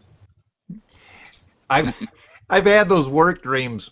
That's hilarious. Like early on, like just crappy jobs, like dishwashing, stuff like that, right?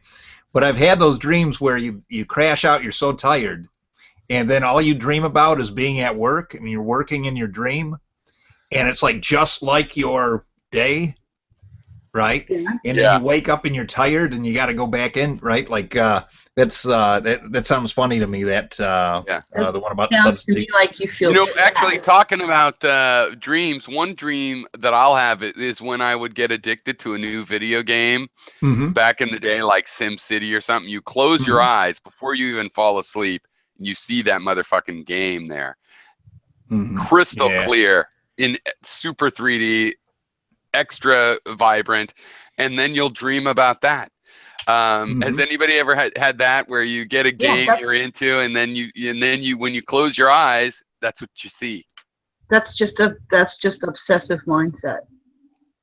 That's a result well, it's also just if you watch a compulsive. Well, part of that is when I would get SimCity or whatever the new version, I would be playing it for like 5 hours or 6 hours. So I think it was just kind of impressed on my little soft brain. But also, would you play it within hours before going to bed? Yeah, right up to bed. Yeah, see, that's why. Yeah, yeah. That makes sense. How do you think I fit in 6 hours? That's pretty safe, and I'm sure there's a lot of people that use dream therapy in just that way. Because I know that when I meditate just before bed, my dreams are very different. My dreams are a lot more peaceful. They're often just abstract without a lot of thought. And that's because I went to bed without a lot of thought. I fell asleep without a lot of thought. But the biggest dreams for me that have been troubling are my stress dreams. And I remember they came from two areas of my life. Once when I was a waitress working in a busy restaurant, and when I was working in a corporate office with more work than I could possibly ever do and feeling like I'm never going to get out from under this paperwork. And in the waitressing, there was always like 5 to 6 hours in a shift where I thought, if I don't keep running, I'm not going to keep ahead of this.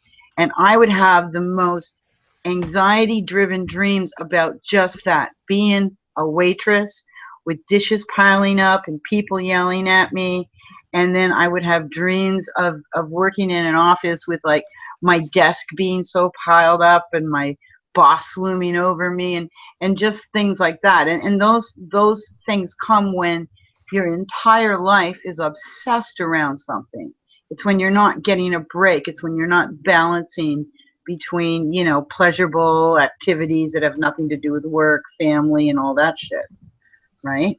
Yeah, it sounded like you said pleasurable, which I heard that too. Yeah, pleasurable. Yeah, Sounds great. Because they were both jobs that I got off on the adrenaline, but I didn't find them pleasurable. Oh, okay, You know I hear what I it now. Yeah. The adrenaline is what kept me there, but I didn't like the jobs, and yeah, I moved on, obviously, and the dream stopped. So again, it's what, you know, Vivian's not with us right now, but it's what I was like. He was going by Freudian terms, and I'm going by Jungian terms, that all the information that comes in, and it's information that we see in a glance, it's several conversations that we overhear, it's a really busy work environment where there's a lot of things going on, and you're multitasking, and you have a home life, and you have to take the dog out, and you have to deal with neighbors and all that kind of stuff. And if you have day in and day out of this multi-stimuli coming in, your brain literally needs to kind of just dump, like, and it's a free associative dump mixed in with your creativity.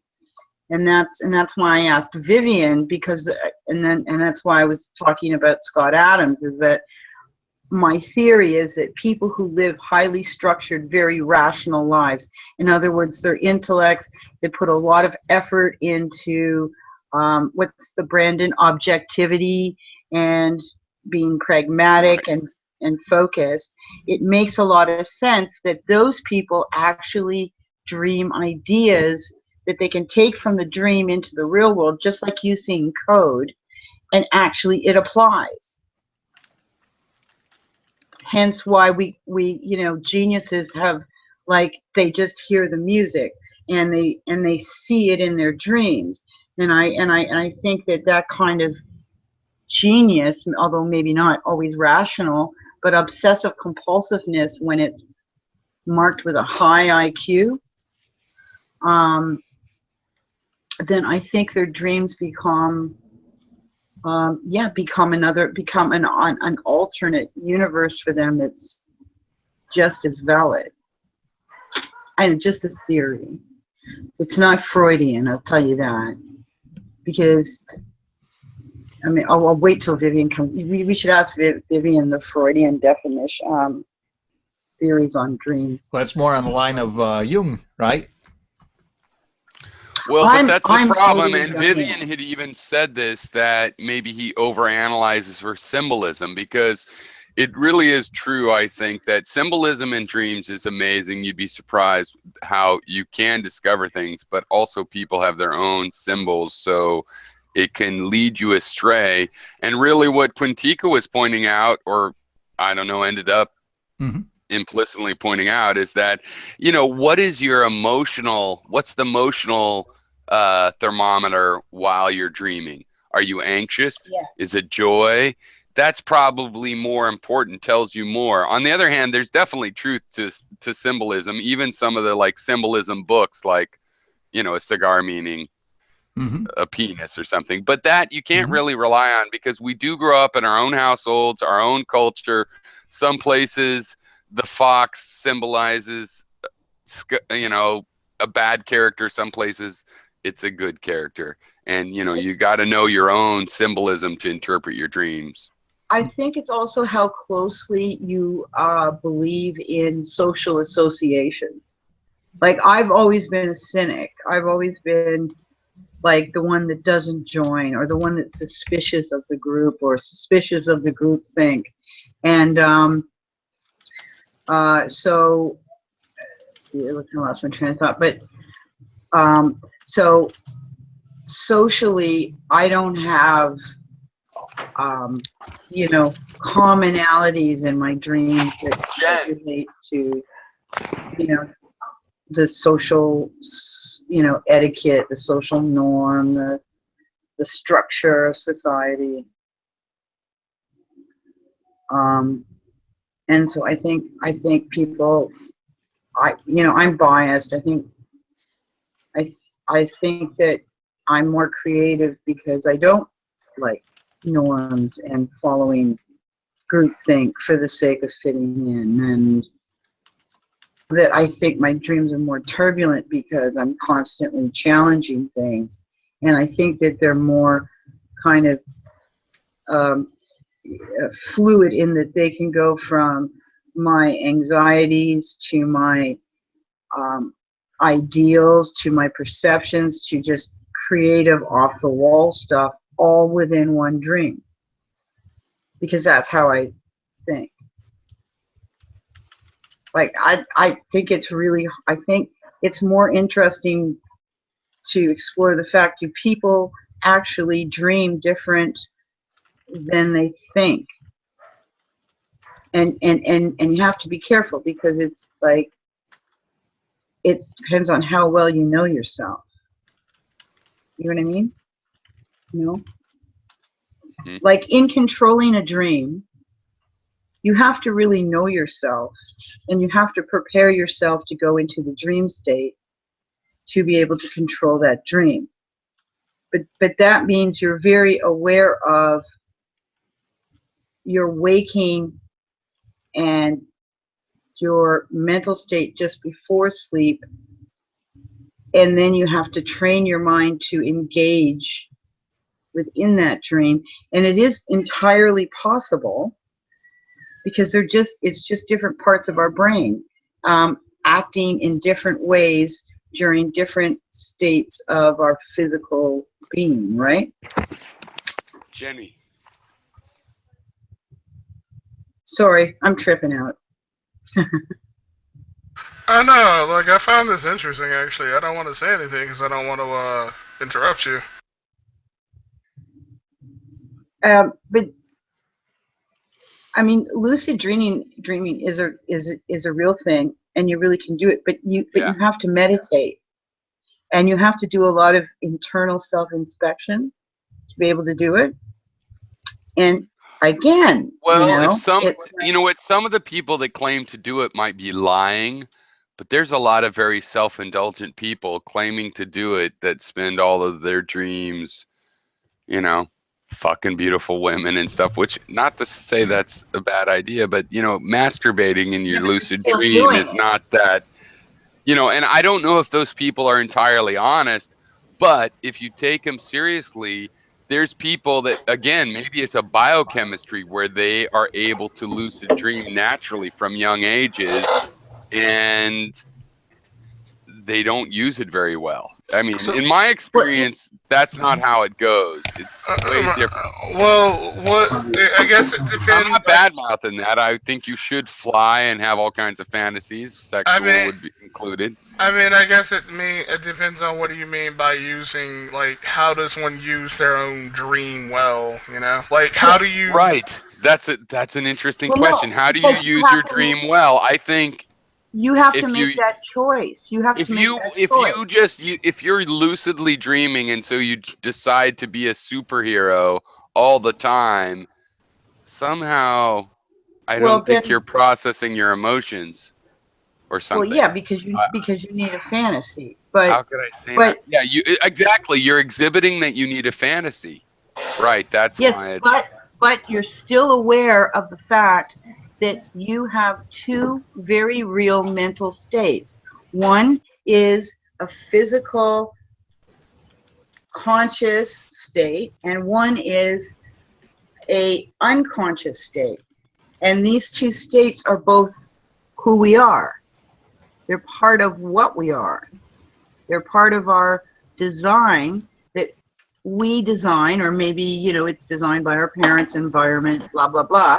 But it is that unconscious state is as much part of our design as an individual as is our waking state. Well, so if you choose to acknowledge that, fine, then you find you have a new state and maybe a new power within yourself. But a lot of people just ignore dreams and just accept them as shit they do when they go to sleep. Well, there's something to consider too. Who's to know that anyone could actually lucid dream? I mean, it's one of those things that, okay, we can think we do it, right? And we can have a memory of doing it, right?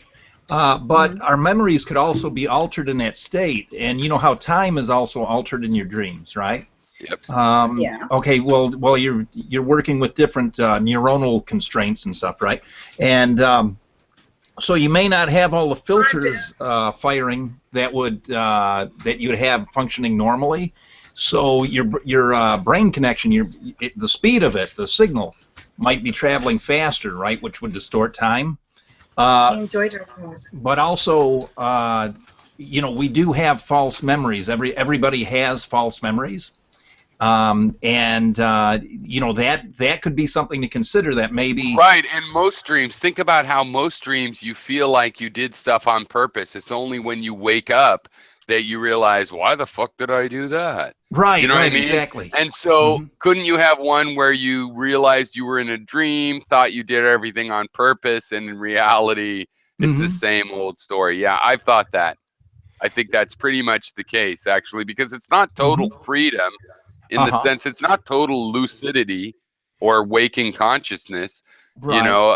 And if and in my case, if I stray too far, I've noticed from what's happening, like if I think, no, I want this other thing to happen, my power of visualization evidently fails, and it's like everything becomes black and I don't have the dream anymore. So you have to follow a little bit what's going on anyway.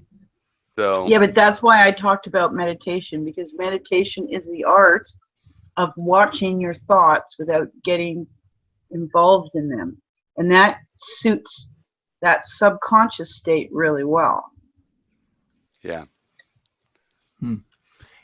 I believe in a kind of meditation practice where ideally you do it while you were fully active in things. Like you instead of meditating on nothing, you meditate on the skateboarding, and that's how people carve these lines and stuff. Or you meditate on the accounting or the programming or whatever you're doing, that it's the meditation technique, but instead of empty your mind, you fill it, but just with one thing. Ideal, you know, the idea is there's still a focus. You have to be able to empty it first to be able to focus it. No, yeah, totally. I believe even transcendental meditation and stuff, I mean, these techniques are real things. So yeah, I know you do. But I'm saying in the end, it's like I'm a Pyrrhonist, but he was saying that to be really calm of heart and mind, you know, to get this atarasia, you have to accept things the way they are, and that's what Buddhism says. And he also learned it from people in India, so it's probably related. Yeah. And so that's fine, and I believe that if you want to be calm of heart, you accept things the way they are. However, I'm an activist and a Westerner, and sometimes I don't think we should accept things the way they are. You know what I mean? You should act on your frustration, and you know, you should not Buddha and eliminate all of it. Okay, but Can I add something to your thought real quick, Piro? Are y'all familiar with the Iron Lady of oh my gosh, where's she from? It's that state right next to India, and but she's been on hunger strike for like 22 years, and she finally stopped because she was like, you know, I've done a lot of stuff with this form of activism, but I actually got to get political now because, you know, people are just waiting for me to die so they can write news articles about me. Interesting. No, I mean, I've heard the name, but I don't know anything about her. Yeah, she just recently ended her strike, and it's really interesting. Is it in No, it's Pakistan? not Pakistan. Give me a sec, I'll find out what the name of the country is. Yeah, I'm Googling too. Is she kind of like Sai Baba? I'm actually not too familiar with Sai Baba. I've heard the name though. I should be, but. Oh, okay. Well, he's one of these guys that you know, kind of a mystic that is somewhere in India. I'm not sure where, and he does this thing where he shoots honey from his hands, and people, you know, load up gallons and gallons of honey from him and all this other stuff. Now, I've seen some Free weird honey. videos. What's The that? name is Free Arun honey. Shamela. I was just saying free honey. That Arun- sounds great. That's Oh, a yeah. good guru trick if I ever heard one. Yeah, free honey. I'll go for that. Well, The Iron that- Lady. Guy for real. I don't know. Honey. Well, he's one of these guys that he, you know, it sounds like magic tricks, but then the thing is that you're talking like gallons and gallons and gallons. No, of this but stuff. these guys, they use all the traditional magic tricks. I mean, I don't know about this one guy, but it's for sure that in India there's a bunch of people with traditional sleight of hand tricks that sell themselves as gurus because it's a thing you could get away with for 1,000 years. And what do you think? They're stupid? No, they got criminals, that smart criminals do. Right. No, I haven't seen any proof of anything that he's claimed to have done, and I think it's kind of amazing because there's so many people that believe in him, right? And he had I think it was a student that was this girl that they have all these legends about her, where she made a whole forest disappear or something and then reappear in the desert. And, you know, and the thing is that there's never any proof of any of this, but you have all this witness testimony, like just... Yeah, well, I don't want to be racist about it or anything, but there is a thing in India of people of all intelligences even accepting, you know, it's a maybe it's a weakness of pantheistic kind of religion. It's open mind. I heard about this other spirit. Maybe that makes it easier. I don't know, but it's a huge epidemic. I would say like a criminal justice epidemic is my opinion in India. Do you guys ever watch that show American Greed? No. Okay, it's not a new show as far as I know, but I don't watch like cable TV generally, right? I'm like either on the internet or I got like an antenna TV going, and they have the show called American Greed, and all it's about is different people who ran different cons, and I've seen it, yeah. And it's really interesting. Well, I mean, I like it because some of these guys are like, you know, they have all these programs that they offer, you know, for 401ks and all this other stuff, and they just take everybody for everything, right? And they're like filthy rich, and they just take everybody's savings, and some of them are Ponzi schemes, some of them aren't even that. They had one guy the other day that was like a normal guy that wasn't really good at anything, but he got lucky at doing stocks, so people just started throwing money at him, and he set up this Ponzi scheme. But the thing is that if you want to see a lot of stuff about like narcissists and stuff like that, that's a great show for that, because this one guy, he stole his mother and father's retirement money, and I forget how many, it was like $300,000 or whatever, but just stole every penny of it, right? And then he figured that if he turned himself in at such and such a time, he would only get 4 years in jail. So before he calls up his mom, and he's like, "Hey, Ma, I got something to tell you." And she's like, "You spent our money, didn't you?" And he's like, "Yep." And there was like no feeling whatsoever. He had no compunction to do that to his parents, right? And the father was on there talking about how his first response was he went to grab a shotgun. He was going to head over there, right? And so you have all these people on there, but it's weird because they do think on a totally different level. There's something really wrong in their thought process, because it's not just I don't think they do it just to be cruel, but they just really don't care at all, right? Yeah, no. Whatever the reason is, they do have a physiological, in the end, physiological inability to sympathize or just Yeah, well, this one narcissist guy, he ripped off everybody. He was somewhere around here. I think it was in Michigan or something, and he ended up. He was a friend of. I think it was James Cameron. He was a friend of, and anyway, so he ended up taking money from all these bigwigs, all these celebrities, and you know, people who weren't celebrities, and he you know, pissed it all away. He got busted by the feds. He knew they were after him, so he decided he's going to shoot himself, right? So he calls up 911 and he's talking with the guy all casual, and the guy's like, listen, you know, you don't have to do this. And the guy tells him, he says, no. He says, I know that you're going to give me a spiel about that. He says, I already decided this. He says, I just want someone to clean up the mess, right? So that was the only reason he called, right? He was like, and he wasn't worried about like anyone else really seeing it. It was just that he didn't want them to see him like that, right? Mm-hmm. You know, which is just it's crazy because he really didn't care. You know, he just and his whole life was like that, right? Just taken from people. Mm-hmm. Anyway, well, that's clearly a lack of empathy. Oh yeah. It's just a great reference because, you know, I know they got to hype it up too, right? But they showed, like with that one guy, they showed he was lying to the investors, and he said he had this big computer room, right?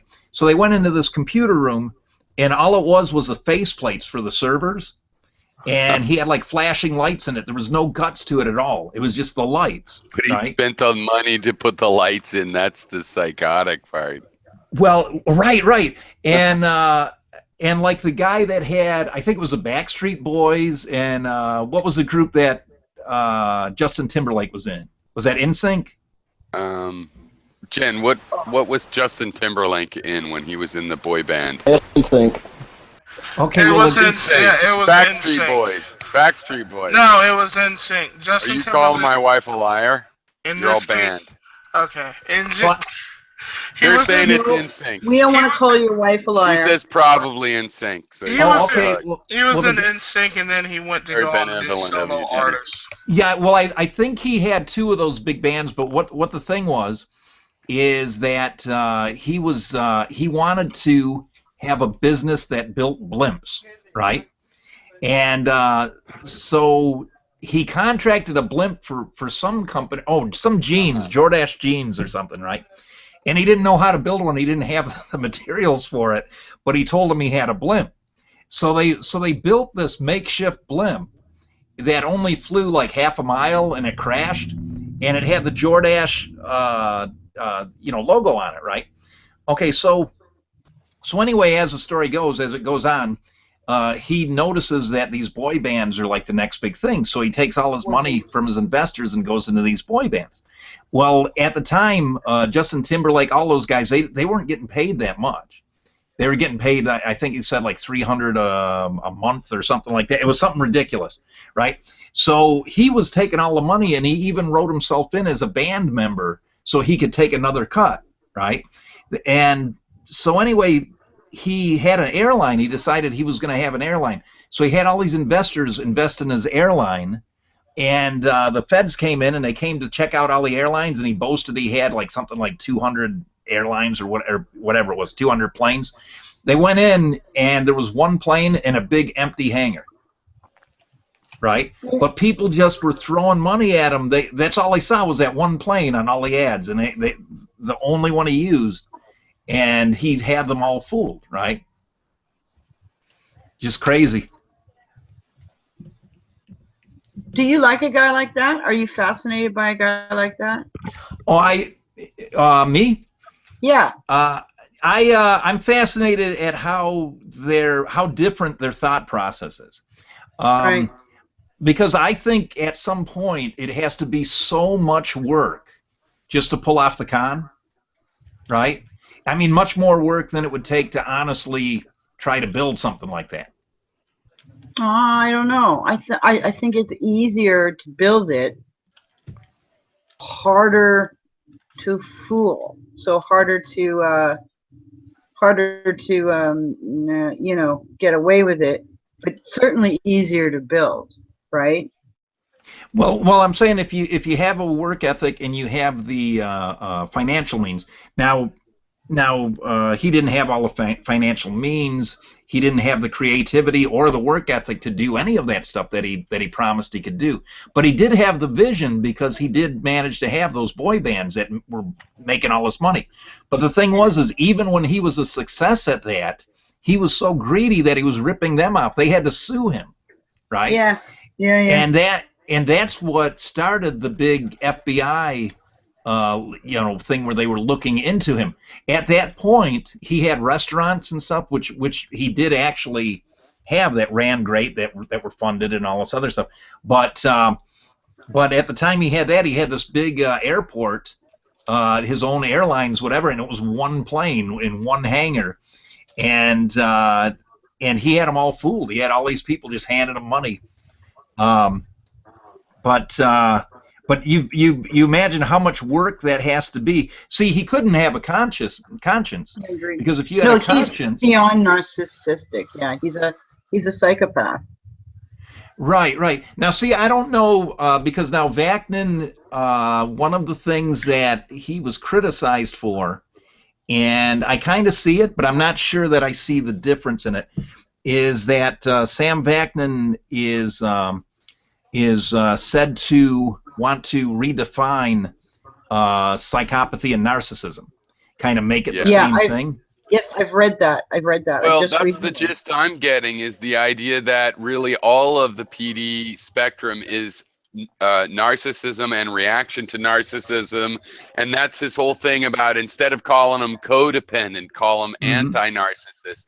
And this is maybe a dangerous thing, in that, isn't it narcissistic that all of the personality disorders that I exploit in other people are really just features of my own personality disorder, right? That's narcissism right there, saying the whole world is just some sort of solipsistic reflection of your own thing. Yeah. Well, I mean, but there's truth to it. There's truth to it. I mean, I think it's clear that codependency is bred by, like, for example, narcissistic parents.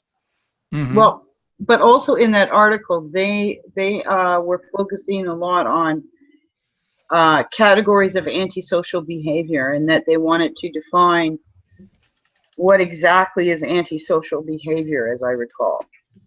And so then they had all these qualifications of, like, borderline personality disorder, narcissism, and then you've got malignant narcissism, and then you've got and then they started disputing the differences between psychopaths and sociopaths. Well, see, malignant narcissists, where psychopaths are smarter than sociopaths, and I don't know, all this shit.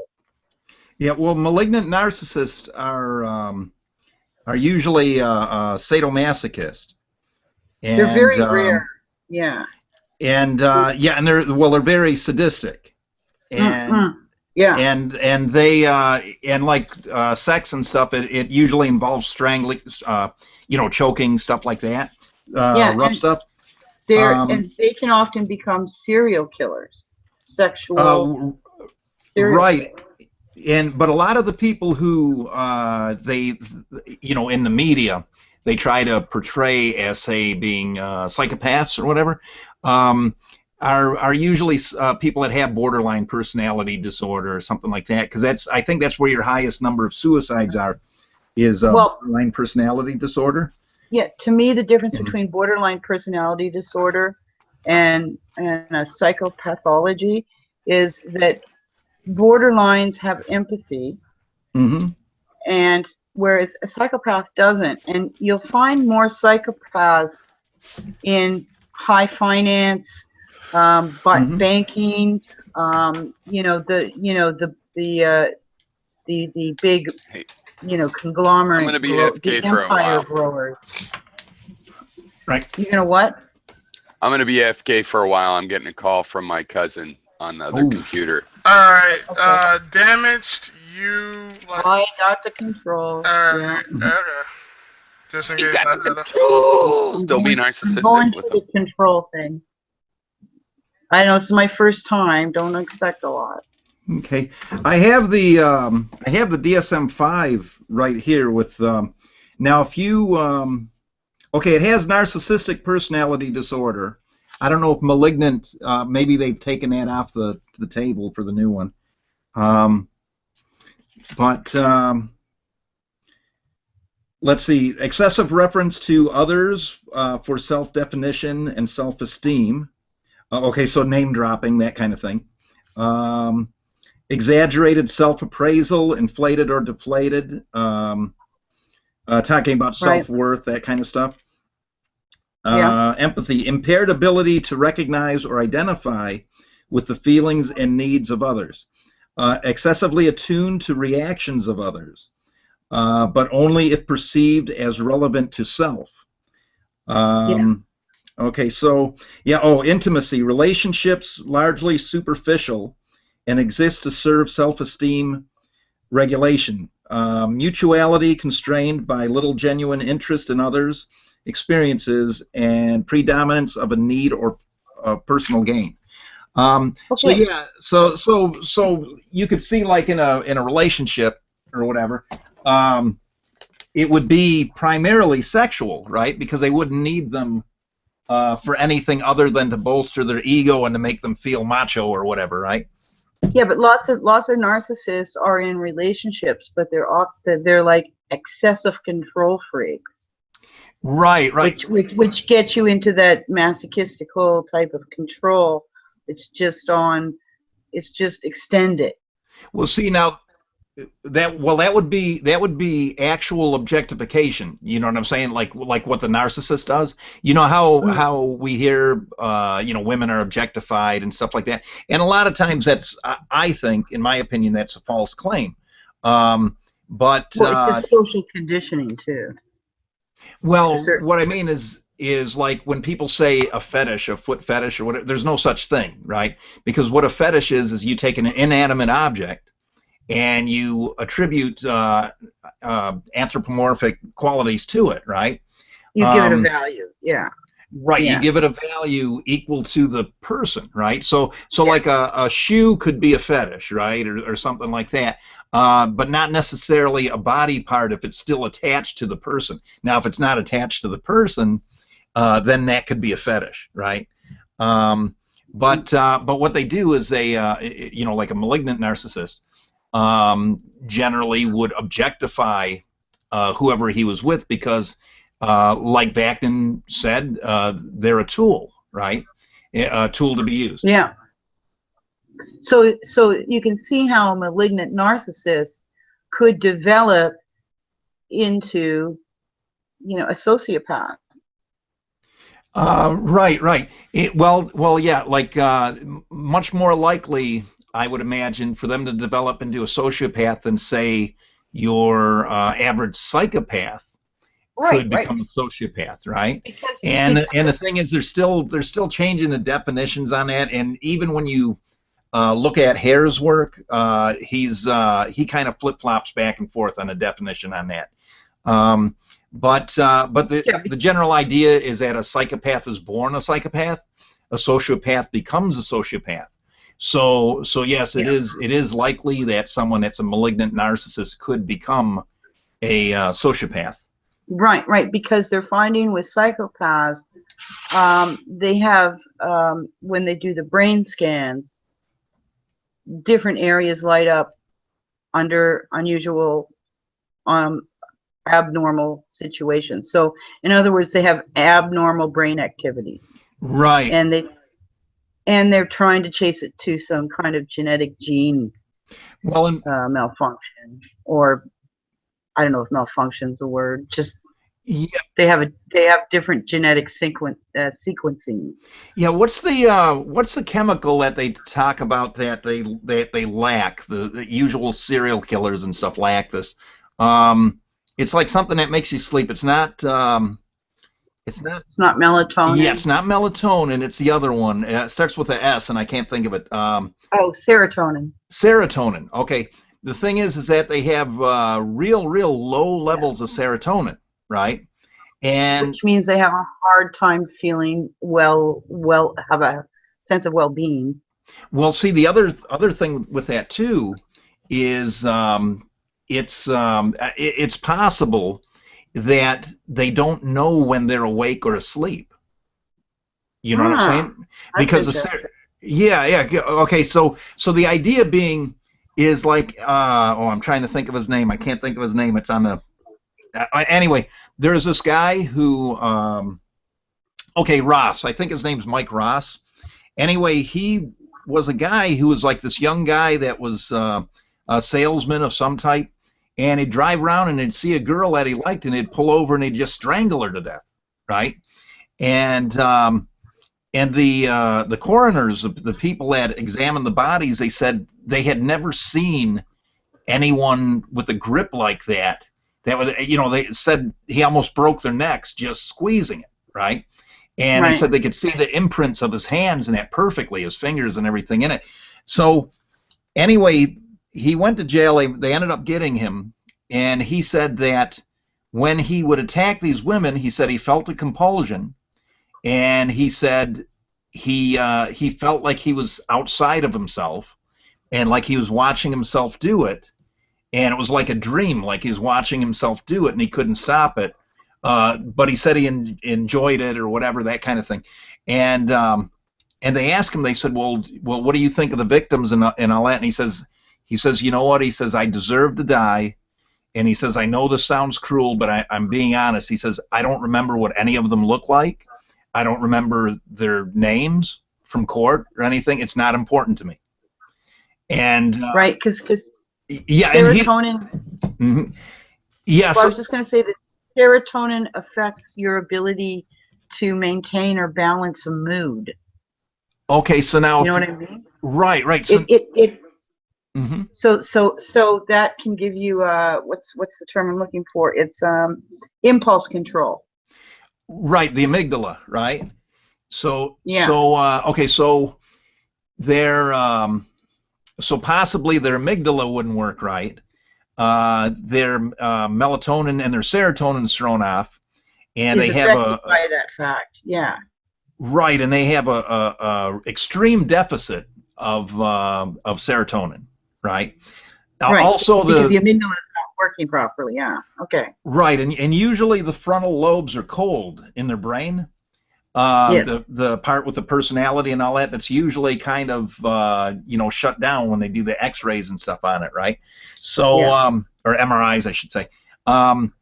So it makes me wonder if some of these people if they know and I'm not trying to vindicate them, I'm not trying to let them off the hook, but I'm saying I wonder if some of them just don't know that it's real when they're doing it. Yeah, I would imagine their waking state to be very different than ours. And God, I mean, I don't know what their dreams are like, but I'd certainly be interested. Mm-hmm. I wonder if they do dream. Well, see, that's another thing too. If they maybe they don't. Maybe that's part of the. Maybe that's part of that function, yeah, or lack of function.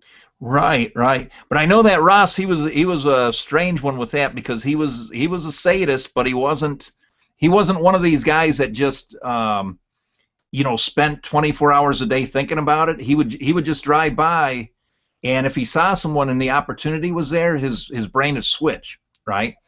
Yeah, he'd have an impulse that he couldn't. Right, and there was no stop. Right, exactly. Yeah. And he knew it But you see. Mm-hmm.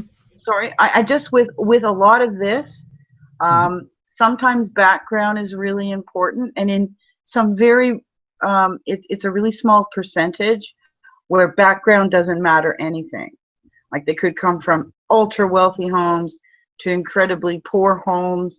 They could have been self-made millionaires, and they have this, right? Right. So, that's all I was saying, because this is a small percentage of the population relatively, but I think most people, and when we talk about even malignant narcissism and things like that, I think a lot of it is a mixture of the genetics that are brought together, which has a lot to do with environment, right? Because when you're because I have worked in very crazy environments, and you get two crazy people are more likely to join up because they're going to be in the same circles, right? Right. And then you create And then you create children that already have questionable genetic issues added to the environment created by those genetic issues, and you manifest these new categories of psychiatric disorders, right? Right. Because it's always interesting to me how a serial killer doesn't start out being a serial killer. I mean, not all serial killers kill animals or their siblings or their parents. Well, most of them do, though. A lot of them do, but a lot of them, when they research it, witnessed violence and all types of emotional and other type of cruelty and brutality from babies. Well, see, let's talk about Dahmer. Okay, so you had Dahmer, right? Jeffrey Dahmer, and he was okay. He may have been gay from birth, right? But the thing is that he was so twisted in other ways that it's kind of hard to tell what his sexual designation was, right? Well, and Dahmer would change his story. I mean, he was very narcissistic. Well, yeah, he was talking about himself. But now I'm thinking Dahmer's the really good-looking one, right? Yeah, I guess a lot of people would find him that way.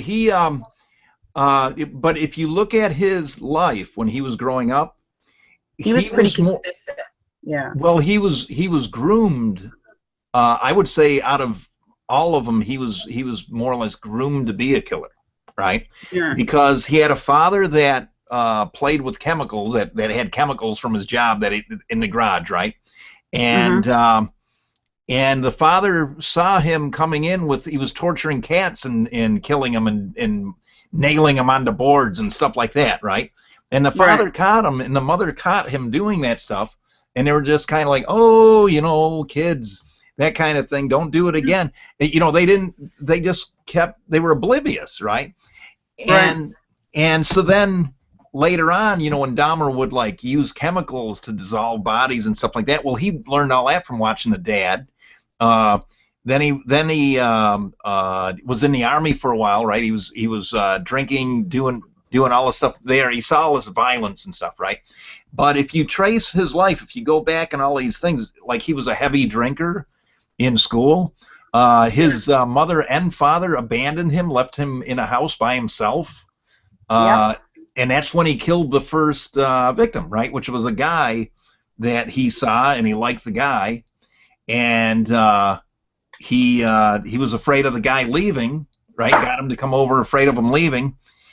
So he killed him and all that other stuff. But then another part of that too is he had that thing about he thought he was disgusting because he was gay, right? So you had another element of that, right? That drove that rage. Yes. So, and the gist of what you're saying to me is that there's a lot of elements that have to happen to produce a really dangerous, sick individual. Because I know lots of people who are psychopaths, and actually there's a very famous researcher who researched psychopaths. Fallon.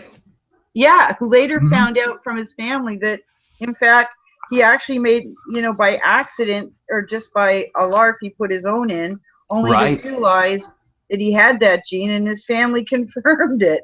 And said that, we were always just really careful about, how we treated you and what your environment was, and we kept you focused.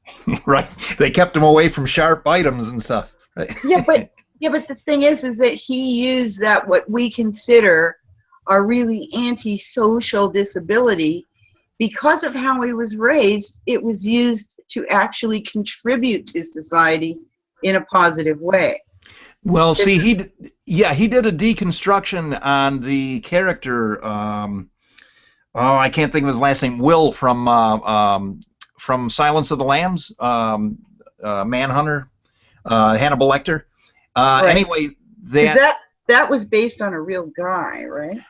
Well, or it's a composite of some real guy. Right. Actually, all the characters were kind of a composite, and what happened is the FBI actually questioned the writer Harris, right? They questioned him because they thought that one of his characters was so close to one of the guys they were looking for that they thought he had inside information. So after that, they kind of worked together, right? Yeah. But yeah, they I kind of lost my track there. I got a siren going by back here. But anyway, oh, he was a pro-social psychopath, Will Grant, or I think that's his name, isn't it? Yeah, I have or to Will something. Yeah. But anyway, he was a pro-social psychopath, and that's what they're saying this Fallon is a pro-social psychopath. But he's still afraid of it because he kind of has that, he kind of thinks he has the potential to go the wrong way, right? Only after he became aware of it. Right, right. Yeah. Psychopathic study. Pathology. Well, you think about it, like if he's a true psychopath, if he's a true psychopath, then there's going to be a limit to how much, like how much he loves his wife or his kids or whatever. It's not going to be exactly the same as what your average person would have. So maybe that's where the narcissistic element would come into it, right? Yeah, because there's a lot of people.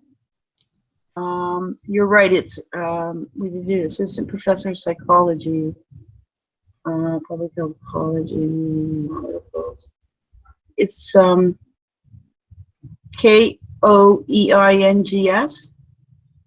Michael Keenans? No.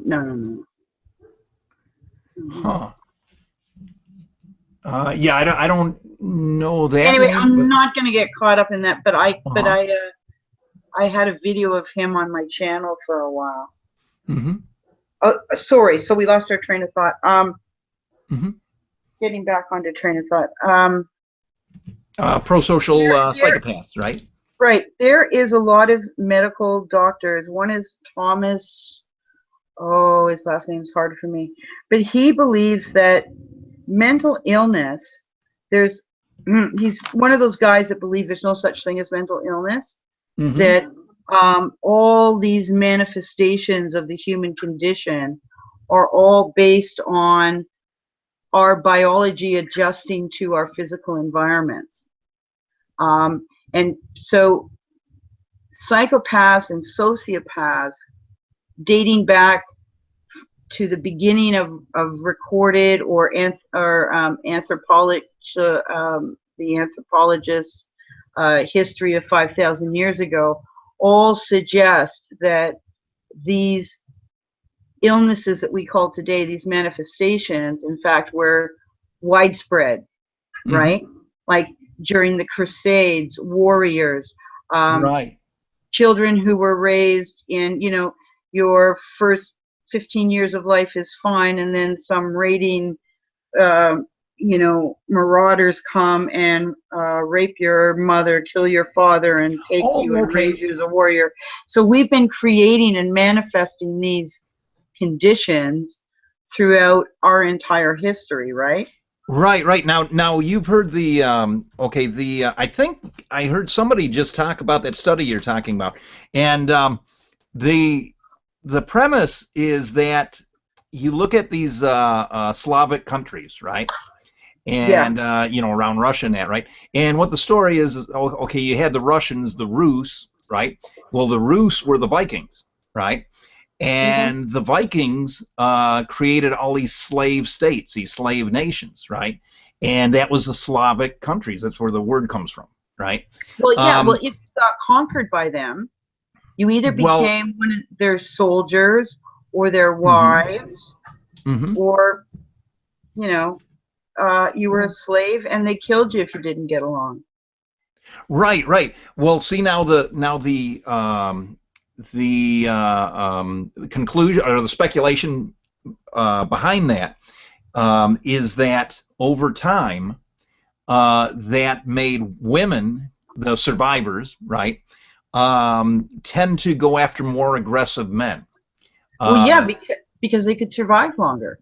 Well, because they could survive longer, but because over the generations they were being raped by these marauders and stuff, right? Well, they didn't have a choice. Right. Well, that was the thing. Some of them did fight and died, right? And then some of them just was like, hey, I'm going with this guy, right? So I mean, I'm sure it's not that easy, but what I'm saying is, so over the generations that happened, and now there's this theory that that's part of why a lot of women want the bad guy or whatever, and they say that this is different when you go to different continents like Africa or whatever. I guess it's kind of different, right? But in these Slavic countries and that's the general belief is that okay, women want different things, they behave differently, they're a little more submissive maybe, because they're looking for this alpha guy or whatever, right? For the alpha male, yeah, because that's very primitive. Right, and they may not, if not for that, for the past, for the genetics in the past, they may go for another type of guy, right? Yeah, but what I understand about Russia, that's still pretty much status quo, right? Well, or the Soviets bloc. Well, there's something I don't know how much of this is true. There's a few Russian girls I talk to that are really cool, but they're like, what's funny is I've seen footage of different cities out there, and they're really, really glamorized, right? It's like if they want to go to say the corner store or whatever, they've got to dress up in the sharpest stuff they have, right? And their makeup's done all perfect and all that. And I don't know if that's true or not. Maybe that's all hype, right? But some of the scenes, it was weird because it's women of all ages, and it's like at home, I guess they don't do all that. But whenever they go out in public, they've got to be like have the best they can wear, right? That's for their men. That's for their men. Yeah. See now seeing around here, everyone's more relaxed, or it seems, at least where I'm at, right, around Michigan or whatever, it seems like people are more relaxed about that. But there, I don't know if that's all of Russia or if that's Moscow and St. Petersburg or whatever. But yeah, they're pretty sharp about that. And then the guys just kind of look like normal guys, you know. I know the old thing. Why are Russian women so much more beautiful than the men? Oh, that's like I live in a neighborhood that's predominant, that's been gentrified, and so what we have is a traditionally really poor working class, a lot of people on disability with mental illness, a lot of transient, a lot of people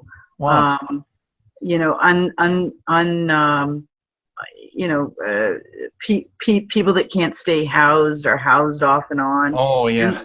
And they tend to stay in the same neighborhoods, obviously. But Toronto has gone under this big gentrification. Like there's shitloads of money in this town, despite the poverty.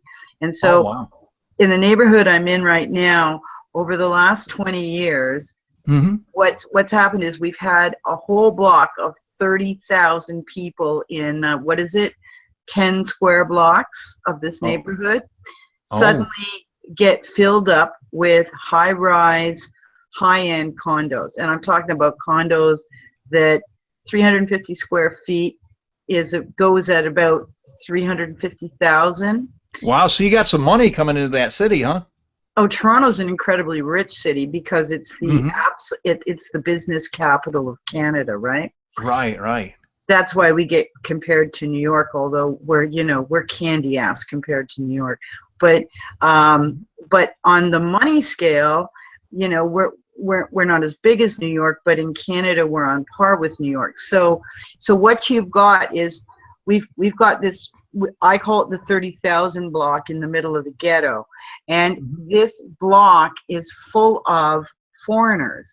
Because of since 2008 and around that time, and just before that time, you had a lot of foreign people buying condos that they didn't really live in full time. They might rent them out or whatever, or they just keep them as extra living accommodations. And at the time, Russia had all of these super wealthy oligarchies, right?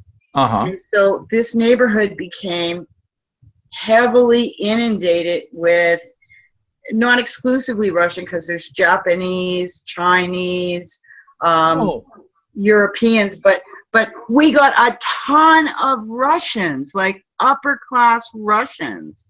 Wow. And I see them all the time. You can tell the Russian trophy wives right off the bat. Oh, They're really? So it's that beautiful, obvious, huh?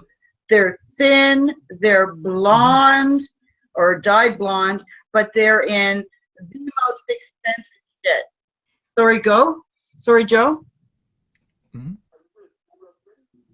No, I said I'm in Toronto, the little New York. The tiny little New York. Where, if New York's the Big Apple. Shit, you guys are muted. Hold on. Shit. Sorry, Damage. I didn't know they were muted. Oh, sorry. Well, just Pyro's. Oh, Brandon's still muted. Yeah, Sorry, Brandon. That's alright. I'm an asshole. Brandon, what's up, my man? What's going on, guys? Okay, wait. Brandon knows. If you have a very safe household, it's still sorry, the Pyro. third generation. Okay. And that's something that people could try He's talking to somebody. Excel on. Brandon, I'm whereas gonna some give people you. wouldn't give a shit. Fuck.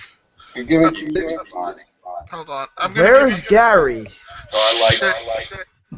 Okay, I'm gonna give Brandon. I'm gonna give you control. Damn, I can't give Brandon controls because it's all. Hold on. Okay, I'm back on. I told you I'd have a learning curve. I can do this, girl. No, it's not Don't that. you give up on me. I always give Brandon control. Don't worry, sweetheart. It's nothing personal. I'm getting that. Brandon, you want the controls, honey? You all have them. I'll go ahead. No, you still have controls. Well, Brandon always gets the controls, so. Okay. He's used to it. Okay, my bad, Brandon. No, we all share controls. We share control. Yeah. I know. Okay. Hey, Joe Hill never gets the fucking controls. Both you and Brandon are too far down. I don't know how to scroll down here and like. Okay, I can't scroll down there. I wouldn't know what to do with the controls anyway. Screen size. Decrease your screen size. But. Yeah, go to those little 3 lines at the top right-hand corner. Yeah, I'll be back. Okay. Okay, come back, Joe. Okay, wait, hold on. I'm terrible at this, but okay. You have to make your screen smaller. Your screen print smaller. You know what I'm saying, Brandon? Yeah. Shit. Your font size? I'm incompetent as fuck. Like, damn, can you do that for me? Okay, I'm going off the controls. Okay, I had enough. Somebody take them. No, wait, no, we share controls. You can't. The vehicle's driving itself. That's anarchy. Wait. Could be. Brandon, are you hosting tonight? No, I'm in here crashing you guys. Shit. I was hoping you'd host after Pure host. Oh, maybe. I guess you guys have been on like 7 hours now or something, huh? Well, I mean, I can host, but you know it's gonna be all the, Yeah, because it's gonna crash. I think it's gonna die soon, right? Because we've been here for like a full 7 hours. Oh, wow. Really? Have we? I think we have. And we've been talking about pretty much. 4. This, 4? Yeah, 4.5. Oh, it feels like we've been here for a longer time than that. All right, then maybe you could bring a new subject in, because you're clearly bored out of your brain. No, I'm fine. No, I'm fine. It's just time has been going by really quickly for me. I thought it was later than this. What time is it? Time's been flying by like really quickly for me. It's like 9 right now. Yeah. That's why I thought it was later. Oh, okay. So, Brandon, what's up? Oh, not a lot, I guess. Just coming in to see what's going on around here. We've been talking about dreams. And psychology to some degree? Yeah, well, abnormal psychology. Democrats, then? Like Nothing. psychopaths and sociopaths, I think. I know. I'm fascinated with them. You know why? Oh, I'm sorry. I was just premising that Piero has been following Sam Vaknin for a while, and he is a psychopath who writes books on malignant narcissism. And so anyway, me and Piero had a little argument about that, about him earlier, and Piero wanted to talk about Sam Vaknin, and that's how we led into all this other psychology and dreams and all that. I'm not familiar with Sam, whoever you said. Yeah, Vaknin. He's a well, he's you'd have to see him on YouTube. I'll pull up a link. You guys go ahead and talk. I'll look for it.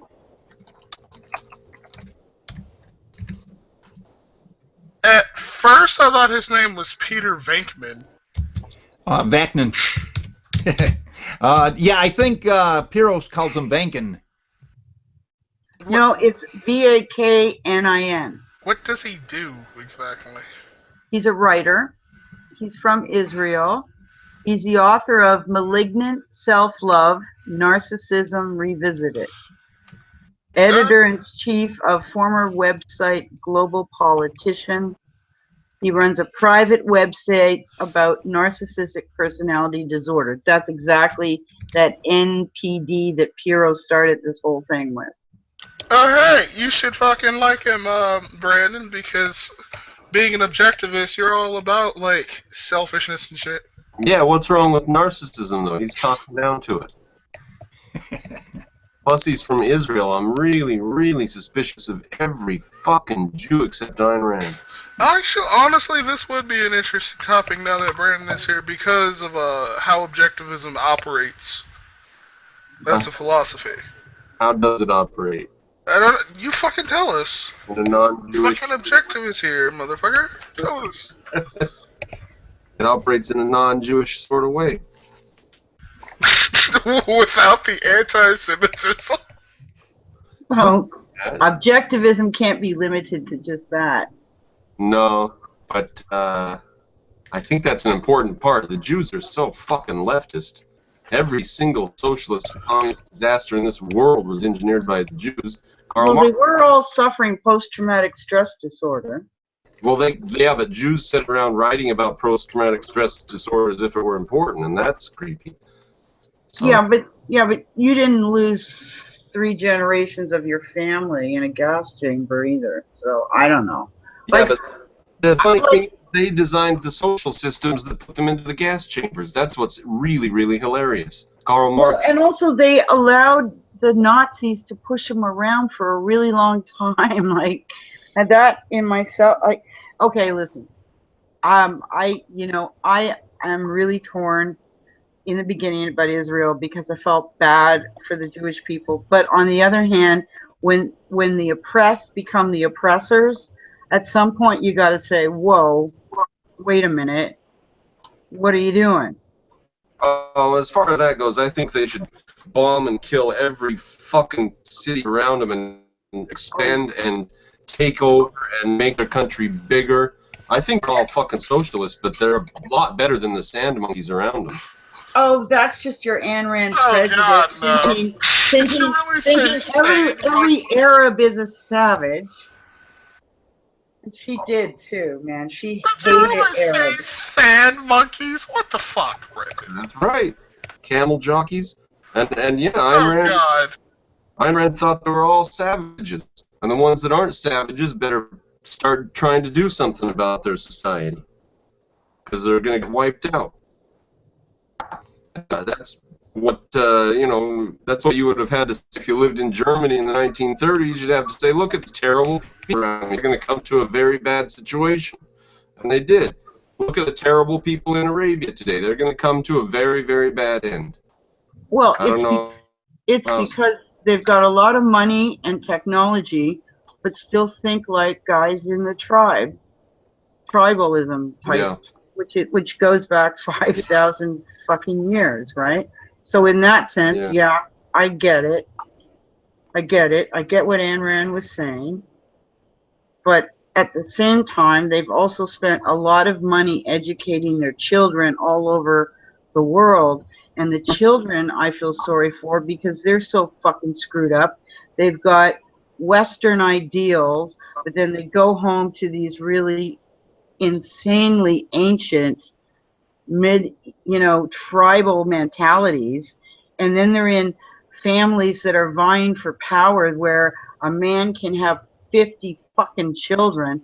I mean, this whole thing is ludicrous in the 21st century. I'm being prejudiced here. This is prejudice, but so I get why she would say savages, although I wouldn't use that word because I don't think that's a good word to use in that context. I think it's really not helpful.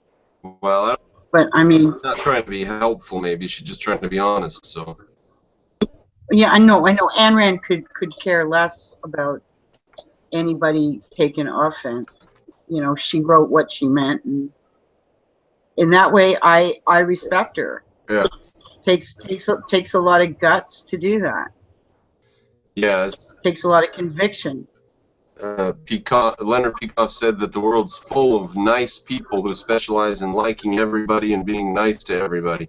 And he said, so I could go find that anywhere I want. And what I wanted was Ayn Rand's company. Because when he was with her, if he said something she didn't like, she would yell at him about it. She'd be like, that's not true, Leonard, or whatever, So she was not a person to her friends because she believed stuff strongly, and she was very, very good that way. Yeah, I'm sorry, I had a better thought. I was going to connect that better, but it sort of ran around. Calm down. What's that? I said it'll come back. Calm down. But yeah, her attitude toward the Middle East was the same as her attitude towards the Russians, people in Soviet Russia. She said, if there are any good Russians, they're inside of a gulag, so bomb away. They're all terrible. Everybody there's terrible, terrible people. Bomb away. So that's that. And we never had to. Maybe we won't have to do it in the Middle East. We'll see. I just found a quote by her just on that very thing you were talking about. Can you hear me? Yeah. Okay. Objectivism is the philosophy of rational individualism, founded by Ayn Rand, 1905 to 82. In the novels such as Fountainhead and Atlas Shrugged, Rand dramatized her ideal man, the producer who lives by his own effect, does not give or receive, underserved, who honors achievement and rejects envy. Rand laid out these details in her worldview in nonfiction books such as Virtue of Selflessness, Capitalism, The Unknown Ideal. So, she had the right man for her, didn't she? Everybody's joining on. The Tea Party's all Ayn Rand. If you're not Ayn Rand, you're a socialist, and socialism's dead. Well, so you see, everyone's going to join the party. I don't like everything about objectivism, but the one thing I do like is objectivism gets rid of this need for sexual identity. It gets rid of this need for the fractious fray and all their emotional isolation.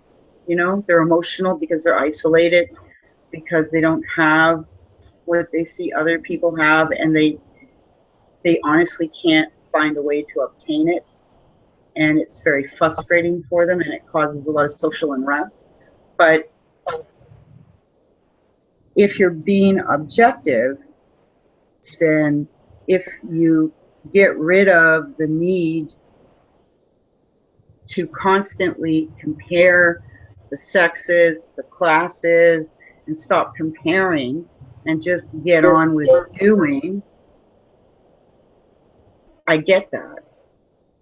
And I think that's comforting in a way. Well, yeah, so you're talking about like class warfare and the sort of this group against that group. It's not class warfare as much anymore. Now it's sex warfare and stuff, and male against female. But and it is haves against have-nots. It's not dealing with the actual issues that create this frustration and tension. Yeah. Right? Oh, it's definitely not It's definitely not dealing with the issues that create it. I wonder, Damaged Soul, are you aware of the fact that virtually every dictatorship that we fought against in the last 100 years, virtually every single dictator was educated in either Paris or London? Did you know that? I'm thinking. I'm just going through the list. Mao Zedong, Pol Pot, Osama bin Laden was educated by a professor from London. His favorite professor was a London professor who had moved to Riyadh. They have all studied Marxism from leftist Paris and London University curriculum. So we are not fighting. We weren't even fighting the Germans. What we were fighting was the philosophy that had been sent back into that country from Paris and from London, and what they had originated there in Germany. It's German philosophy, and that's what we're fighting. If we fight communist China, Mao Zedong was educated in Paris, and that was the case in Vietnam. All the dictators in Vietnam were educated in Paris because Vietnam was a Parisian colony, you know. We are fighting Western ideas. We're fighting our own ideas. But that's only part of the scope. There's a larger spectrum, though. These guys also learn other things philosophically and academically in other areas. They learn sciences, they learn engineering, they learn accounting, and they also had to go back to their original cultures, and they had to assimilate all of this information. Okay, and they were also people in positions of power. So it's more complicated than just having all studied a form of Marxism or studied Marxism in some, academic capacity. Studying something and applying something, I could see how going back to China after studying Marxism might not be so, think about it. You've got all these guys from Middle East, young kids, part of 50 brothers and sisters who get educated in London, party their asses off, get involved in pop culture, might get indoctrinated into certain philosophies with people had intended them to be indoctrinated in, but they still go back with this conflict of two societies now, and they have to integrate that into a very top down, very fascist cultures. So they got to be, I can't imagine how a guy like that thinks and perceives on everyday levels, right? That's a pretty trippy headspace.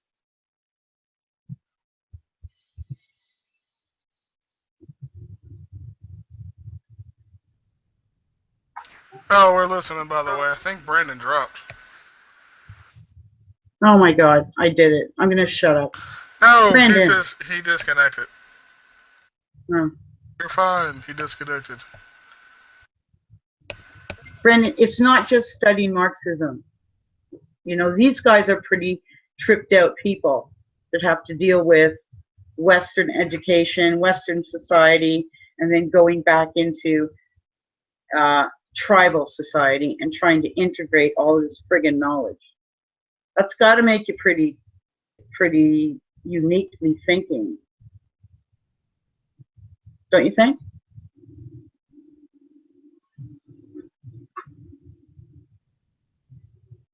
Oh, that's it. I give up.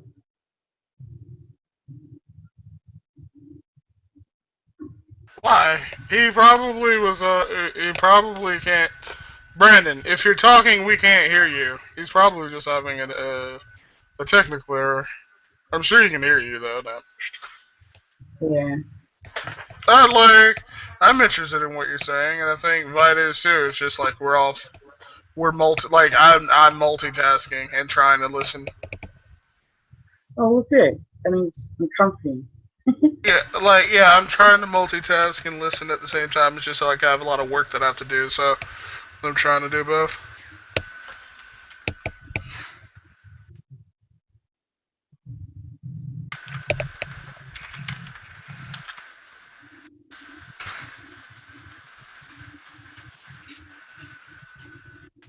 I don't know. You know what I think? I think since Pyro and Vic had that one-on-one session where they try to finally find some kind of middle ground. Yeah. And then the blow up thing, and Vic got rejected. You know, shit hasn't been the same. Well, yeah, it just seems that you get people more engaged when there's like a Gary in the room, or you just have to be extreme as Gary's volatile temper, but you have to be at some kind of odds, and there has to be some kind of aggression level in the conversation. It's you know, it's interesting. It's like because then it was hot, right? Yeah, and the problem too is that like since Vic has been like MIA from these chats, like you've had weird fucks show up. We've had like a lot of weird fucking people show up, but like I think that's also trolls. Yeah. We had way more trolls. Yeah, we did actually. Like Vic was like a magnet. We actually I know he was a magnet. We actually have had more weird trolls and shit since Vic left. Like honestly, we do need to have Piro and Vic just have it out and just talk to each other. Yeah, but we already did that. Maybe they should do it again. Did they talk to each other? Yeah, they had this video session. When? Oh, I don't know, 4 months ago now. Oh, never mind. Yeah, but I was listening to it the other day. It just happened to be on a list that I just let run through. And it was like, I heard Vic say, you know, like, we've got to try to come to terms here, because otherwise I don't see the point. And I just remember that statement from him. And to me, it was kind of, you know, it was like an omen of what was to come. Yeah, eventually between them two. Yeah. Yeah. Because that's the thing with Pyro, is that he gets heated conversation. Like, who is that Irish guy? Sty. Yeah, Stizer. Stizer. And, I mean, even Nummy Nums doesn't bother to come, right? What happened to Nummy Nums? I don't know. He's posting on his Gmail all the time. I don't know. Maybe people needed a break.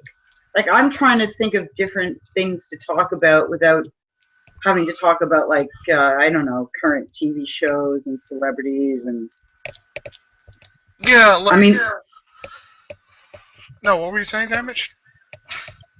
Well, I mean, we can talk about social justice warriors, and that gets more people out, and it's like controversial, but really understanding at the same time, because I'm really torn with that whole issue. But and I mean, I love to like hack the shit out of third wave feminists. Like, I have a problem with that. And all those, there's this new issue on the internet right now. Like, all these people are catching on that YouTube survives by having, you know, corporate advertising approve of the content, right? So YouTube's got this new algorithm, and if it catches any catchphrase word in any of your taglines or headlines, it puts you in a category that's not savory for like company and the car company, right?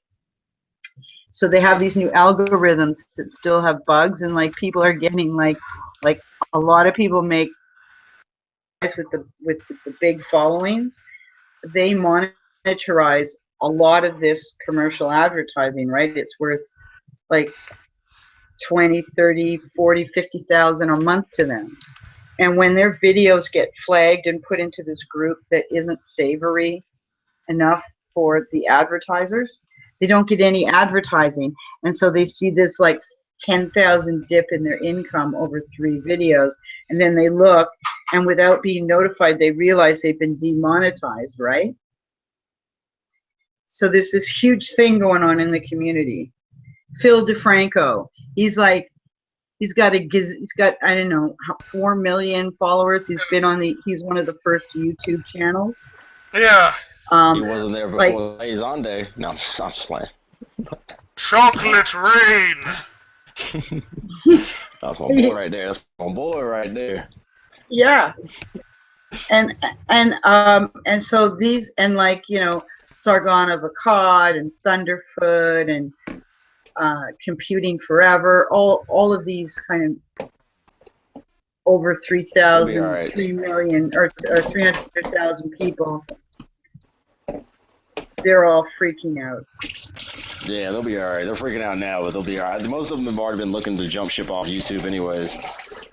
But the thing is that it's opened up.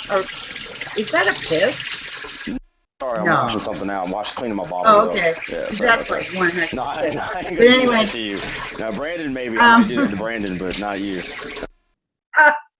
But That's how you go to jail.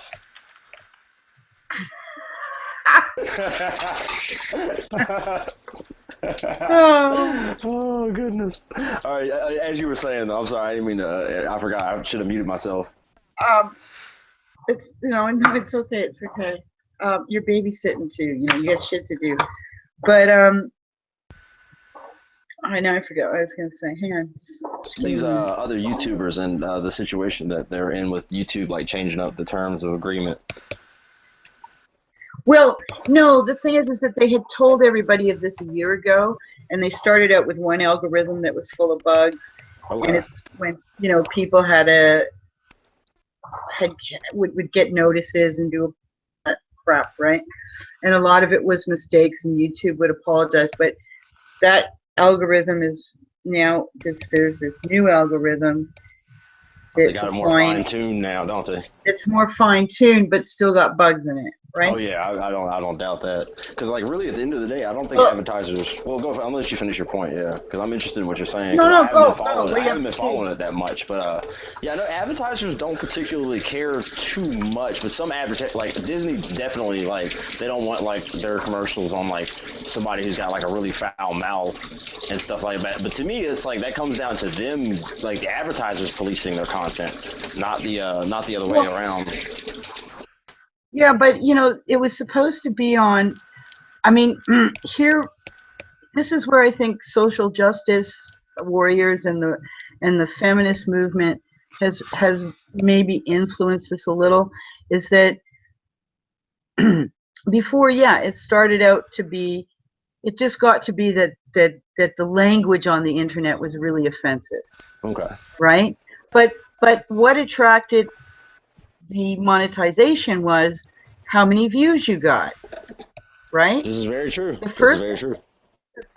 first algorithm was based on the number of hits, because the more people that see your advertising, the better it is for you. And also don't forget that YouTube gets like 49%. Like these advertisers pay a lot of money, and 49% of it goes to YouTube. So they're highly sensitized, and they're also, they really want those big accounts because they're ka-ching in their pocket, right? Yeah. So yeah. But YouTube is growing so big, you know, it can't police itself. It relies on these algorithms, and these algorithms don't work perfectly out of the gate. They need real life situation to tweak them, right? Yeah, they need real life moderators every step of the way. Right. So now, a year down the road, after you've had a year of this incredible fighting with the Anita Carcesians and the Christy Winters and a whole host of really bad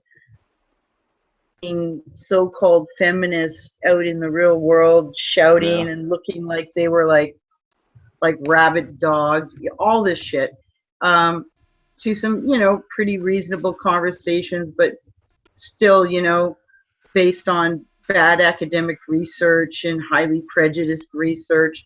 And then it gets into all these universities with their safe spaces and safe words. And don't forget that after it gets to a certain chunk of the population, an advertiser has to look at, well, is this a trend, or is this going to change how, you know, people think? And if you change how people think, well, it changes how they buy our products or see our products, right? So all of a sudden, a year down the road, they'd already laid the paperwork with a heavier-handed and more sophisticated algorithm that, you know, is now categorizing content. Yeah. And if you're categorized in a kind of, you know, socially challenging content.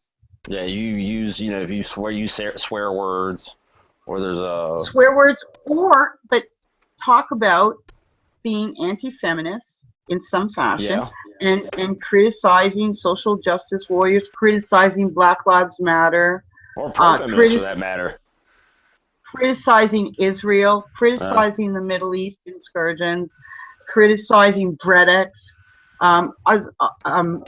criticizing the Muslim faith and the difference criticizing between the Canadian government or the United States government.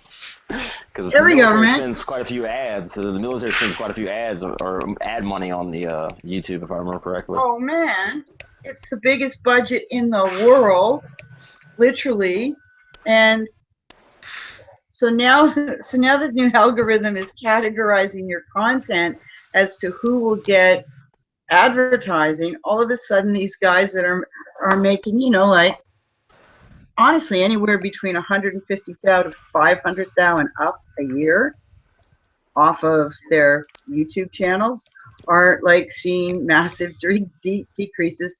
Their videos being demonetized. In other words, you click on them now and there's no advertising. Some of them, if they consider to be really offensive, and I'm thinking just off the top of my head, he hasn't been taken off, although he did get taken off once, is TNN Raw. And who hates all, he's a black man who hates all black women. I know Tommy Sotomayor. I know Tommy Sotomayor. They took Tommy off? Well, they did for a while, but he came back. But don't what about the drunken forget, peasants? Did they go after the drunken peasants?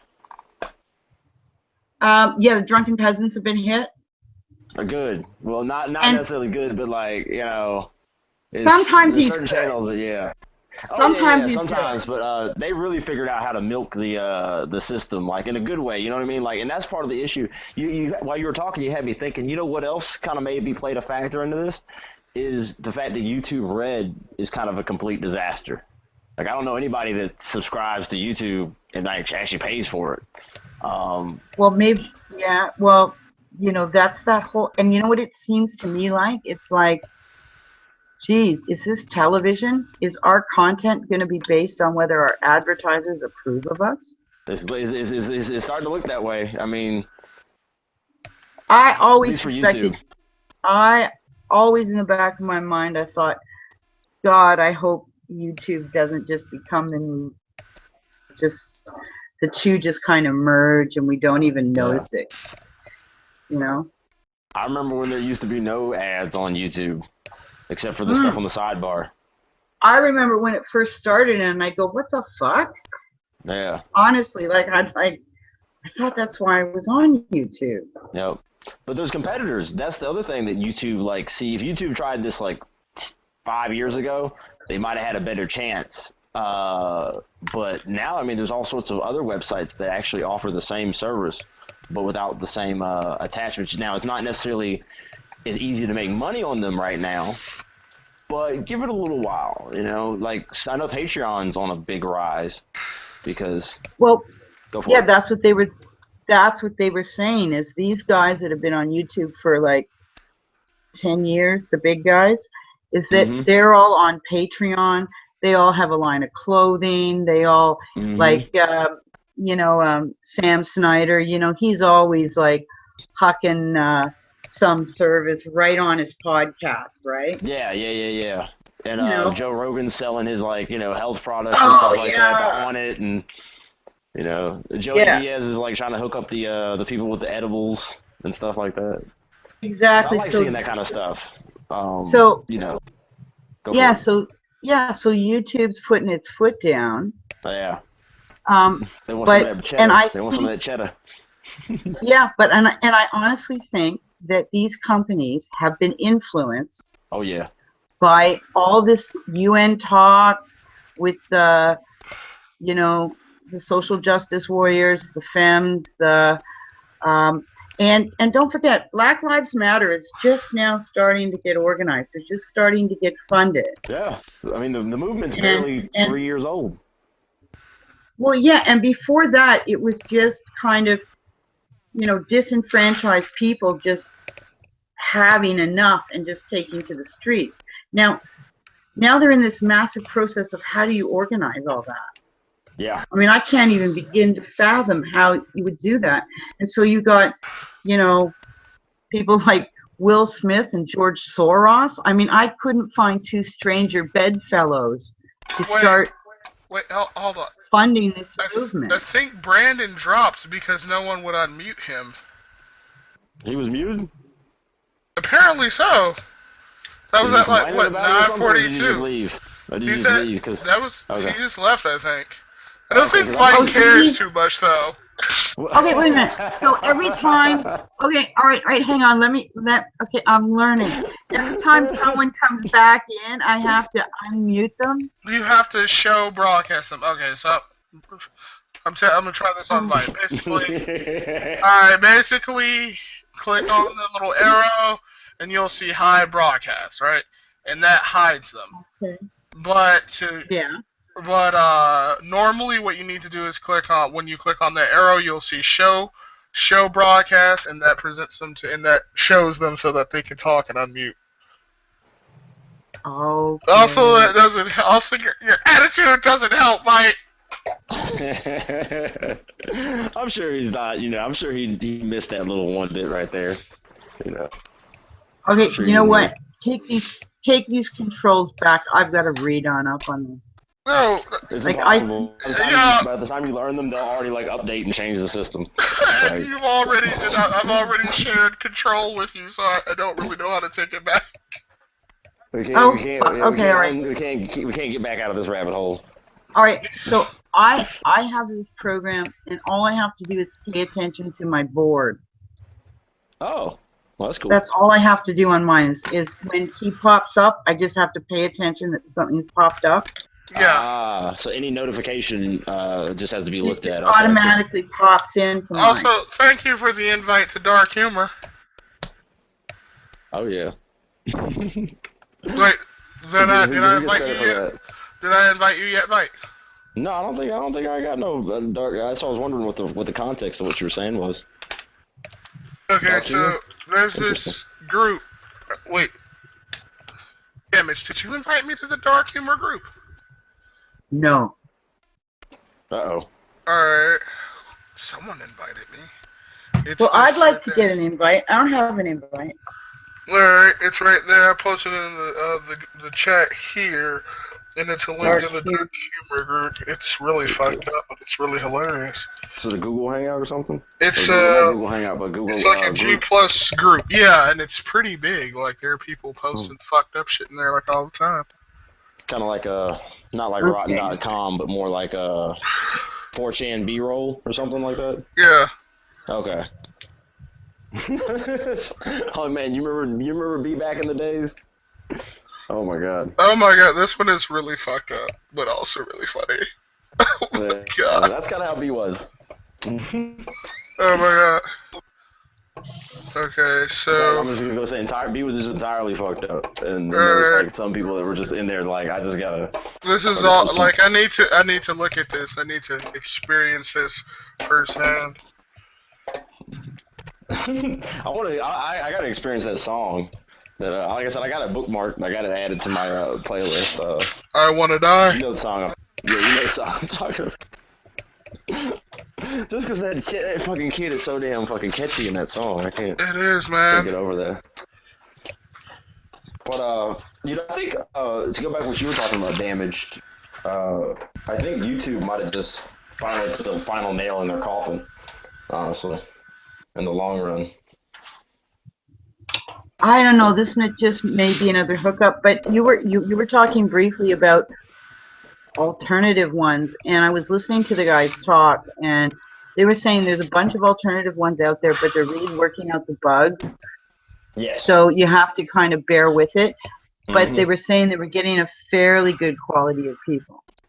Yeah, you got Periscope, you got BeMe, you got Patreon. Those are just the ones I can think of off the top of my head. You also have Vimeo, Crunchyroll, which is more like specifically for just people that want to watch animation. Yeah, but that's a huge demographic in on itself. Hey, I need to get that. I need to subscribe to that actually. Yeah, I've been thinking about getting a Crunchyroll account with all this good stuff. Yeah, I want to show One Punch Man to people, but I can't ever find it somewhere to watch. I gotta watch that. Also, did you guys take One Punch Man? Yes, I have. Did you guys take a look at the dark humor thing, by the way?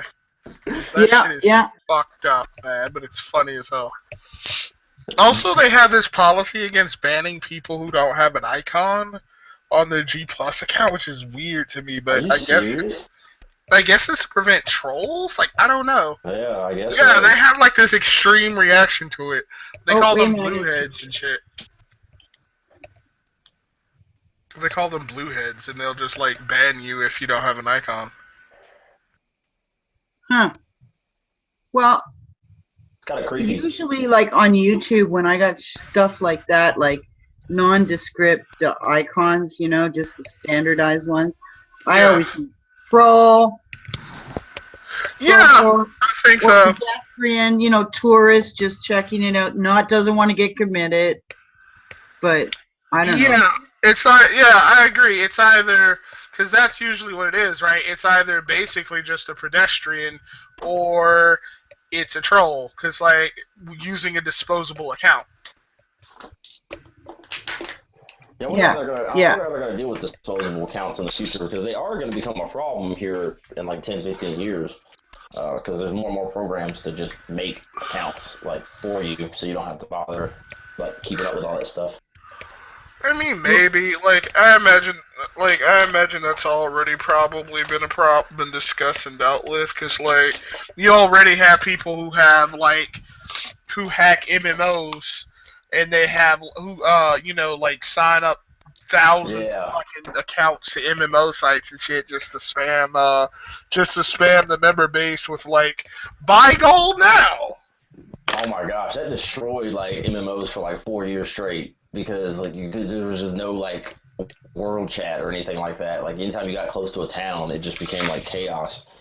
It was like buy gold now. Buy gold now. It's like, man, hello, sir. I'm looking for somebody to go to Shadowfang Deep. Hello, sir. Would you like me to power level you? I'm sorry, Damage. Go ahead. Oh, I totally you used to just when you're on your desktop, you just move your cursor over something and it would be in your face to the point where it's like, how do I turn this fucking thing off now? And then the pop-up windows, man, for a while. Oh my god. So they had a mind of their own. Like now I have ad blockers and all this other add-on stuff, so I don't get bothered by it. But then YouTube, now if you have ad blocker and you're watching mainstream videos, you don't get the video. You just get the audio.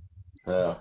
It's they do actually, because now they fucked up they fucked up the programming, so now you don't get any video. It's a black screen. Yeah.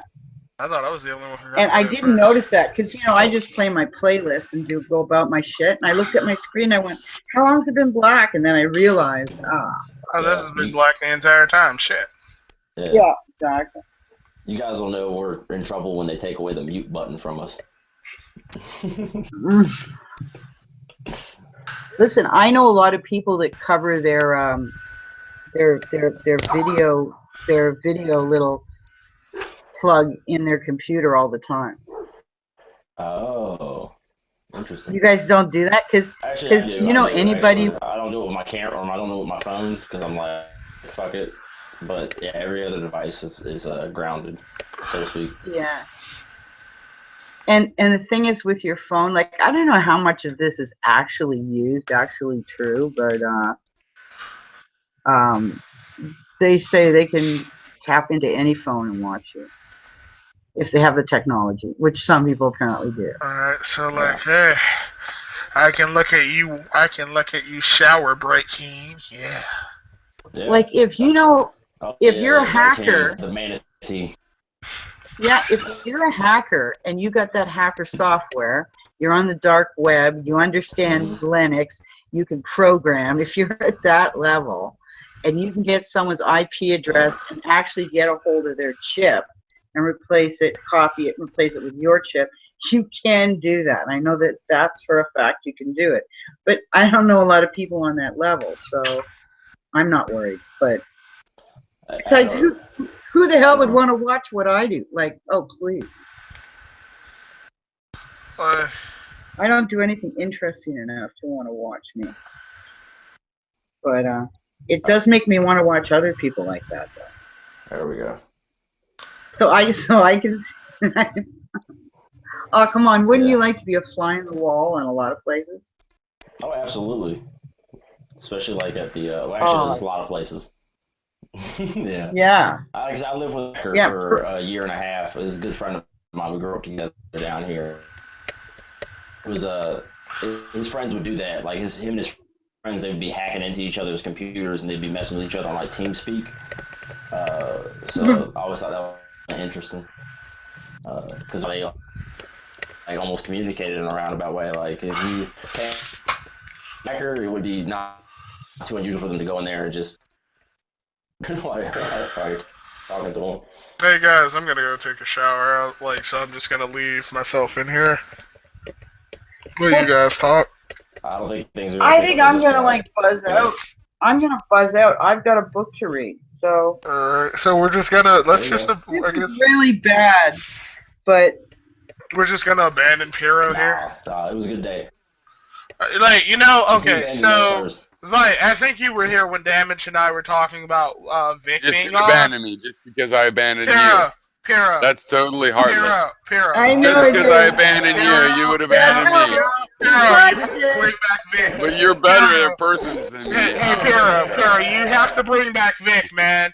Piero, you have to bring back Vic. I want to bring back Vic, and I was hoping, Quintica could fill that role, and then my family keeps calling me. You know how that is. I have to love them and shit. Jesus. Like, he's not disagreeable enough. Yeah, I know. I'll make him a mixtape. I'll make Vic a mixtape. So what, is it all ending? I don't know. I got other things going on. I hate for it to end, but is that what's going on? I just told my family, it's like I'm talking to my cousin, and my aunt calls, and I figure, well, I don't talk to her that much. I mean, I guess we could talk for a little while longer, but we need to fucking bring back Vic, man. Like, there's just not. We need controversial subjects. Well, I mean, conflict. Yeah, that's a weird thing because I kicked him because he wouldn't let other people talk, and then Vite was like, "Fuck it, I'm gonna leave," and frankly, I felt like, well, that was legit. So I don't know. Anyway, he doesn't want to come back. Have you talked to him? Have you spoken to him? Well, just in the comments of the video where one video where of the hangout where he was like, I'm not coming back here anymore because it just shows how you can't talk about race if you hate niggers. Oh, wait, that might not be what he said. That's awesome. I'm paraphrasing. But like, that might be why you laugh. That's the best thing I've ever heard anybody say, Piero. Thank you. That basically sums up Vic. But seriously though, we kind of need his conflict to spice shit up. No, I like him, yeah, because you can talk to him. Yeah, no, I definitely liked him. I didn't want him never to come back, but I don't know. We haven't really been able to do this, but I felt like shouldn't we be able to talk about these issues a little bit without going over and over with him? Couldn't we talk about what we learned, what he already said? And I guess no, we can't really. You need a constant foil, which makes sense, I guess, but it's weird. I mean, we could probably talk about what he brought up now, since I mean, we probably wouldn't be able to talk about it again with him. Well, that's what I'm saying. I mean, I felt we had figured out a thing that he, in fact, also said, which was he admitted that his argument became an argument of can't you make a certain assumptions when you have very little information? Like you have no information. A guy walks in, he's wearing a red beanie, probably a member of the Bloods. Yeah. And it's like, my point is like, well, I don't like to do that. I think you should get more information. Well, that's a fundamental disagreement. Yeah. Where we agree also. It's like, the thing is, I believe that if you have too low of information, don't judge based on that. Like, for example, I agree. Just don't trust anybody and wait until you have the threshold to trust them or not. Just don't trust anybody. That's the urban thing. That's what I learned living in the city. It's like you're in the city. Here's the rule. Don't trust anybody. And then after 5 minutes or an hour, you get a notion that maybe, yeah, okay. Oh, yeah, no. Oh, okay. I see. Yeah, this is a good guy. And you might be right, you might be wrong, but just take your time, and actually you're probably right more than wrong that you find somebody that's so so that's the basic difference. That's the difference. And when I kicked him, part of it was like, why can't we get to this issue of you and I have to realize we disagree in a fundamental way where because if you like honestly, this is how I feel. I feel like this. If you don't disagree, Vic probably thinks you think he's racist, and that's why you can't really get to that point. Because so long as you disagree on some level, he's just going to assume you're racist. And if he assumes that you think he's racist, then he's going to reinforce that same point and make that same argue. He might modify it a little bit and he might change it, but ultimately he won't stop making that argument until you relent in thinking that he's racist. It's like a loop. Yeah. But part of that to me is this idea of what racism means. Like racism means, like when they were asking Hillary, when Trump called Hillary a bigot, do you think she's personally a bigot? And he's like, her policies are bigoted. Do you think she's personally a bigoted? Yeah. Well, no, her policies are bigoted. The thing is, what are we reading people's mind? It's like, look, if the end result of your policy is that,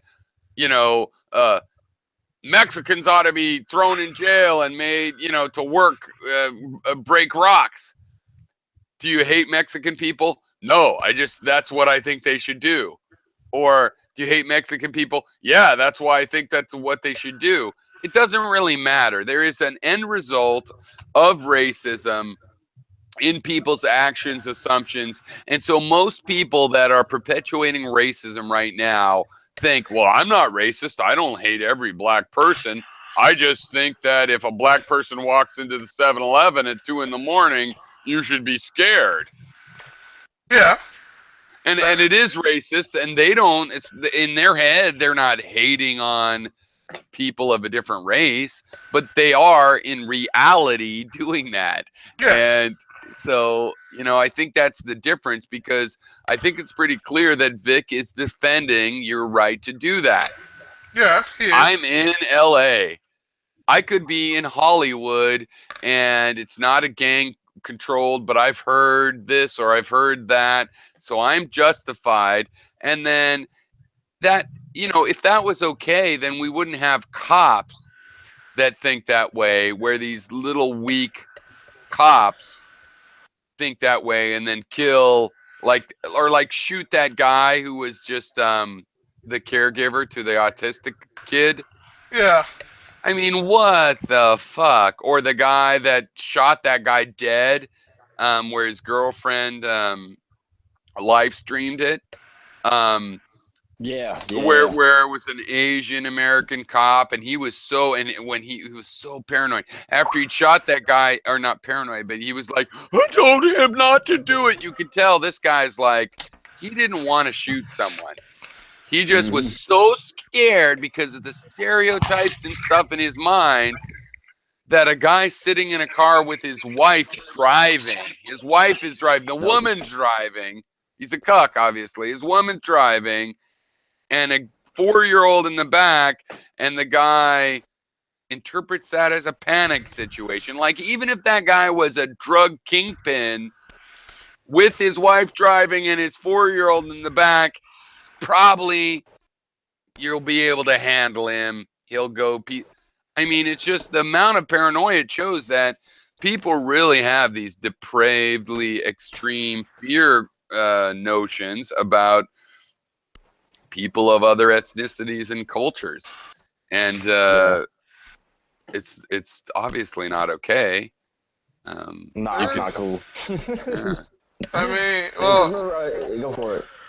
No, I was just gonna say, well, I mean, yeah, I agree with you, but I mean, that's ultimately, and that's probably part of why we're not really gonna get past this particular point with Vic, because you aren't really accepting that premise. Yeah. Like, cause nobody's trying to say that we're better than him, like that we're like better, people or anything. It's just, like you said, it's this thing that does damage. And by just us pointing it out, people shouldn't be, people shouldn't mistake criticism for persecution, which happens a lot. Yeah, it does. But also, Vic is stuck on the way he sees it, and that's that. He's not open to some rational discourse that might change his mind. He really isn't, and yeah. Well, I like Vic, but the thing I would criticize him for was that I do not think that he advanced in understanding the other side. He is of this opinion that we just don't get it, but here's why it's reasonable. And it's like he doesn't get that, okay, I get what you're saying, but here's the other idea. He didn't understand any of that. I mean, and at the end, it was like, well, how about this? I disagree with you to the point that I will pick up, swords and spears and fight you so that you don't get to decide how the society works. You know what I mean? It's like, actually, he's not very extreme. We could probably come to an agreement.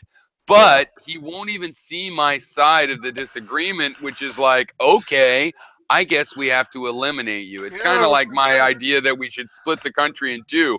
The conservatives don't understand. It's like, look, I have two choices. One, let you have your own space, or two, I'm going to destroy you, because there's no way I'm going to give in to we should torture and build a wall and spy on everybody. I don't agree. I'm either going to destroy you or, die trying, or we're going to have our own space. They don't get it. Like, they don't get democracy, that I understand they exist and that I'm supposed to try to give them a space. They don't seem to understand that I get a space too. They don't. So it's like, then it's destroy each other. I think with Vic, it's more along the lines of like he wants you to believe that he isn't being racist when he makes these hypotheses. He wants you to see his position, but then when you're like, I don't agree with you on that, he just goes, well, then you must think I'm racist. Oh, I was gonna say, do we? Oh, Infinity is Infinity. You can unmute whenever you want. And if you can't, then I'm listening. Okay. So, I think part of the reason Vic can get closer is because, like I say, he's atheist, so he doesn't have that like dogmatic, manifest destiny thing to get over.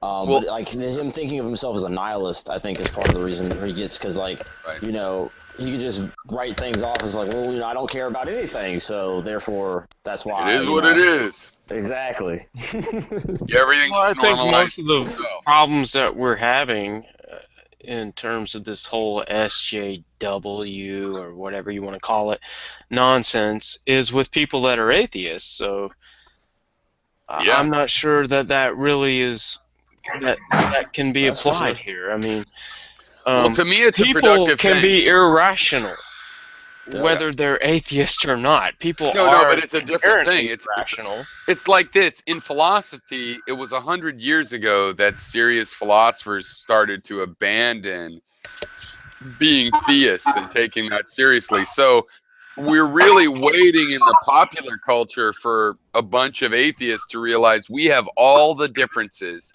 that any historical people had, theist or not. We have all super extreme, strong. It's capitalism versus communism versus very differing philosophies, right? And the thing is, though, ideally it should be a bunch of atheists disagreeing about these things, because the theism just kind of confusing. It's not like the atheists actually are all sensible. Quite the opposite. I I mean, think we've like, seen it in YouTube, right? The atheism that we've seen in YouTube has been, honestly, a lot of, as somebody who's like friends with a lot of SJWs, a lot of SJWs are actually atheists too. So it's basically mostly just atheists fighting other atheists, fighting other atheists, fighting. But other I'm saying that's a good thing. I'm saying that's a good thing. But right, Well, I'm who saying came the up with this whole SJW crap in the first place? Basically, interesting question. basically like a long time. One of the places where that term comes from is that like a long ass time ago on Tumblr, like a lot of the liberals on Tumblr and a lot of the more, I guess, I'm gonna be gone for just dogmatic, 2 minutes. the more dogmatic, Don't I bail. guess, the more dogmatic, I guess, liberals or whatever you want to call them, Are you still there? had like constant fights with each other. So the other liberals would call the more dogmatic liberals SJW as like a term to mock them, and then it picked up on other websites, and then it just kind of circled there. Actually, because it's funny, a lot of liberals actually started calling them SJWs first. Well, I never heard of the term until atheists were arguing with atheists over Atheism, feminism and racism and things like that. You know, atheism, aggression. Like we're in like some weird tournament where we have to kill each other to prove who is the most atheist of all atheists. Dun, dun, dun, Well, dun, dun. what was Atheism Plus? Is it a website? Atheism Plus was like it embraced some schools of feminist thought, so that's why it probably has like a little bit in common with SJWs and shit. Because they embrace I think they embrace a few schools of feminist thought that are somewhat similar. well, I wasn't in favor of that branch of things, but at the same time, that did produce this, I guess you would call it a backlash against that, and that further fueled this whole sort of thing that I think we're talking about now. And yeah, I mean that's what's so weird about it is like I don't really agree with Atheism Plus as it was as what it was trying to be. But at the same time, the backlash against it was just so ridiculous. I'm just like almost, well, maybe we should have Atheism Plus because, yeah, there really are a bunch of fucking assholes that are atheists. It's like part of what I think we see in this particular community is also spillover from like other communities that have fights with other, I guess, SJWs and shit. Like, because keep in mind, a lot of this shit crosses over, like, kind of spreaded throughout different communities. I don't even know if spread is the right word. But, and so we all just kind of, and like what we see, honestly, it's just like a rippling effect from other fights that are had in other communities that, like, honestly have nothing to do with any of the shit we even care about. That's where a lot of the shit comes from. Like fucking some chick's ass is too big in a fucking comic book. That's like, and we hear about that shit from the ass end of it, because honestly, I think this is probably like where it also kind of falls over, because people are talking about that issue and then it kind of lands here. Well, I suppose there are a number of issues that can sort of funnel themselves into these sort of manifestations where it winds up being these particular categories that we're talking about, where, you know, okay, well, this group is an SJW and this group is, you know, non-SJW or anti-SJW or whatever. It's what's really weird. What's really weird from my experience, because like, as somebody who I guess interacts with a lot of these particular groups, a lot like the demographics, like typically what we think of are like or at least what some people think of when they think of like this whole SJW thing is like, you have MRAs and shit on one side, and like liberals or whatever on the other who call themselves SJWs, and that's not totally the case. It's actually a really weird mix-up of demographics who are like fighting each other. The only thing they probably even have in common that they can agree on is that they're all atheists. That's probably it. Okay, I'm back.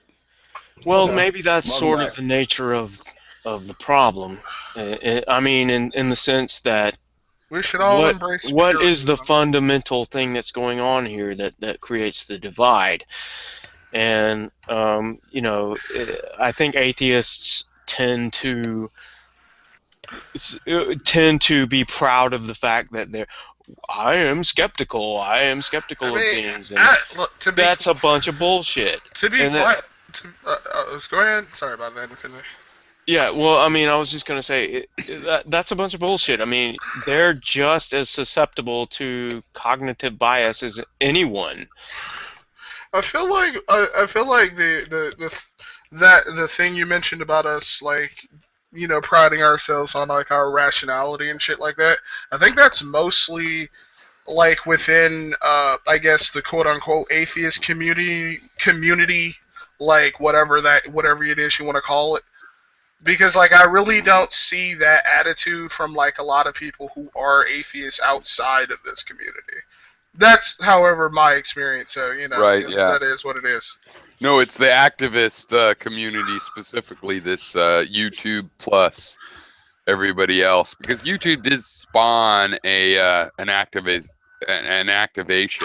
of the atheist community. Wait, Piro, did you tell Infinity about... Oh, wait, no, Infinity knows that you want to, like, divorce the Saints, right?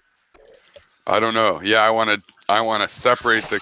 Yeah, well, you've talked about that, like, for several weeks, so...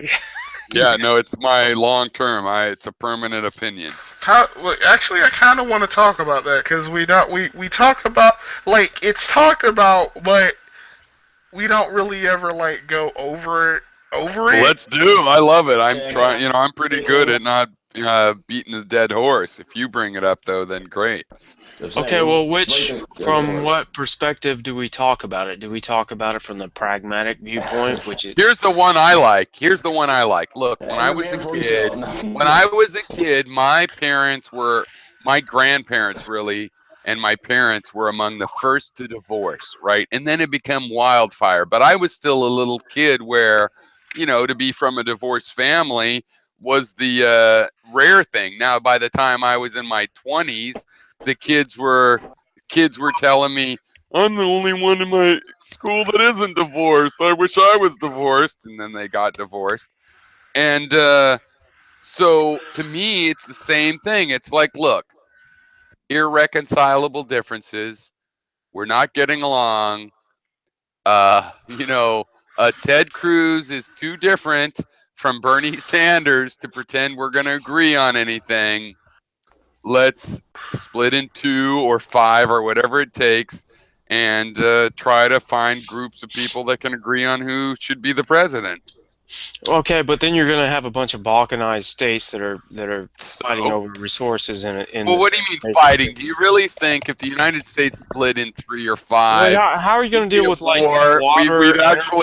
We'd be at war. Wait, hold on. I just don't think we'd be at war. We'd be at economic you know, one business guy would be competing against another. It wouldn't be like war. It would be like Europe. Oh, one second. What did you say, Infinity? Because Infinity was kind of talked over a little bit. What did you say? Well, I mean, realistically, you're going to have states that are fighting over water and energy and things of that nature. What do you mean by fighting?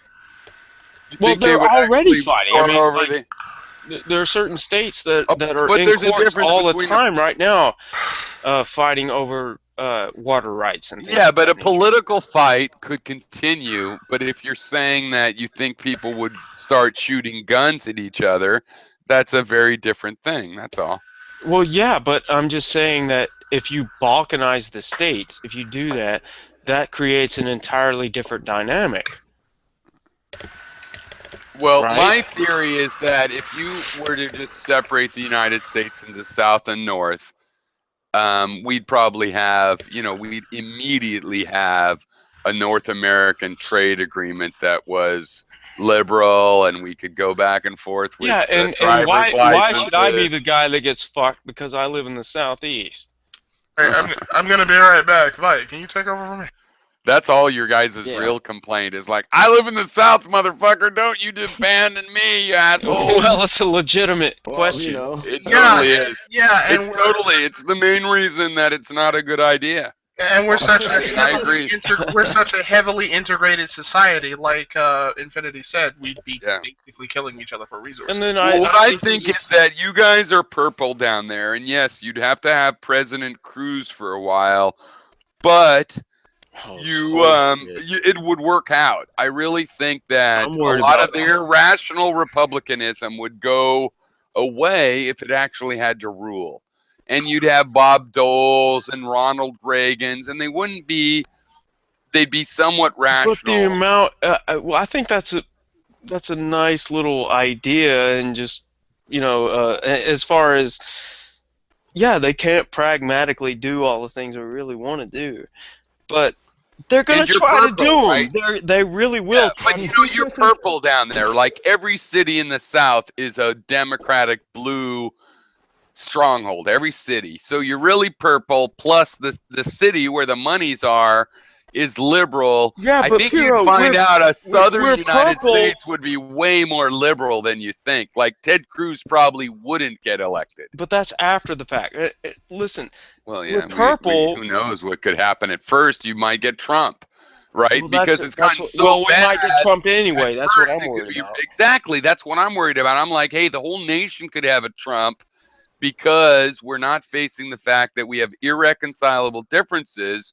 And even if you don't know what the future holds, there's a certain point at where, okay, we need a divorce. And we're at that point. I think those irreconcilable differences, though, melt away every year. Like, there's a lot of people. I mean, really? Trump's got he really doesn't have that good of a chance of winning the presidency, all things considered. No, he does not at all. Well, yes, Imperial, I think you're kind of contradicting yourself a little bit in the sense that you put forth this idea or this notion that the whole Trump thing is this last gasp of white supremacy, essentially. Well, wait. My separatist intentions I've always had them, but they became really strong when Obama was reelected, and a bunch of the Republicans were saying, we should secede. It's not too late. Texas can secede. And I'm like, boys, let's do it. So it's wired like Texas was Trump. I will admit Trump doubles down on it. Yeah, I'm saying look at what's going to happen. If we have this flip of the dice between, because let's say Hillary is going to win. Let's say it was for sure. She could get hit by a bus. Anything can happen. It's just two people. And the economy is going to bottom out. So she's probably going to get elected, and the economy is going to bottom out not too long out anyways. It's not going to have anything to do with her, but it's just going to be like, they got a lot of chickens. Right, but I'm just saying, or in the very basic level, she could literally get hit by a bus, and there is no other candidate because of the way our system works. I know what you mean. Trump could become president, even if he has no chance running against Hillary. So it's actually the biggest reason that's why they should have scary. Jill Stein and Gary Johnson in the debates, because they make it a four-way race. Honestly, Right. like, if it's a four-way race, people can't say that Hillary stole the election. I agree. Honestly. I think they should have a thing where there's 3 or 4 people in the debates. Yeah. Period. Yeah, absolutely. Whatever they're polling, dig down to the top 4 exactly, so you have some seconds. Yep. You know, if somebody gets hit, or I mean, it's. Yeah, but let's not get off track here. I mean, this is true. I know. It's fun to talk about what ifs and stuff. Yeah. I mean, you were defending the idea that that there should be some sort of segregation amongst the states, based on the fact that Trump is, being put out there as the Republican candidate. And at the same time, but now and I guess, well, you did say that was your prior viewpoint, at least as a possibility. But now it seems like you're putting it. I didn't hear you put it forth until now, until after Trump has been. Right, but I mean, and fair enough, because I'm saying, I think the reason I'm bringing it up tonight, kind of presently, does have to do with Trump. But no, well, and the other thing is, I've always had this when I was young. The idea of, like, there was this book, Ecotopia, where California split off from the United States and part of Oregon and Washington or something like that. I always liked those ideas, okay?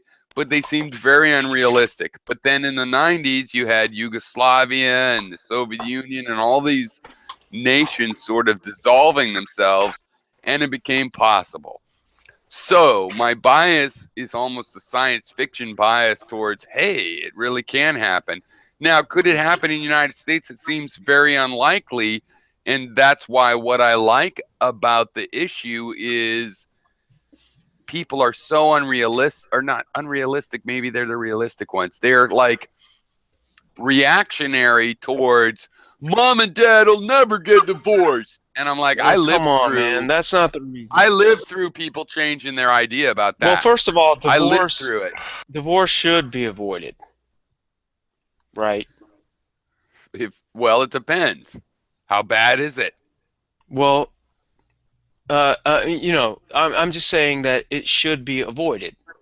Doesn't matter how bad it is. I don't think it should be avoided. I would say it's good. Wait a minute. No. You're going to avoid. No, because it depends. If it can be avoided, it could be good to avoid it. It should be avoided if it can be avoided, right? Well, that's right. If it can be avoided. Because it's damaging to all parties involved. But so are dysfunctional relationships and schizophrenic, bipolar. Okay, but I just want to family get that foundational. But then in that point, Piro, it's not real. Like, it probably it doesn't really go along with what Infinity is saying. Like, if it's like a bad dysfunctional relationship where both parties can't possibly reconcile, sure, but I don't. Well, right. So let's talk about if that's what's I think in terms of the racism. Wait. Let Infinity. That's the question. In the United States, do we have irreconcilable differences? All right. I don't think so. And not in the way you're presenting. I think the problem in the United States that we have is our economic structure, and that's really related. Look, I can't talk to my mom about if Hillary is a socialist, because I say, Mom, she's not a socialist. I have friends that are socialists. She's not. That's not what she is. She might be something way worse than a socialist. Terrible person. My mom is like, we can't talk about this if you're going to say she's not a socialist. And it's like, that's an irreconcilable difference where we can't even agree on the terms of, like, I know people that are proud to say they're a communist, and Bernie Sanders isn't one of them. No, we can't talk. That's Piro, no communication is possible. I don't think and I will just attack that directly. I don't think we have that sort of irreconcilable difference. Because I will admit, part of what I'm doing is if I can just finish. Wait, let him go finish. ahead. Sorry, yeah. Go ahead. I don't think we have that, because if you look at the polls, the majority of Americans agree with your point of view. Yeah, no, that's the weird thing, isn't it? So part of what I'm doing, I will admit, emphatically that we don't have sorry. irreconcilable differences. Okay, if we did have irreconcilable differences, then perhaps, I would be more agreeing to your point. I hope you are right. And I will admit that part of my attitude on this is just based on challenging conservatives and liberals to convince me and prove that they have a solution, some compromise they're willing to hatch, especially conservatives, because even my family members that love me and I love them, it's like, oh, there's no middle ground. It's like I want to challenge them. You know what? Find the middle ground, or else face the fact that from what you were saying, there is no middle ground, irreconcilable differences. Don't pretend the United States is a holy entity that can't be split into two. It can. Brexit. Well, if you could just magically snap your fingers and have all the people that agree with you and I essentially be in one territory, and all the people that are on the other side be in another territory, then I would agree. But it's just, it's really way more complicated than that. Well, part of it is part of it is that I believe that we have a de facto world government. The world government is going to strengthen and not go away. It would be better for it to be democratic and and above board. It's not that yet, but basically, we can have the dissolution of big nation states now, because, like, if Hawaii were to separate from the United States, as long as the international community respected its sovereignty and would defend it against pirates and things like that, they could dissolve. And basically, the international forces, such as they are, could defend independent sovereignty. And I think if America split in North and South, there's like zero chance that we would have a war. We'd have a lot of bitch fests between the Ted Cruzes and the Bernie Sanders, but basically they would amount. I don't know why you say that. Zero chance. Yeah, come on. I mean, because Americans don't want to die, and they're not going to pick up a gun to kill their cousin in the North. They're still going to have. Depends on the ramifications. Wait, Kara, hold on. Go ahead. No, you're right. It could be the end, and people start fighting. I'm just putting forward my prediction that in reality, no, they'd actually, they have cousins up there. And it would not. You'd have factories from the North and the South, and you'd have factories from the South. Brother fighting brother in the Civil War. Same thing. I don't think it would get to that state again. That's the point. I think in a way the South hasn't admitted they lost that war, and if they could just have their own country, maybe they'd calm down about it. What do you mean? The South is not real. Yeah, no, they haven't given it up. They say they're heritage. Like the Clampets.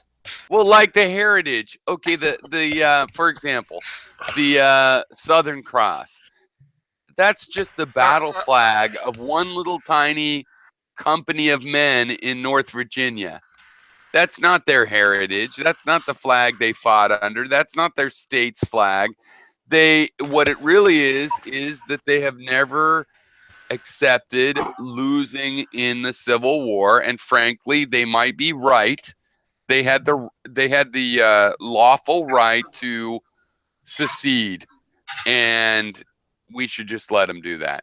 Our bad. The flag thing. But go ahead and do it. The flag thing, they actually did adopt that flag as part of the Confederation flag. No, that's not true. No. That flag. Go look at the history of the. I did look. Look, I'll show you right now the history of the flag they had. First, they had a flag that looked like the flag. The Virginia battle flag is part of the Confederate. No, it's the Virginia the North Virginia Army, the particular company of Lee. Right? That actual flag. But how did that end up in all those other southern states' flags? They're not Virginia. Because it was That was not their flag. They know they adopted it. Yeah, in the 30s and 40s. No. Here, hold on for 1 second. Let Infinity get his point out. No, it was if you look at what was the flag of the so-called nation, it changed several times, but they incorporated the I don't know what you call that, but it's essentially incorporating the battle flag of the Virginia Army. Yes. But when? What year did they do that? Well, it had like 5 iterations. I don't know. No, what year did it get in the Mississippi? No, it was while the war was going on. No. Yes. No, it was in the revival of the KKK. Well, it had to be. I mean, because the nation didn't exist after. Well, it never really existed. But I'm telling you, none of those southern armies or southern states put the Confederate flag as we know it on their, Camaros. It was part of the Confederate flag. Yes. No, it wasn't. That's not true. The Confederate States of wrong. America. I might be misremembering things. I'll look it up. I'll look it up myself. That. Yes, and the fact is, the Confederate flag was this battle flag of a particular company that a lot of people held in their hearts, and then later, 70 years later, they started to use it in their state flags and other shit like that. It is the first Confederate flag was too much white and looked like the flag of surrender, so then they switched. Right. Exactly. Yeah, yes. and every I'm looking at it right now. Every company. Second national flag. It's got the whatever you call that. It's not the stars and bars, but I'll call it. No, here is this I believe is the second one. You might be looking at the same one I'm looking at. Let's see. Second national flag. It's got the stars and bars right on it. This. And it's got that little square symbol with the same thing, so that's important. It was part of the second national flag. It was part of the third national flag. Well, I mean, share your screen or something. I don't know what you're talking about. I mean, is it this bars thing? Okay. This is the Virginia one. That was not used until decades later. And it's on Wikipedia. I mean, you shouldn't have to share the screen. Hold on. Let me try and get to Wikipedia, and I can share screen. Well, Confederate. I'm at Wikipedia. Confederate States of America. Flags of the Confederate States of America. Wikipedia page. That's what I'm on. Sorry. And if I go, let's see. Alright. Yeah, Vite, you're in charge. I'll be right back. I'm gonna get a shower. Okay, I'm gonna try to share a screen here. It's not coming up though. Oh my. For some reason oh, okay, well let me do this.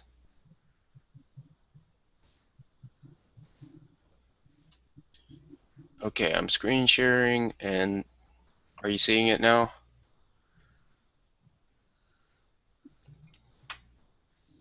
Yes.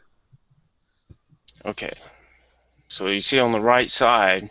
Okay, so they're saying there was one of these. Okay, let me see. Maybe I'm wrong here.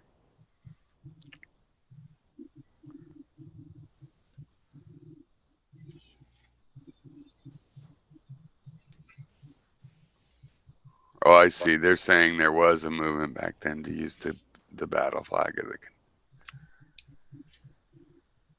Right, so they put that in there.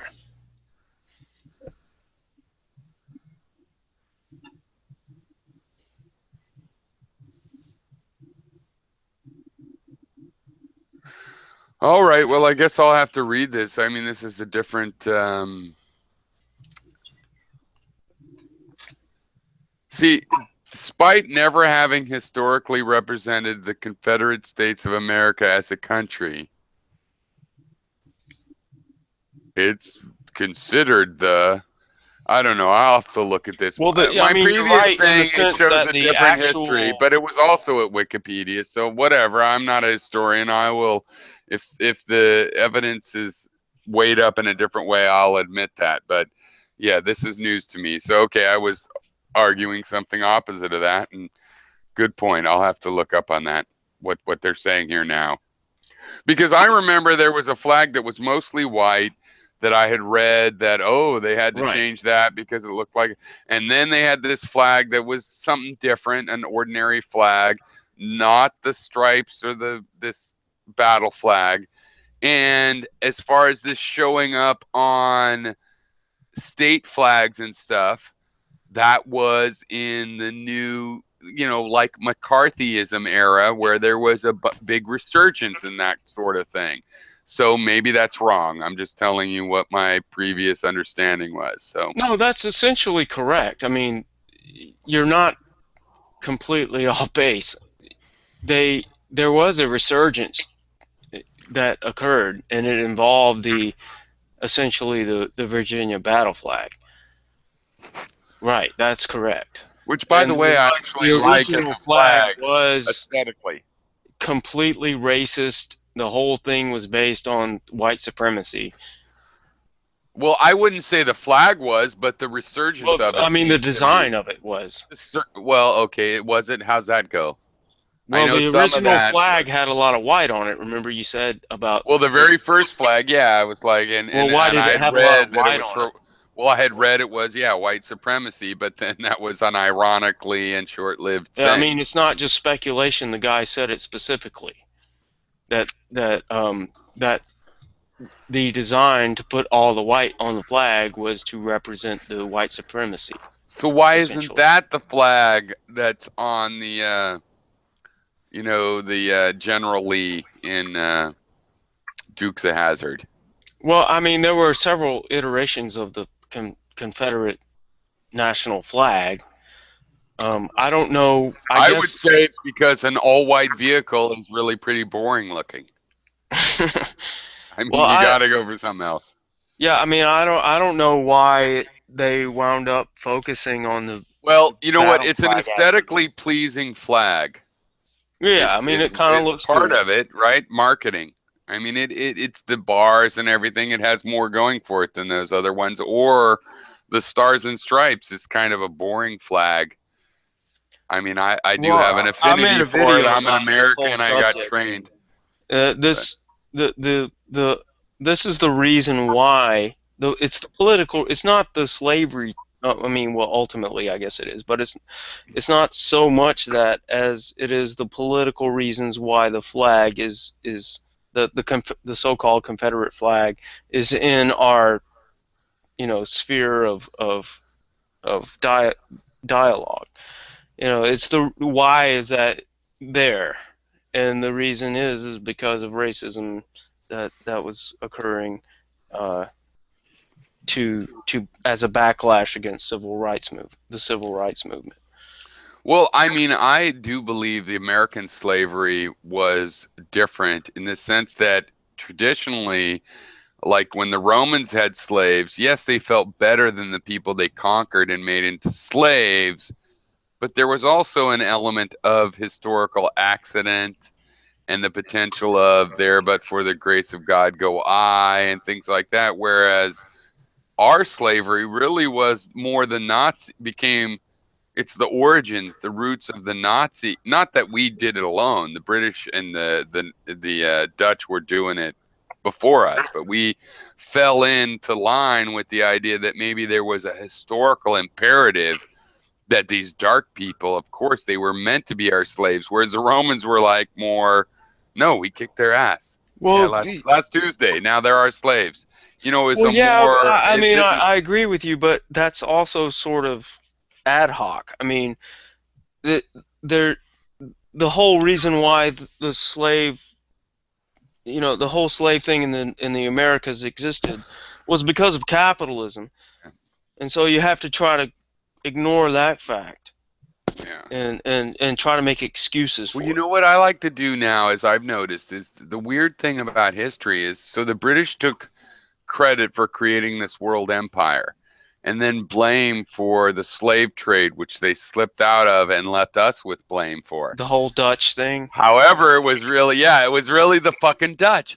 They invented it. Those Vikings, when they still had the attitudes of the Vikings, they did it.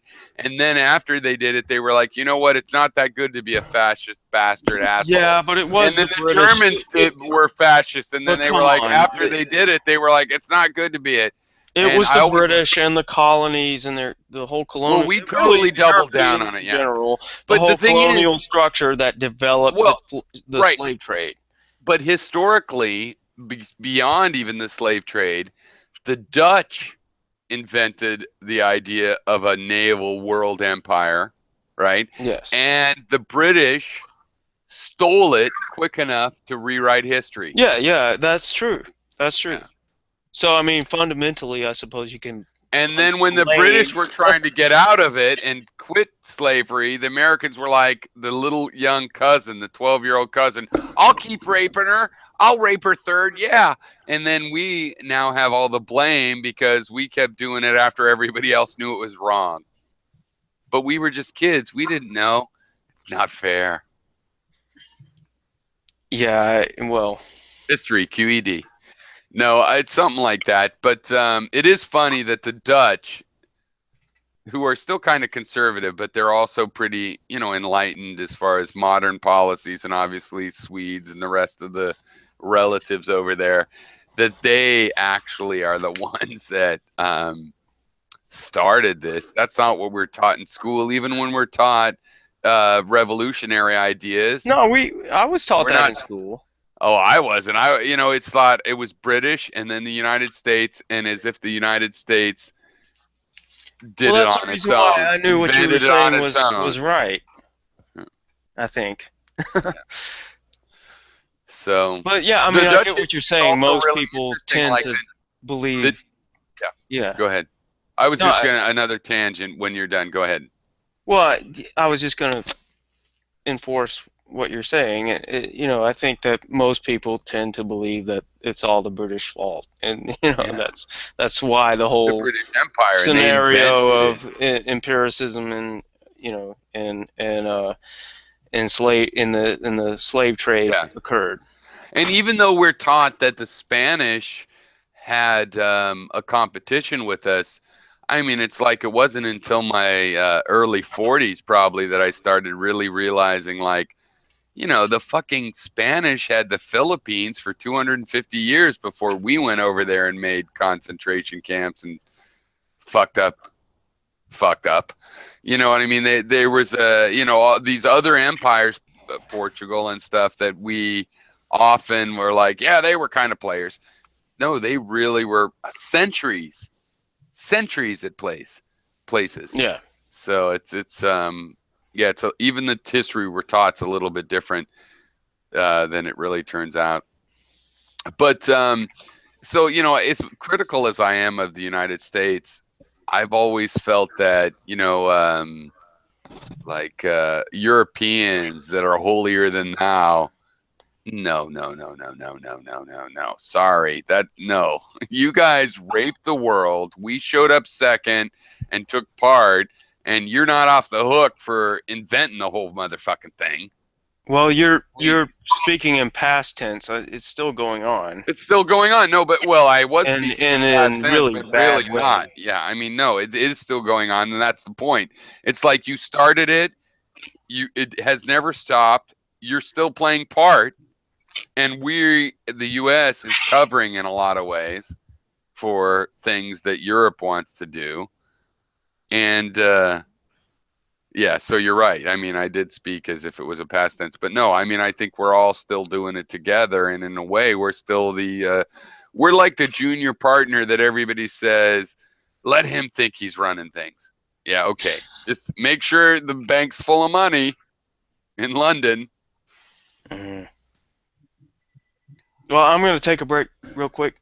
I'll be right back. All right.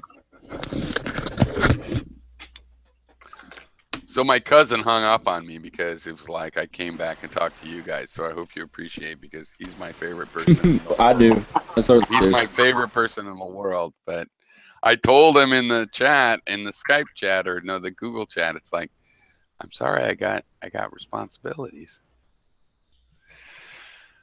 Wasn't quite true. So I'm looking for work. Who else is looking for work? I'm You always. guys all got work? No, I'm looking for work. Okay, good. You and me against the world. Oh, fuck. I'm an out-of-work social worker. It's so fucking depressing. My mom does did AFDC starting like in the late 80s, and then there was a reform. She does a lot of like resume counseling and stuff, and get back to work programs. And Done then it. she's in Yeah. she's in Virginia, and then they just canceled her whole department. Everybody but her and one other person got let go. She's attached to a federal grant, but then she has to move. She's like working 40 miles away for a new boss who's, who knows how it's going to turn out. But she does that kind of work, social work, yeah. Social services in this country has been like cut in half in the last less than 10 years. Like, well, over the last 30, right? Since Reagan, really. Well, yeah, for you guys, but for us right. here, You're up there. I forgot. Yeah. Yeah, That's Canadian. Right. But yeah, I mean, I up until the last 10 years, I was never without a job. Like, I always had one job to go to the next job, to the next job. Like, right. I was offered jobs. And then what the government did here, because our schools and educational systems needed money, they took all the work that I do and put all these regulations on it that were all attached to educational institutions, right?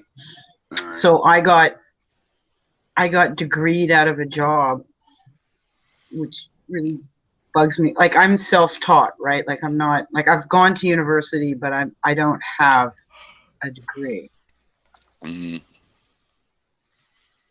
Which, I mean, it's never well, sat well with me. What happens is you have to compete not only with younger people, but with newer standards. It's a bitch. Because I have a philosophy degree and I work in computer science, and that's fine. But, the people taught in the last 10 or 15 years is a very superior thing. You know how, like, in high school, when I was there, I took calculus, and I was just 10 seniors that took it. Now I think everybody can get calculus, and it's the next level or the next level past that. So like, if you're doing something out of your own skill, you can keep your career going. But especially if it's government, you are facing, well, maybe in the last 10 years, and 20 years is a long time. In the last 5 or 10 years, maybe they're used to hiring kids who are cheaper out of school with an XYZ degree that wasn't even offered when you were college age. Yeah, for the most part. But what was offered was, you could get a bachelor's, a master's, a PhD in social work. And then all the other jobs that were kind of on the ground jobs, what we call frontline work, was not the majority. Some, if you were a nurse or things like that, but the majority were non-degree jobs. And so what they did 10 years ago, and I kicked myself in the leg because I inadvertently, as an advocate, was supporting this. I don't want to get into it, but it was dirty politics. But state municipal politics are kind. Yeah, no, really. So what they did was, because the colleges needed more money, because colleges here are heavily subsidized, and a lot of immigration to that, and we let a lot of people in the country to study here to get our degrees, Well, right. You know what? I've seen a lot of advertisements down here in Maine that's like, hey, you can come to Canada. You could even go to a private institution and you will leave with $20,000 in debt instead of 60 for your state college. Yeah, yeah, Yeah. yeah. And what? Deal. How do you compensate that lower amount? Although it's dollar value relative, but also how they do it is they took a whole whack of, especially in the civil services, they took a whole whack of things that were never degree demanded upon and made them into these 2-year courses where the government, can, and they dropped all grants.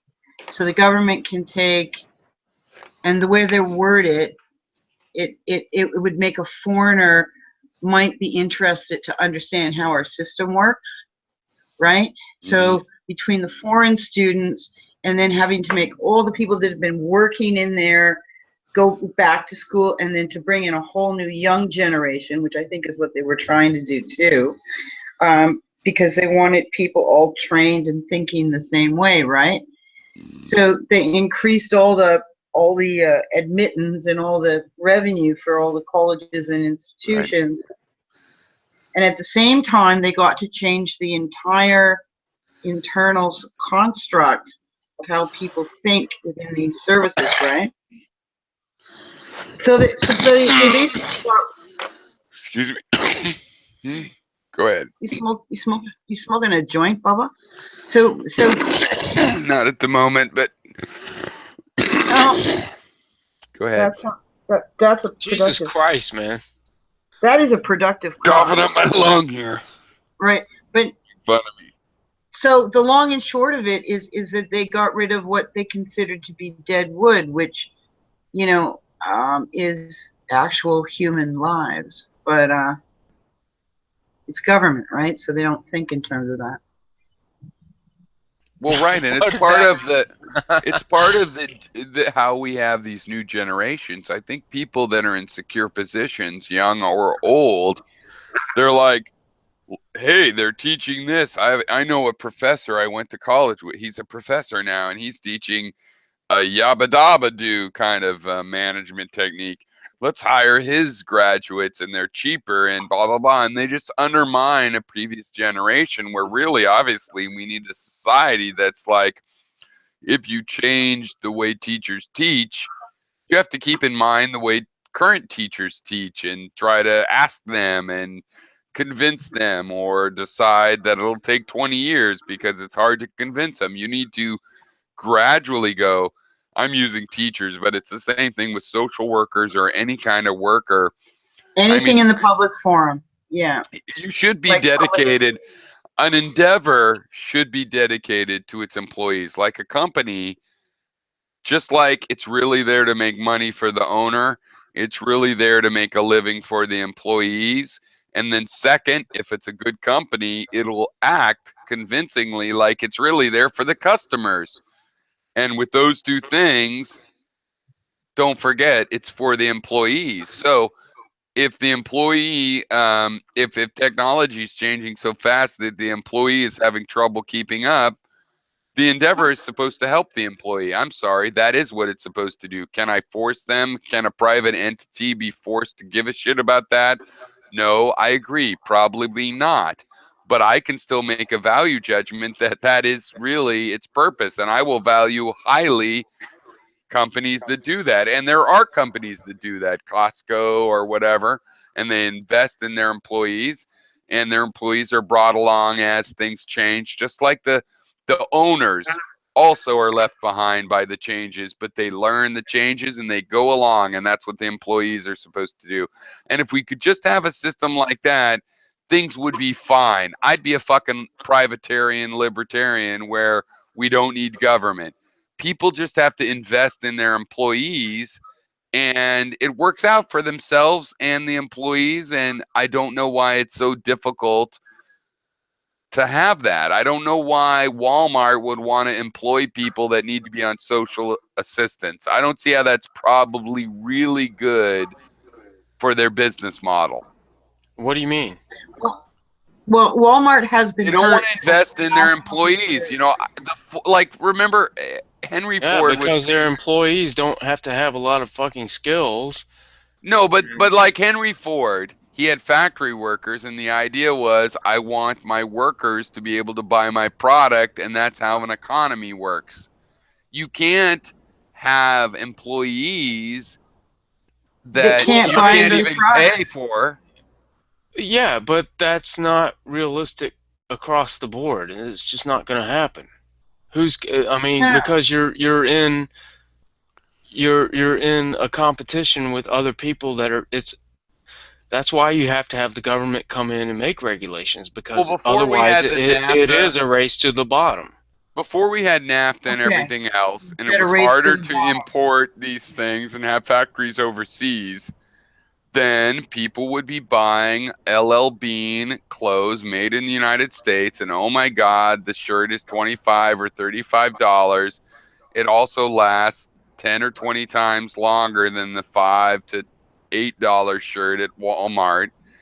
So really, in the long run, it's not going to even cost more. No one cares about that, though. Well, but that's the whole no, thing. if there hadn't been NAFTA, You're assuming. No, but if they hadn't been NAFTA, on. they wouldn't have had a choice. Just like when I used to have to buy $75 tennis shoes when I didn't want to because they were all that expensive. If they hadn't invented NAFTA, you wouldn't be able to get $4 T-shirts, and you would buy a better quality T-shirt for $25, and you actually wouldn't lose any money because it lasts longer. And the rules of good old American competition and free enterprise would still be in play. Nobody cares about shirts lasting longer. No one cares about shoes lasting longer. Well, they fucking well should. Of course, that's my point. You're assuming rational choice theory, and if you are going to make American labor compete with Mexican labor and compete with all of this, because there's a currency exchange thing that keeps those economies depressed in the currency exchange world, right? Like everything is cheaper, so they can live on less there than we can, but it ensures that they can be employed at a discounted advantage, and American workers just won't have anything to do anymore. And in reality, American workers can't make things that are worth buying. It's not trade. I mean, the big problem is automation. Because even if you bring the jobs back over here, and people and you have factories, they're just going to automate it. No. It just means you have a lot of engineers and technicians, and that's good jobs. I'm not saying an idea that's a hypothesis. This is fact. This is what's happening. It's already documented. But automation factories coming back to America that went over, if I may, factories that are coming back to America that had previously gone overseas are producing less jobs than by orders of magnitude less jobs than they were before because of automation. Yes. I don't see that as the primary problem, in the sense that if automation is going to happen, better the automated factories are here. And we have technician jobs. But look, and yes, our jobs are going to have to change towards entertainment and programming and technical things. So there is going to be a disruption. But whatever production, I believe that whatever kind of production we do, including entirely robotic factories, everybody should do it. There should almost be a law, possibly, that you want to buy a Toyota in California or the United States, there has to be a factory there, which happens anyway in the case of some place like the United States. But the same thing with Bahrain. You want to buy a Toyota in Bahrain, make Toyota hire some Bahrainians to build them in Bahrain, save the gas, and build it right there. You know you're going to sell 20,000 of them there. Build 20,000 of them there. And I know that's not how the world works right now. I thought you were like a free trade guy. I think this is a part of free trade. How's it really different? I'm not saying, well, I did say there Well, you're should be a putting law. limitations. I do believe there could be a law, a non-free trade law about local production, because I think we should stop spending oil, building things at slave wages in one place and selling them in another, and that we should just build things where they're sold at the wages that it takes to build it. And if that means a car in America is a little more expensive than one in Italy because you can get people to work cheaper, then fair enough. But I don't think it's fair to have China labor and Bangladesh labor competing against U.S. labor making a shirt. I agree, but that's not free trade you're talking about. That's protection. Well, I guess that's true. I mean, I'm for regulation. I think regulation is inevitable. So, I mean, I'm definitely not purely for free trade. What I'm for free trade wise is that I would rather not have tariffs. I don't think you need tariffs. So that sounds free tradey, but it doesn't mean that I think that the wages have to be equal. If you force someone to build a factory somewhere, that's essentially a tariff. No, you can build a factory in another country, and ship well, the I'm stuff just saying with that oil. You're applying cost to their business model. Yeah, I mean, right, and but I'm not committing to how it issue, works. isn't it? I'm not committing to how it's enforced. Like, for example, I would like I mean, this is totally naive sounding, but I mean, I would like Americans to be willing to pay $30 like I am for a shirt that'll last 10 times longer instead of $5. Well, good luck with that. Well, right, but I mean, I do it, so it's possible, isn't it? I mean, and LL Bean is a very successful company. A lot of people buy their shirts knowing that if it does get a rip, the LL Bean will replace it, and it's it's quite profitable, and they make sure they make things in the United States. And when you're talking about things like shirts and shoes, you're talking about fashion. There's nothing more irrational than the fashion market. That's just the height of the irrational consumer. Well, right, but it's funny when you say that, because it's also the kind of thing that could have a fad of, like we have free trade coffee. I mean, fashion, if that caught on, then in 4 or 5 years, it'd be like, we only vote for we never, it's got to be made free trade. It's fad. It's fad. It's vulnerable to fads. But yeah, I don't see that coming now or anything. Yeah, no, it all looks impossible to worry about this kind of stuff. But then again, I mean, it looked impossible that someone like Bernie would come so close. Well, let's talk Hillary, about what has really driven down wages and has forced people to go to Walmart. And well, when I lived in Hawaii, what is that? The only place was Walmart, or really, expensive places that didn't even have the stuff you wanted. There was no competition to Walmart. Then Target came in, and I started going to Target, but it was still, I was controlled in a way. Now I'm in Maine. There's a lot of different places to go. I don't go to Walmart, but so what? That's just me, basically. Obviously, Walmart in the South and all kinds of towns. Where else are you gonna go to get some plastic sandals or whatever? I mean, it's like, I don't see it as a free market thing. A lot of times when people have a choice, they still go to Walmart. And the reason for that is because it's cheaper, right? Well, right, but that's why. But why is that even the case? And it's because people don't have enough money. If people had a little more money, if they had twice as much money, which they should have, right? And minimum so that's wage what I'm should be $20 an hour.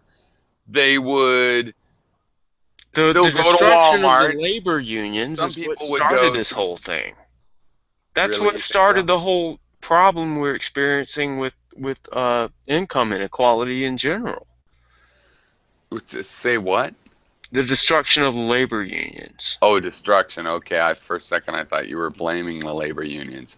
Yeah, no, that was a very successful political plan over these decades I'm talking about. is. But also, but you also have to blame the labor unions because of the whole mob and their corruption influence. They played right into the hand. They were easy to discredit because there was so much corruption.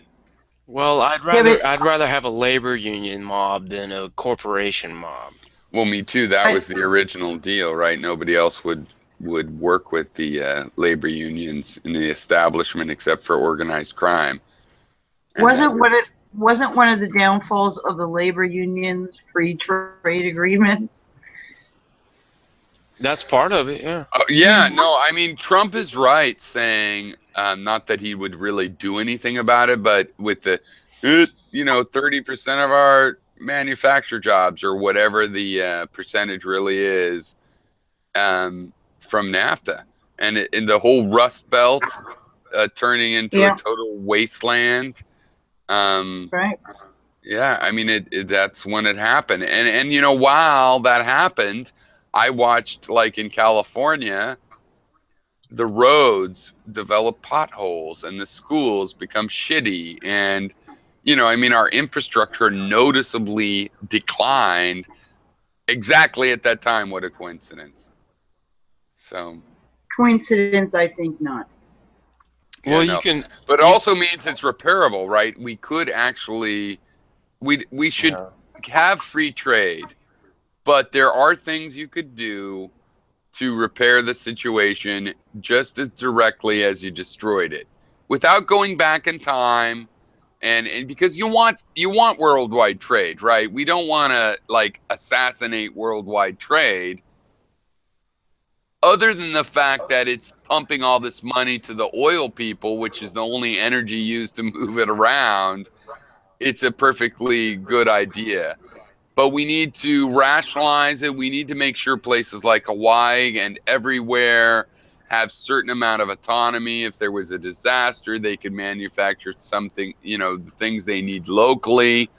And just as almost a national security, make sure that we can manufacture things locally. And if, the shit hits the fan, there'll be, toilet paper within 150 miles and, even bottled water or whatever you need for national security, meaning not national security like military, but national security like Katrina. You need water. It'd be nice to have some generators. It'd be, things like this to survive natural disasters and just ordinary things that do happen. And that would also make you, more secure against invasion and all the military security stuff too. So, but yeah, I don't see people thinking the way I think on that. But I think you guys probably, should at least be able to, get or even agree with that basic sentiment, because I think intelligent people, even ones I disagree with that are super conservative or whatever, there is a more realistic view out there that we could have a consensus on than, Trump running. That's that's not a proposal that I could possibly agree with. Nobody's trying to make a proposal I could agree with when they say, how about Trump? I mean, I don't really feel Hillary is much of a proposal of an agreement, but compared to Trump, she looks like, okay, thanks. I mean, that's reasonable. Yeah.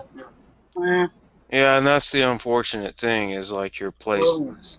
And I've said that it's a clear choice. It's an unfortunate choice, but it's amazing. It is a clear choice. There is no way we can let that guy. Well, I've come to the opinion of, I've just become to this cynical opinion of, you know what? This is America. Hillary, compared to other presidents, they're all fucking murderous bastards. She's not so bad compared to those other murderous bastards, and it's true. She isn't. Compared to a lot of American presidents, she'll probably be an improvement. Not necessarily against Obama, who wasn't that great, but, compared to Bush or even Reagan, or I don't think I think she'll have some, competent people around her and whatnot. And I'm sort of emotionally justifying it to myself. I can see that. But it's because, yeah, it's a very clear choice. I mean, come on. I mean, Trump, it's like we wouldn't even be getting Hitler quality fascism.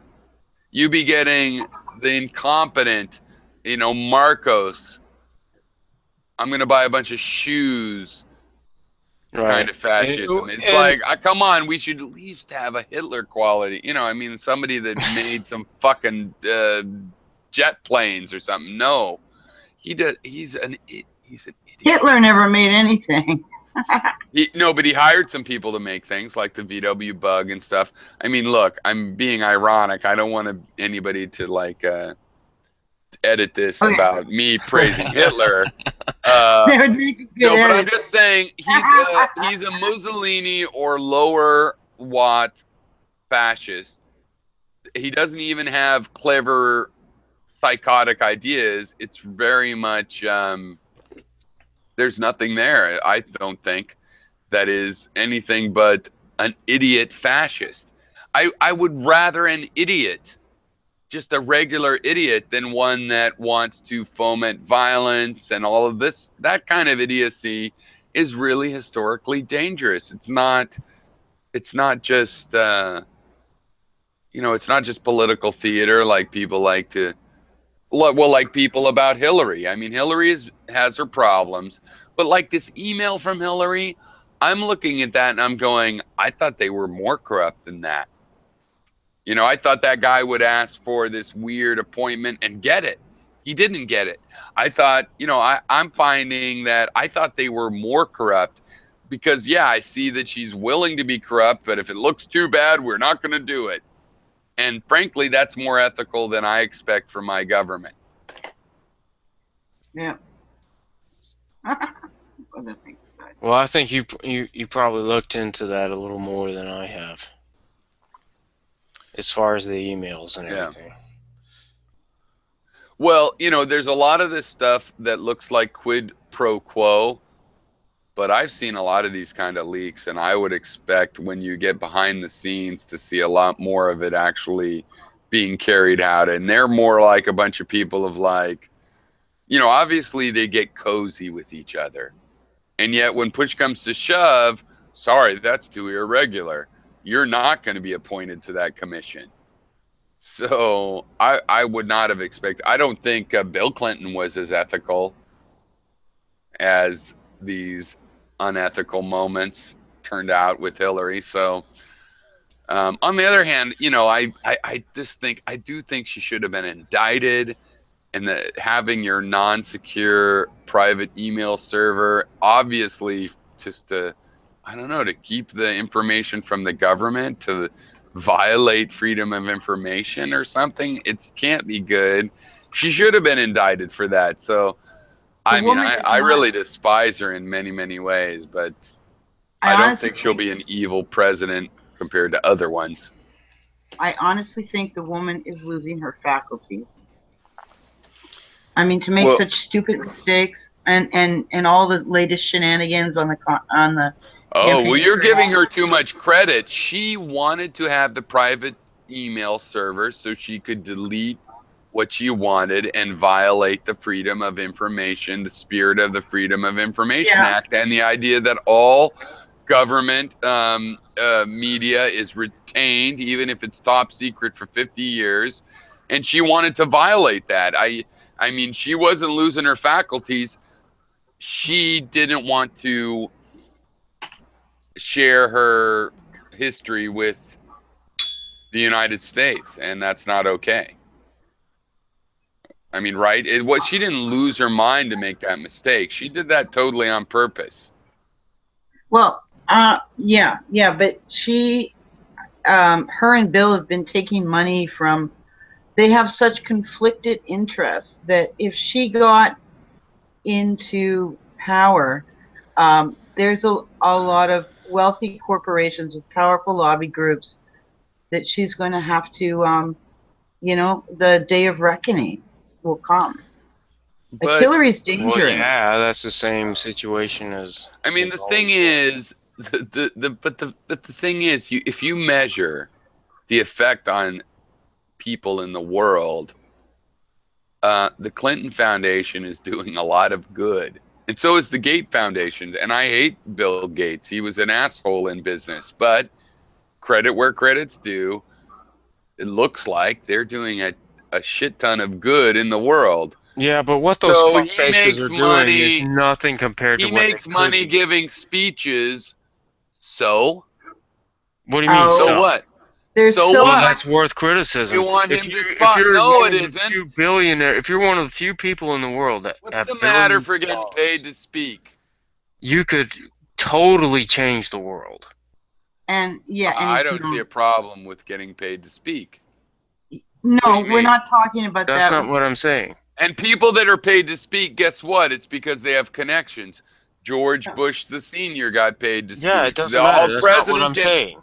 So it's not a problem. And if they're using I the didn't say it power was a of that, problem. I mean, you keep going on. No one said okay, that I'm was a sorry. problem. I'm just defending the fact that I'm not a big fan of the Clintons. I hated him when he was running to begin with. I did get a more positive opinion of him as time grew on.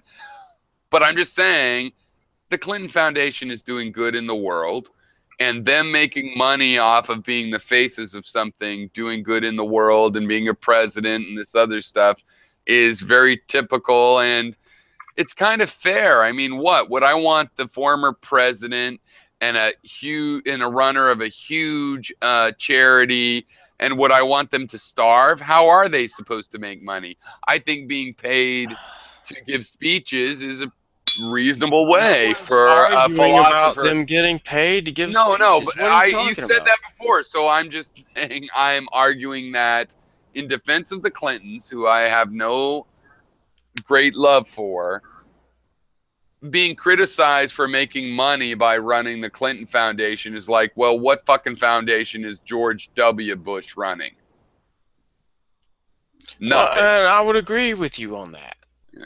But I was just bringing forth the point that people that have that sort of power, have that sort of influence, and I know that in the Clintons case that, you have the whole issue with, well, they really want to get Hillary into the presidency. But, in someone like Bill Gates' case, who's one of the few billionaires on the planet, personally, I don't think billionaires should exist. And if you are a billionaire, if you are a billionaire, then you have enormous amounts of power. Well, do you believe in legislating that, like having a maximum income or net worth?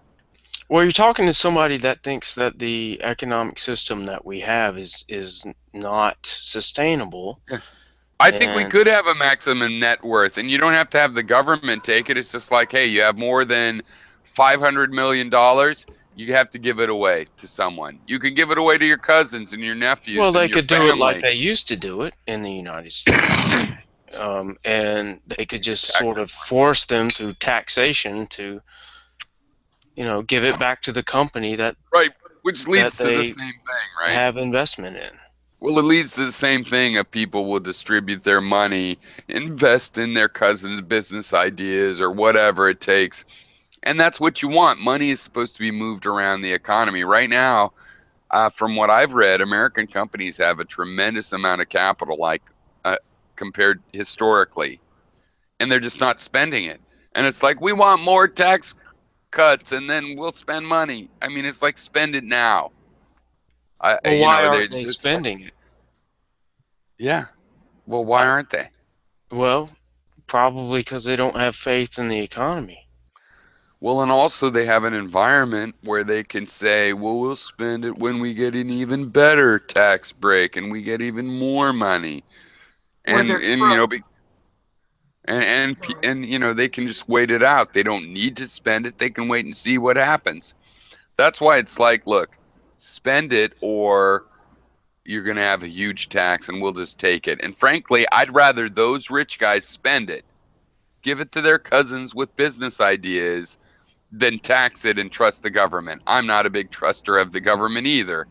But push comes to shove, we should just take it and see what the government can do with it.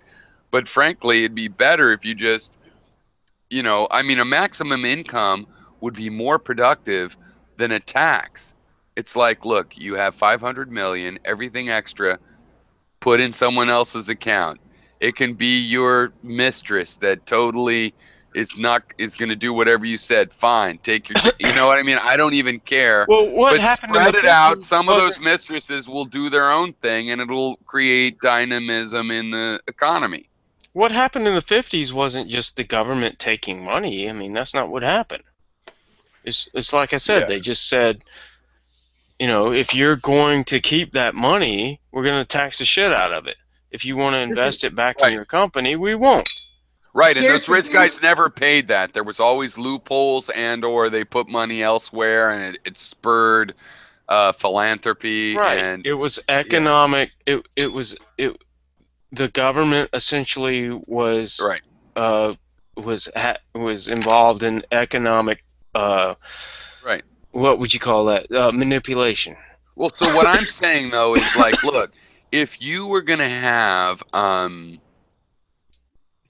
if you're going to tax people, but really it's kind of a bluff, like you're saying, I'm going to tax you 90% or else, you know, get rid of your money. There's ways to not get taxed that much. Give it to somebody. Why not just say, hey, maximum income. We're not going to tax it, but you're going to have to give it to all your children before you die. You're going to have to, you got so much money that you've violated this maximum. You're going to have to share it with people you want to give it to. Philanthropy, but more likely family, cousins, brothers, sisters, uncles. You know what I mean? And that's fine, because when you spread it out in these rich families, sometimes you hit people that are like, you know, maybe the black sheep, and they do something different with it, or maybe they just waste it. And that's like, well, they live kind of decadent, but you know, wasting it means they pumped it back into the economy. So I just say, okay, don't fake around. But you're right. It's pretty much the same thing to have a gradated, you know, tax rate where at some point it becomes 90%. Tells people don't make that much money in that area. The problem is, of course, you have capital gains or other categories. That was proven to work. I agree. And we've seen. I don't know why wouldn't why we be was it abandoned? Why would we? I know. Why didn't we redo? Look, the 50s and the 60s, best period in the United States, economically and in terms of contribution to world technology. You'd think we'd redo that. And what was the mixture? To me, it looks like one, GI Bill, which we kind of have now with the FHA. You know, you can buy a first-time home, you know, with how coming up with 20%. That's how I got this house. But you also could go to college. And, you know, right now we have a similar thing where you can borrow the money to go to college, but it's a ridiculous amount. So that's not quite right. You'd think you'd just do that again, but or whatever it was. I mean, we had this really golden period. I don't know why we're not trying to match it. Because of the conservative movement, where they said we don't need unions. We need to let the rich. The whole Reagan thing is. Yeah, you're right. They were against all the elements of it, and so they never looked at the big picture or gave in, and we haven't even discussed the big picture. Yeah, totally, you're right. Yeah, the whole Reagan thing is what really put us in the situation we're in now, where we have just this massive income inequality. So you know, my Robert Heinlein libertarian thing is like, I could imagine getting rid of unions, right? Like, why not have laws that said that you had certain democratic rights as an employee or something like that? Now, that would be considered more radical than unions, right? But well, yeah, but I'd say you could get rid of unions by just saying, look, people have rights. People have rights. You could possibly mathematically solve the problem by just going, you got rights, and so you get to vote on this or that. I don't see how fundamental rights, though, apply to like, for example, pay raises and what about mine safety? Things like that. What if the people, they had to make a living, they really want to keep getting paid, people do that, but it's so unsafe in that mine that they go on a strike, but they don't have to go on a strike because they have democratic rights, so they vote we're closing the mine until we do XYZ. I believe workers they're usually very reasonable. They're not going to be like, buy everybody a helmet. They're going to Well, be I guess really I would like, have to. make sure there's an elevator. They're going to be very minimal, in my experience, working class people. But if they had a right to make small changes, then we could get improved, conditions, improved money. And why shouldn't we do that? They are the organization. We grant the corporation personhood. Who is the person? Everybody that works for it, not just the people that founded it. Everybody that works for it is that person, and there's certain That's not rights. really how it works. Well, obviously it's not, but I'm saying, why shouldn't every employee of a company have the right to vote in the stockholders meeting? I agree with to your have? sentiment. I'm just But I saying mean, but I don't just mean as a sentiment. I mean just logically thinking about what it means to be a company, and you get to vote Yeah, on but what we're it does. talking Why about the wouldn't the nature of things. employees count as stockholders? We're I mean, I talking want about. to say there's people that gave money, they get stock, and they're involved. But why shouldn't the employees automatically be involved by spending their time on it? Okay, but like there's this should thing. That doesn't have anything to do with the organic nature. Well, it does. We Of the market. invented what corporations are. We can define them however we want and make whatever rules we want. They're totally artificial fantasy creations. Right, so then you're saying change the law to the extent that a corporation involves all of its employees, and Yeah. that those employees deserve X amount of pay and X amount of benefits, X No, amount I didn't say all of that. I didn't say all of that. I said that they would have a democratic kind of a right, and I would suspect that most working class people, they accept the wage they're given in the first place, and Well, most yeah, people but that's I what I know don't. do not want to like pay everybody they work with too much so that they lose a job. So Well, I yeah, don't. but I don't get the I don't get the rights part of it and how that Well, we applies. supposedly have democratic systems, right? But democracy means that for a half an hour every 2 years, I go and vote for someone. I mean, what about the rest of the 2 years? What about the 24 hours, 7 days a week, 52 weeks a year of so what about those 104 weeks? I don't have any democracy. I think that where you work, obviously, if we really believe in democracy, there has to be more democratic involvement in where we work. Well, yeah. Why is it not okay there? Because Again, we don't really believe in democracy. We think, no, that would how destroy are you my answering my company. question though? Well, what are you asking? You're talking about some sort of fundamental rights that would make unions more, give them more leverage, I guess, maybe. Well, but I I'm was not also really saying, sure. well, okay, just to remind you, I was saying that actually my idea would make unions unnecessary. Basically, if you gave people democratic power of some sort, whatever level of degree was correct, in any organization they worked for, right? So, for example, let's say you had a right that, well, if 80% of the people in the company vote to fire the CEO, he has to get fired. That'd be a little Okay, so then the arbitrary. fundamental Then, right is some sort of percentage of you have to have some sort of percentage of agreement. well, what I'm saying is we should have some democratic power like we supposedly have in society in our daily work lives. Or you should be considered a stockholder automatically. Yeah, well, So you can vote in the stockholder meeting and yeah, whatnot, like stockholders. I mean, I'm just saying, you always come up with these off the cuff, top of your head kind of It's arguments. not the top of my head. I thought about this for years. Yeah. You sound like Yo, Gary. this is your plan. I've thought about it for years, and this is my plan, that I'm going to expect the corporation to hire people who they know are going to vote at stockholder meetings, and that means they're going to hire progressives and liberals. Oh, sure they are. Sure, no, they're they not. are. No, they're not. A lot of companies are going to be so more what would careful. be the point of it? The point would be is that then the corporation becomes even more of a draconian force. They would not be able to hire people that they couldn't philosophically rely on. And how are you going to prove? How are you going to prove that the corporation discriminated against me because I'm not a Republican?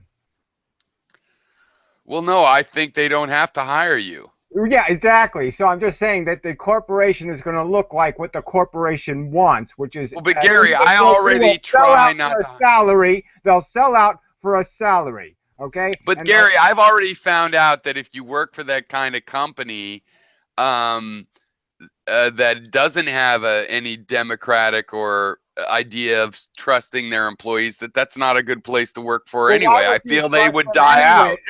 Again, we've had this argument before. I'm saying I think your plan is vacuous, this one anyway. I don't think you thought about it at all, because I think it would create a huge disincentive for corporations to hire anybody. The reason that's not fair, who looks like a troublemaker, they're not going to hire. Gary, the reason that's not fair, troublemaker. The reason that's not fair is all I've said is I think we should employ some sort of democratic, some sort of empowerment to the employees. My point is that I don't know which kind. I would like to discuss whether it's maybe you vote for everything, maybe you vote for half of the things. You tell me. I'm open-minded. I just think zero is not enough. No, you're not open-minded, because, like I said, we've had this conversation before. You've conceded points, and then you just go back to talking the same crap. You just ignore. I mean, some asshole was talking about how, we'll bring Vic back. So what? So you can have the same back and forth with each other that resolves absolutely nothing, because neither side will concede a single point. They pretend to concede, and the next week they'll just argue the same shit all over again. And so I've made this point to you before. Right, but what about you and me? We have a lot more overlap. What's our problem? There's no difference between the owners and the workers if you make the workers owners. Okay, the last thing you want to do is give the workers ownership, because they become just as insidious, just as they hate the consumer then, because the consumer is their enemy. Now the consumer is somebody to rip off. Well, I'd like somebody else to talk about that. I disagree with that a little bit. I'd like you to talk about that. Let me finish the fucking point! Okay, go ahead. Yeah, if we can rip them off, then I get 2 weeks vacation. Okay? That's the truth. So as soon as you give employees, the power to make those decisions, they make self-interested fucking decisions. I have acknowledged that, and I continue to acknowledge that is a problem, but I attribute that to the way our current system works.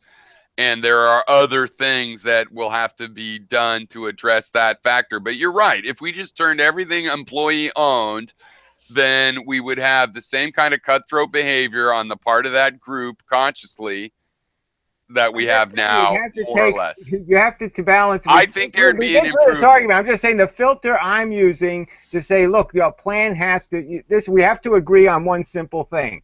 There's two interests. We have an interest as a consumer. We're all consumers, and let's presume we're all employed in some way. So yeah, we're all workers. So we have both of those elements to our existence. We don't want to get ripped off, and we don't want to be ripped off. So those are the two sides to our self-interest, and we just have to have any plan has to balance those two interests. So whatever rights you give workers, you have to give rights to consumers.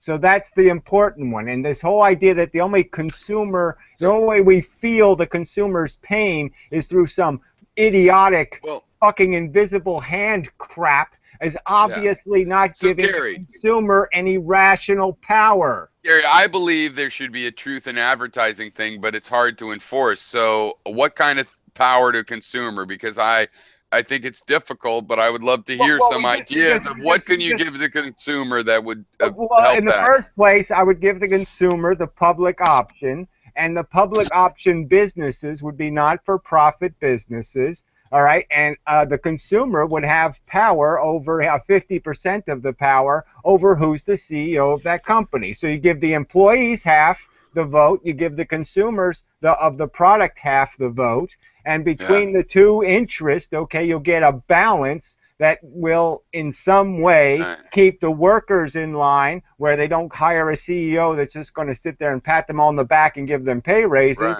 and you don't give the you don't give the consumer so much right that they drive everybody into slavery. Right. You could have rules like if a market has existed a certain amount of time or whatever, that somebody can file to have one of these organizations, and then it grows based on this this mission statement, 50-50, for example. I like that idea. Yeah, I think you need a public option alternative economy. I still like entrepreneurs, but let them compete with some base level. Yeah, well, they won't exist. The baseline is you can like entrepreneurs, but they won't exist, okay? Because they won't be able to capitalize. They won't be able to exploit little tiny niches in circumstances. Well, they won't be the entrepreneurs that we know them. Yeah. The only way people entrepreneur successfully is, they just find some stupid niche where two big companies drove everybody out of business and went bankrupt. Well, I'm just saying. No, I'm talking about a guy that invents a windshield wiper or something, the Rubik's Cube, okay? Right, yeah, exactly. It doesn't fucking matter, okay? It'd almost be like a rock star thing. I don't even want to exist in that economy, okay? I don't want to buy a fucking pet rock. I don't want to buy a Gucci bag. So, all those entrepreneurs, in my opinion, can all fall off. Okay, fine. Gary, point taken, your shoes and your cars would be built by an iterative process. But I do think there would still be people that made the Rubik's Cube or the Swatch or whatever. People thought, hey, this is clever, an iPhone. I think there'd be that, and then it'd get absorbed. Yeah, well, the iPhone ain't going to be made by no entrepreneur, but anyway, whatever. Somebody ain't going to come with that in their garage. Well, I don't know. Maybe not the iPhone because of the way it particularly is, but we're going to have a lot of. Hey, Gary, we're going to have a lot of robots made, I think, in the next 20 years in people's garages that are really cool.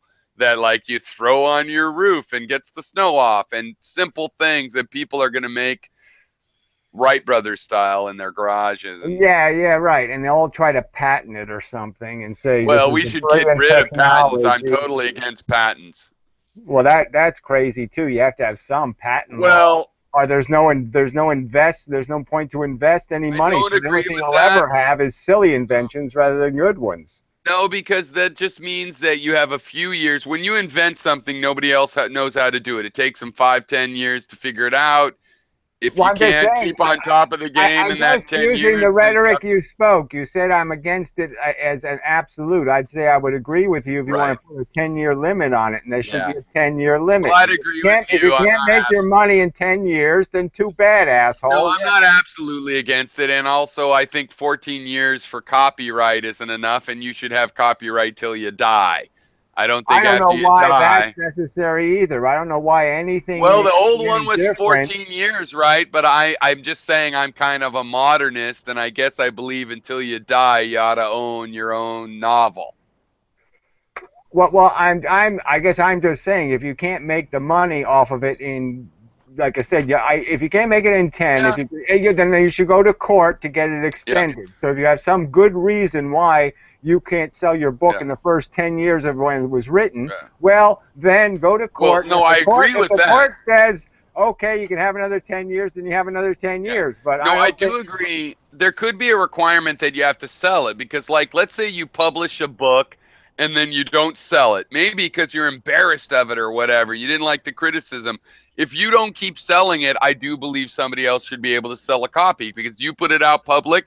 It's in the public consciousness. You can't erase it from the internet of the human mind, Well, that's my only argument is that I think we're better off as a civilization if we just have this idea that there is added value and that people can build on what other people have created, and it would just make things much more sensible. Yeah, even right away. Right away. No period. It doesn't have to be tomorrow, but like I said, 10 years seems like 5 years seems reasonable. Well, I'm just trying to be fair to somebody like a cunt like Bill Gates or something. I mean, let's say you actually did research and development, you actually did spend your corporation actually did spend $5 million to develop something. Well, I should give you enough time to make your money you're back. making your sequels. Yeah, no, but we'd be lucky as hell if it was 20 years or even 30 at this right That's now. what I'm saying. It's so bad now because now it's infinite, for fuck's sake. The right? thing everybody should the only remember thing in is the that public domain is made in like 1898. Mickey Mouse should be in the public domain. You should be able to make a T-shirt with Mickey Mouse getting fucked in the ass, and no, you can't. It's wrong. And the Brady Bunch should be public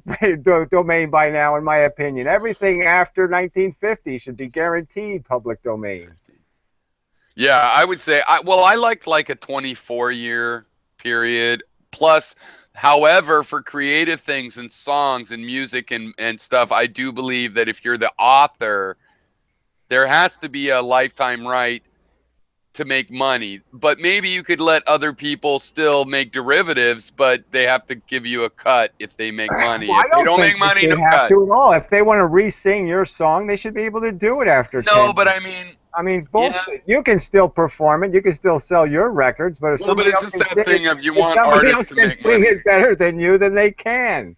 But you don't want other people to be rich. No, as long as you're not defacing somebody else's art, I have no problem. I'm not graffitiing on his thing. I'm taking his thing and doing it my way. I should be able to do that without, have to worry about going to court. I'm just saying. What about this? Let's say somebody records your song, but then they get taxed by the government 30% or whatever it is, and then because it was your song, the government has to give half of that to you. It's the same difference. I just say, who wants all this stupid infrastructure, having the government Well, because decide? come on, if you write The Wizard of Oz right now, The Wizard of Oz is in the public domain. We could, any of us, make a story on The Wizard of Oz. But while Frank L. Baum was alive, it only makes sense that he shouldn't starve if people are making, if Disney makes a movie off of it, they should have to pay him. Well, all I'm saying is if that's the intent for him to write the story, then and if they have to wait this minimum amount of time, you just said 20 years. I'm just saying I think 10's enough. But yeah, you still have to wait 10 years to remake the story. So I'm saying the story's in the public domain for 10 years. You can sell the book rights. If you can't get somebody to make the movie, well, you didn't get somebody to make the movie. Right. Yeah. No, I agree with that, and I think 10 is fine. I mean, do you really think he got paid all that fucking much anyway? I mean, I wonder what he actually got. Just think, in addition to I wonder what the author of The Wizard of Oz actually got for selling the rights to that story. I wonder what he actually got. I think it was already public domain by then. That's no, it wasn't. They actually bought the story. Okay, well, I mean, because the two companies were sort of competing over it. But I wonder what the actual price was. Yeah. Well, that's a good point. Well, I mean, I think a moratorium of a short period of time, around 10 years, 15 years, would be good. But I'm just saying, in my gut, I feel like some sort of attachment should be acknowledged, including if people are making money off of that creation until the guy dies. I know, but we know this is and if it's 80 years, then tough luck. If it's 30, what? Deterministic robots anyway, so none of our accomplishments are really our accomplishments. It's all about where you're born and how this happens and what happens and who fucks your ass and who sticks to the thing, whatever. So we already know that all of this crap doesn't have anything to do with us as individuals. So why do we want to sit there and reward people for what technically isn't really work? Okay, I want to reward people who have to get up every day and go to a job that makes them sick. Those are the people I want to fucking pay. All right, garbage men and shit. Every day they have to smell that shit at 6 o'clock in the fucking morning. They have to pick up maggot-covered garbage cans and all this other shit. Okay, they're the people that make your civilization, and they're the people getting underpaid. And that's what we should be paying people for is sacrifice. Okay, sacrifice of their goddamn. If we had a perfect economy. I'm not really interested in making fucking Paul McCartney any richer. Yeah. No, if we had a perfect economy, people would be paid at least the half of the economy, the real working economy. I'm not going to cut artists like Paul McCartney out, but let's talk about that separate. On how shitty the job was. How hard is it to get somebody to want to do it? You work in the sewer, and a lot of people don't want to do it. Want to do it is not the right standard, because we know that there's always going to be a surplus of labor that's going to have to do physical work, not because they Right, want to, it's but because almost they have no impossible to choice, because they're not going to be set it educated up. enough to do something Granted. fancy. Exactly. That's Maybe it's why. impossible to set it up the way I'm talking about. So maybe it's magic. I'm just saying, I'm if there not was saying that. I don't magic, think it's magic. I'm just saying to understand what you're up against. It's not a matter of people Right. choosing jobs. It's a matter of goddamn people being forced to do and them it's because getting they people don't to have admit what choices. they don't want to And I'm do. still saying it doesn't matter what their choices are. That's not the point. The point isn't what drives people to do a job. The point is, what is the job? The job should pay the salary. And I'm not saying it should pay $1 million because it's a shitty job. I'm just saying that obviously there should be some recognition that the value, the real productivity is being created by that kind of labor. Well, you know, one thing is that labor, sometimes this does happen. The hard labor is what makes your civilization, and you should reward people for doing it. But saying what should happen is one thing, and saying how you get to that is another thing. Well, that's why I partly just said, it does happen. that's why right? I said the way you can get to it is you have the public option corporation, and then everybody can see what it's doing. Okay, we as consumers and as employees can see exactly what's going on, and we can either endorse or vote against any kind of trend in its progress. I mean, if it starts doing all this maternity rights and all this kind of crap and that kind of crap, and then we can say, no, that's enough of that shit already. Okay, I'm not here to subsidize your kids. I'm here to reward you for making a product, not to reward you for deciding to have a family. That's not my job. In a way, though, we're already sort of doing that in terms of the example with the garbage pickup, for example. I mean, a lot of that is publicly financed. Well, but, I was going to say it's not at all publicly controlled. It's a private enterprise company where most of the money goes to the people not picking up the cans. Well, like my father-in-law worked, and he's real conservative now, and partly it's because he worked in the sewage treatment plant. He's like, I was waist deep in shit. I don't like welfare recipients. But the thing is, he was also he was paid high for something that a job anybody willing to do can learn, and he was good at it, you know, and it does take skill. He, you know, he was well paid, and the funny thing too, he's this big conservative. He was totally in a union and benefited from that union. So, I mean, in a way, there are some jobs that are paid a little bit better because they're considered less desirable.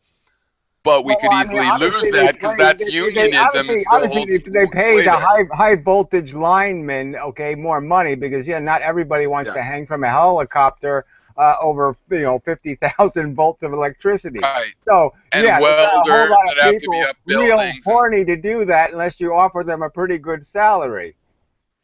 But going back to the garbage it does work example, a little bit. But it doesn't work with like nursing assistants. Sorry, go ahead, Infinity. Like there's a lot of jobs you could say that are shitty that somehow don't demand any money. But go ahead. Well, yeah, even if the public is financing private industries to pick up the garbage, they're still valuing that benefit that they're getting. That's not so the point, how do we?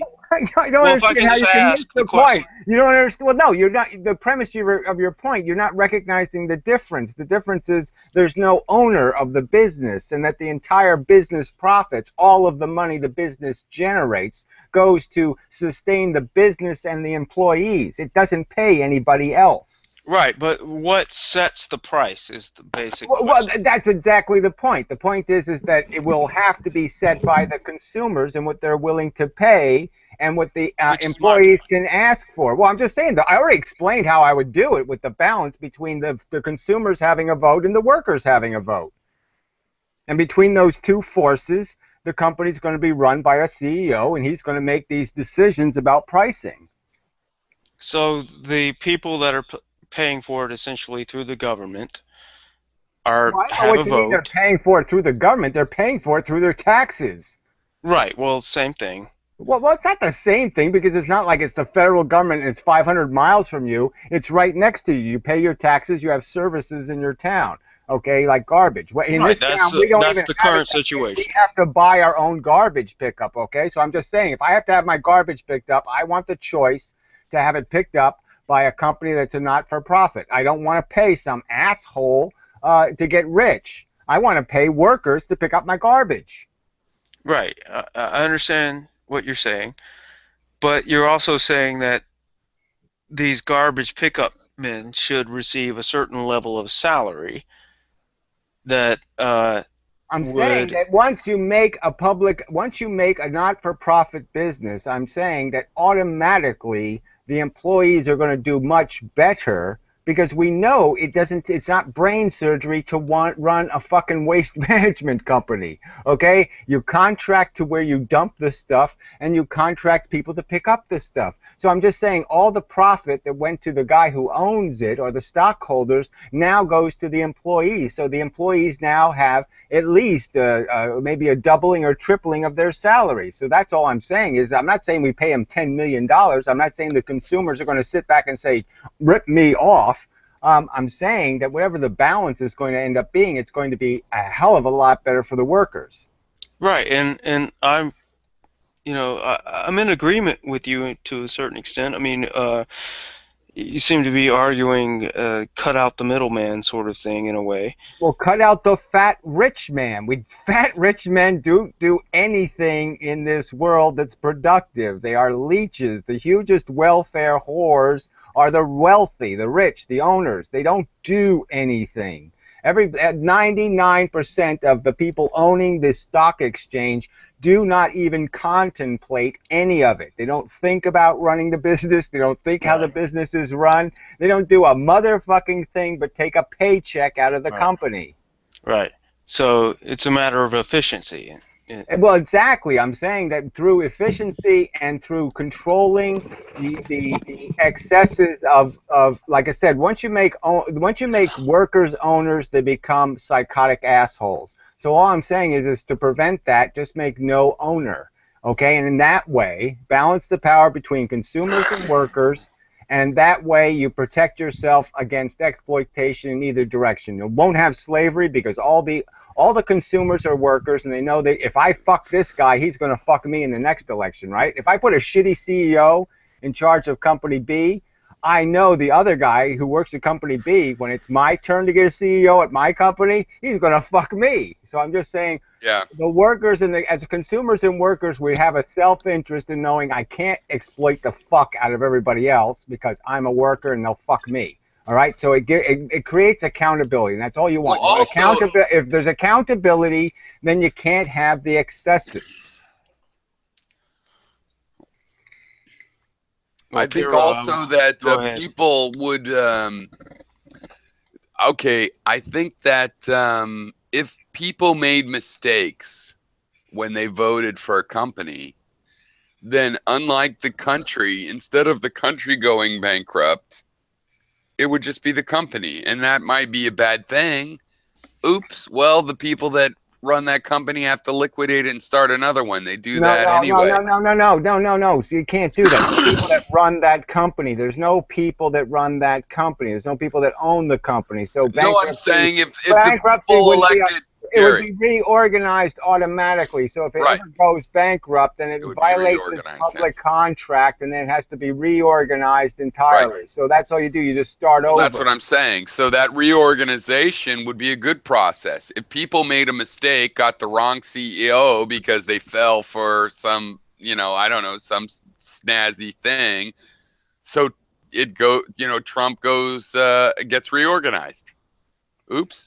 Great. I think that would be good. It'd be like a survival of the fittest, which is what our market is supposed to be like. I don't know what you're still not talking on the same page. Well, here's the thing. Here's what I'm talking about, Gary. Trump. I'm not talking about a free life for Trump. If consumers voted for CEOs, they would have elected Trump every once in a while.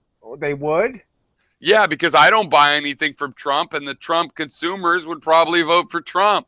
I'm just then saying, he would fuck up, and then instead of getting a reset, he would be fucked over. Why would a consumer vote for a Trump? I just don't even understand how that's even possible. First, the CEO salaries are not going to be. You don't think that consumers would always aren't going to be billion-dollar salaries anymore? Okay, the CEO is going to be a worker. He's going to get talking about the fact maximum. Let's say we have a maximum. Okay, the highest paid employee of the United States will be $150,000. Okay, so every CEO of any one of these industries, the auto company, whatever it is, this public domain company, his salary can't be more than $150,000. Okay, so there's a maximal income in your scenario. Yeah, there's nobody's worth more than that. They're just running. They're doing their job. They're just doing. I'm just talking about the fact that there's no way that consumers or employees will always vote right. Sometimes they will vote irrationally. I'm not saying they're not going to vote. So when the guy they vote for fails, they could vote for a Piro, okay, an unrealistic daydreamer, and yes, that could be a disaster for 2 years. The company is doing like, let's make flying Guju bees because people love candy that flies, and then they can chase the candy around their living room. And exactly. That's why I'm saying you can vote for me. You have some silly, crappy idea. So sure, and then the consumers will say, I don't want no flying candy. It's all over the goddamn place. The dog's chasing. He's breaking the fucking furniture. I'm gonna sue that fucker. You know what? I love The Jerk is the great movie about consumerism where he has the big hit with the eye thing and then it it turns out cross-eyed. It's exactly the story. The story of Piro. That's what The Jerk is. It was written by somebody at a time machine. Look at Piro's fucking life, and that's what he said. Yes, okay, I'm gonna write the story of Piro. Gary hates these cans. Shooting at these cans. Yeah, no, but there we go. Yeah, well, what I love about your ideas, it's even more unrealistic than most of my ideas, but it's a really good one. Yeah. Well, again, it's terribly realistic, and then you'd have to do it with the law. The whole point is that the progressing of argument you have to get through these hurdles where you say this is the minimum we have to create. We have to create an accountability, or we have to have this, or we have to have that, and if people aren't willing to do that in a conversation and say, yeah, these are certain minimum filters that any idea has to get through, then yeah, you're not going to have any progress and no one's going to accomplish anything. I'm just saying you have to build it through the filters of bullshit. You have to get through the ones that are, okay, why won't that work and why is that catastrophically weak? I mean, it's a catastrophic weakness you're trying to get rid of. Well, if you eliminate owners and you have a maximal... Well, you're going to eliminate owners through attrition is my argument. I'm not saying we go out and shoot them or assassinate them. What I'm saying is if we create not-for-profit businesses, what I'm saying is we're guaranteed to outcompete them because their businesses are full of waste, of Lear jets and vacation homes and billion-dollar frickin' salaries to CEOs. What I'm saying is I can make a not-for-profit company that will drive them out of business tomorrow, no problem. If only Brandon were here to say something even more. To say something. Well, if I can just play the devil's advocate here. Go ahead, Infinity. What about the profit motive? Because people that What about the Prophet Muhammad? Sorry, go ahead. The people that are against you are going to bring that up as a point. Well, and how do none of the workers have a profit motive? The only way the CEO keeps his job is he's got to perform. The management, they don't keep their job if they don't perform. The profit motive is the same motive Piro has when he goes to work for a company or anybody else works for somebody. They have the motive to keep their boss happy. Yeah. Okay, so yeah, but you're assuming. And most people naturally want to do it, right? Separate from the profit, they immediately want to keep people around them happily satisfied, whether it turned out to be profitable or not. Well, and everybody in the company is also going to know that the only standard they're really fighting against is consumers. So they're going to want to make the consumers happy because the consumers are going to reward and punish them for it. All right, what are you saying, Infinity? Oh, in the sense that you have innovation.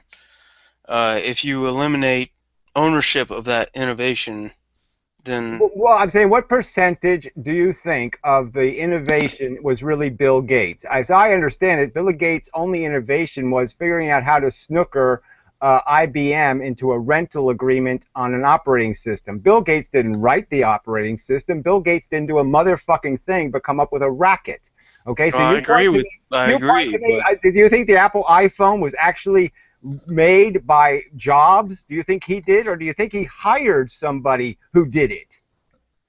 Well, yeah, but that's kind of the whole That's point, exactly right? my point, right? So all the innovation is coming from employees now. What changes under my system? How Well, do they're employees? motivated Well, I to do that through their. assume How are the Jobs employees invented it motivated himself after differently? he was done inventing the internet. How I don't know what you're talking about. how are employees motivated any differently at Apple than they're going to be motivated under some other business where they have a CEO above them who either is going to be pleased or displeased with their work? Well, I think the argument would be that there's some sort of central direction.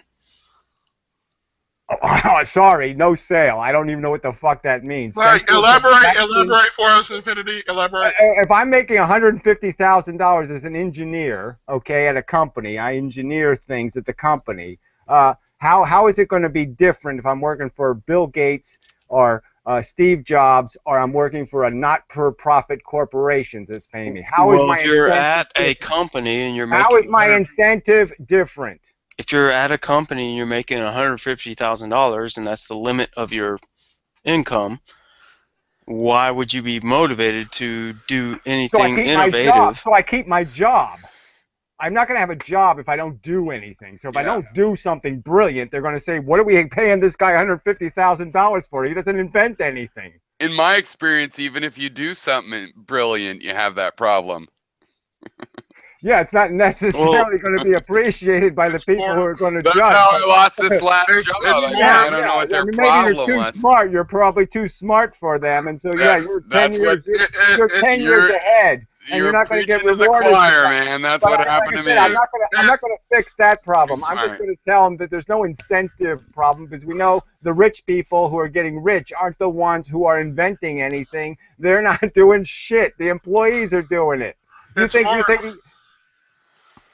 think the rich white owners in America of the Chinese innovation, do you really think they're the ones doing the inventing, or do you think it's the Chinese engineers? And there actually are a few companies out there that, which is what you try to look for, that actually do realize this, what Gary's saying, that it is the employees, and by nurturing them, you make billions of dollars. So why not do it? If I was the CEO of one of these not-for-profit companies, the first thing I would implement as a policy is that the employees also get to vote on bonuses. And if, some guy comes up with a great idea, everybody gets to vote him a nice big fat bonus.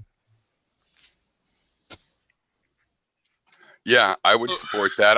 I trust people. The thing is, part of my thing of trusting democracy is that if you have a system where when democracy fails, let's say Apple employees have a big influence and vote the wrong person as CEO of Apple, big deal. They fail, and they all get absorbed back into the economy. I'm just saying, I don't think the failure was I don't think the failures are going to be that catastrophic. You're going to be able to me neither. I think people will vote somebody's not going to hold their job. The CEO is going to be vulnerable to re-election every year. So right now, he doesn't have a permanent position. Right now, a 6-person board votes, or whatever, 6, maybe 12, more likely 6-person board votes for the CEO.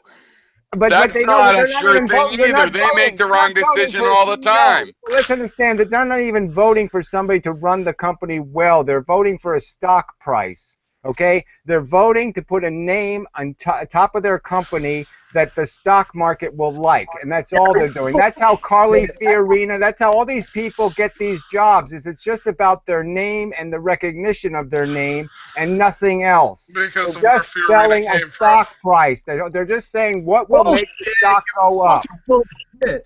Okay, what's up, Joe? Hey, Joe, you're back. Joe's back. Okay. Welcome back, Joe, but say what you were going to say. Joe, are you African American, or is that just your face? No, Joe is Indonesian. Okay. African American. Just checking. Infinity causes us to double check here. I'm clearly an anime character, as you can see. Obviously, you are a totally howly African. I mean, howly. Howly African. You're a howly anime. Stop. This isn't going anywhere good. This is going. Very bad. Darren hates Macon, I bet. Sorry, Kalins. Okay, go ahead. Where were we? Joe was saying something, but then he cut himself off. I was going to say something. I totally derailed the whole shit. So important. I guess. Said it wasn't Gary hating black guys. Fucking important.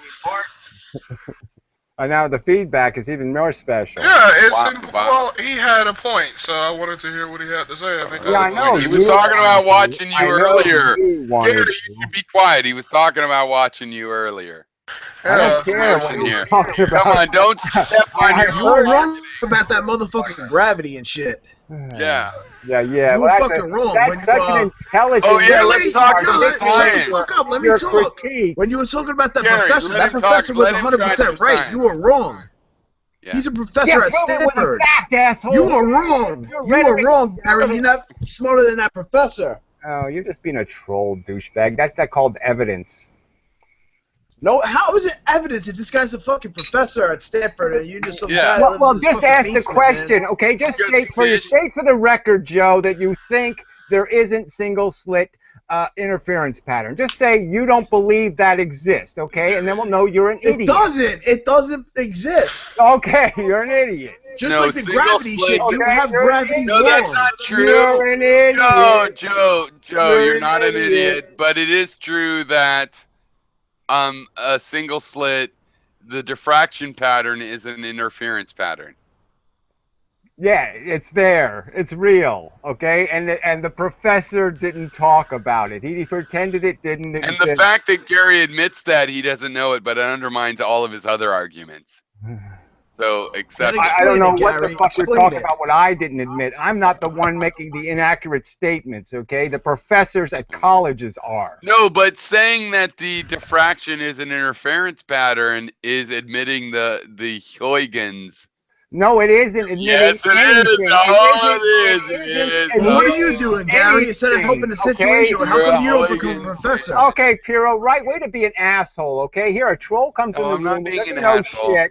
And you have to be an asshole about it. Okay? I probably am. You're probably right. I made in the video are accurate. I didn't make any inaccurate statements in the video, and I didn't say I believe it's an interference pattern. I said it's an interference pattern by their own fucking definition. No, fine. You sounded really stupid, Gary. Wait, I'll admit there's other ways for it to be interference pattern besides admitting Huygens was right. I'm just... There is no other way to make the math work, okay? Let's understand that no, the only thing that rescues the math in the single slit experiment, you can't make the second photon without Huygens. What are you saying? You don't even have to. You don't have to. Wait. What is Infinity saying? Explain to me how you could possibly make the math work with one single slit and creating two photons. How do you do it with no fucking? I was being facetious. Okay, hold on. Infinity. Wait. Let me go. I was being facetious a little bit, Gary. So let me ask you seriously. So you do think the Huygens, whatever, however it's pronounced, explanation does explain why there's a diffraction. I mean, why there's I'm saying it's not a principle. It's obviously not applied to the double slit experiment. It's applied to no other slit in the universe except the single slit experiment. There's no other place Huygens is used because it's not a principle. It's a contrivance. But you were saying the second. What do you explain the second? I'm saying in the single slit experiment, there's no convenient second slit to create the duplicate photon. So I'm saying in the single slit experiment, how do you create the second photon? There's no way to create it except for Huygens. Without the gimmick, there's no second photon, therefore there's no duplicate photon, therefore there's no interference pattern, and there's no interference in water waves, and that's the truth. Okay. Infinity, what were you going to say? Yeah, also, Joe left. Fuck. No, I'm terribly disappointed. Why? I mean, Joe is trying to become a regular up in the hangout, so... Yeah, cool. Okay, yes, he's one of you. Okay, I'll concede that I dislike all of you, and I dislike Joe too. He fits right in. That's fucking awesome. It's nice to see you again, Gary. Hey, Gary, that reminds me. What's a good time to come down and visit you again? Yeah, well, you're not getting any free cameras this time, fuckhead. I am too. I got my camera. What do you? Why not? Because you're a fuckhead. That's why. I still want to see you though. Yo, what's up? What's up? Welcome back, Joe. Infinity, what were you trying to say earlier, by the way? Well, I was just saying that. Hey, Let's don't. The Huygens principle doesn't apply to. I didn't mute anybody. Dock people before while I'm trying to dock them. Oh. My fault. No, Infinity, what are you going to say about Huygens? Please, anybody who can make a rational... Huygens or Huygens or whatever it is. Huygens. I would love to hear the rational... Huygens, I think it is. God damn it. Infinity, go. Go ahead. The principle doesn't apply to the actual predictable math that shows where the photons should land. That's based on something else, I think. No, it's based on the fact that they use Huygens to create the second photon, okay? They don't have any way to make a duplicate photon. So the way they do it is they use Huygens, which basically says there's an infinite number of mini waves created by the wave virtual photons. An infinite number. Right, okay? I know what you're talking about. They say infinite number. Well, if you know what I'm talking about, then you understand that the only way the math can work is they have to create a second photon. And Huygens allows them to make the two end photons not automatically eliminate each other. So the other, what about the dark matter? The other infinite little mini waves all annihilate each other, and then you're just left with two waves. Yeah, okay, well, you what don't I'm think saying that's is that the math behind diffraction does not depend upon that. In the single slit light experiment, it completely depends on that. You can't do any quantum mechanical math with the single slit experiment and come up with the right answer. It won't work. Are you saying that the math behind diffraction doesn't require a wave basis? I'm saying, well, first I'm saying the wave nonsense is nonsense. This is the experiment that's supposed to be. Then I suppose you are. Well, I suppose I am. I'm just saying this is the experiment cited as evidence of wave theory. Don't you understand? So you can't really tell me I'm supposed to presume wave theory before the experiment is supposed to prove it. I'm showing how this experiment has been flawed in its interpretation, and I'm showing you direct misstatements by college professors. They're not accidents. They're completely descriptions of the experiment. Now, I don't know how that's not a problem. That's somehow me. I'm not the bad guy here. I'm not the one misrepresenting the truth. They're the ones saying there's no frickin' pattern, okay? They're not even talking about Huygens. They're saying there's no pattern at all. Well, I'm just pointing out that diffraction doesn't require... I'm pointing out that we're not talking about... Look, okay, Newton's rings. Are you going to call that diffraction? I'm sorry, what? Newton's rings. Do you think that's diffraction? I don't know what that is. Okay, well, if you have a small aperture, what happens is it creates circles, okay? Circles of light and dark. Now, guess what? The circles of light and dark, if you turned it into slits, would be lines of light and dark. So it's exactly the same thing as the single slit diffraction is Newton's ring. So way back in Newton's time, this was already a phenomenon known. Okay, so you didn't even need the Young experiment or any of that other stuff because they already knew it creates an on-off pattern. Not just diffraction, it creates a pattern of on and off. Okay, so why do you get that pattern then? And when I can explain that, but I'm just saying then I'm giving you my interpretation of the experiment. What I'm saying what is your qualifications compared to that I don't need qualifications to make an argument, okay? I'm making an argument. Jesus. Here's the quick explanation. I argue... Where did you learn this, Gary? Hey, can I finish? Oh, God. You know, okay, just let him finish. Look, 2 minutes. It takes 2 minutes, okay? I'm arguing that all matter creates electromagnetic fields around it, okay? So the two-slit experiment, there's electromagnetic field lines. There's electrons that line up on those lines. Now, when the photons come in, they accelerate electrons they hit. So when they hit the electrons in those field lines, those electrons don't move in a straight line. They move on the field lines, and the field lines have a tight angle to them. So the closer you are to the surface of the material, the electron you hit there moves at a tighter angle, As you get further away, the electron moves at a less and less angle, and that's creating the pattern of diffraction. That's guaranteeing the angle of diffraction, and so that's why you're getting lines of on, off, is because those are really representing the field lines that are getting compressed, and you can almost see it with your own fingers. You take your two fingers and put them close together in the white space of your monitor, and you'll see all kinds of bizarre little lines between your two fingers. That's the field energy that I'm talking about that's diffracting the light. So I don't think it has anything to do that would with be the dark interference. matter. It has nothing to do with photons being frickin' waves. It has to do with the fact that when photons hit electrons, they can change their direction. No, it has to do with the waves. What are you talking about? What do you tell? You say so, Joe. No evidence, Joe. I need evidence, Joe. You have to make an argument that has evidence. It's not evidence to say I'm wrong. That's not an argument that has any depth. Saying I'm wrong or I'm a duty head or I stink, that's not evidence. But why would the professor, be wrong with it? Because they have a theory, a fundamental theory for 100 years that they've all bought into like a religion, and now they're all afraid to say, gee, that was stupid. It's all fucking nonsense. Their whole edifice that their physics is built on is crap, and they can't tell the truth, because as soon as they tell the truth, then they have to say Huygens. And then if they start talking about Huygens, then they have to say something like, it makes an infinite number of little waves inside of this space. There's an infinite number of something. And then they're going to really sound stupid, because as soon as a physicist tells you there's an infinite number of something inside of a confined space, you know that physicist doesn't know physics. Alright. Well, the math says what the math says. That's okay. Now the math argument. I'm telling you, the math doesn't say that. Okay, Huygens creates just the number it 2. Does. And no, all Huygens does in the math. There's only one thing Huygens does in the math. It puts a 2 in the equation.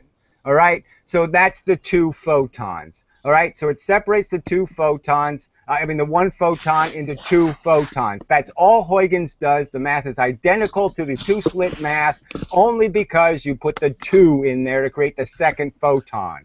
Why do you think that principle is accepted?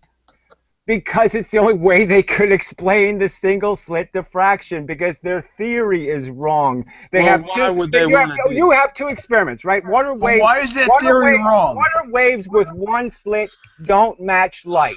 Water waves with 2 slits match it, kind of, okay? It's not even the same pattern, but let's not argue that. It's not even really close to the same pattern, but it doesn't matter. So let's just say you had 2 experiments. One of them verify your conclusion, one of them dispute your conclusion. What is the reasonable thing for you to do as a scientist? Is the reasonable thing to do, say, let's contrive a way to make that first experiment work? Or is the reasonable thing to say, there's probably something wrong with our theory?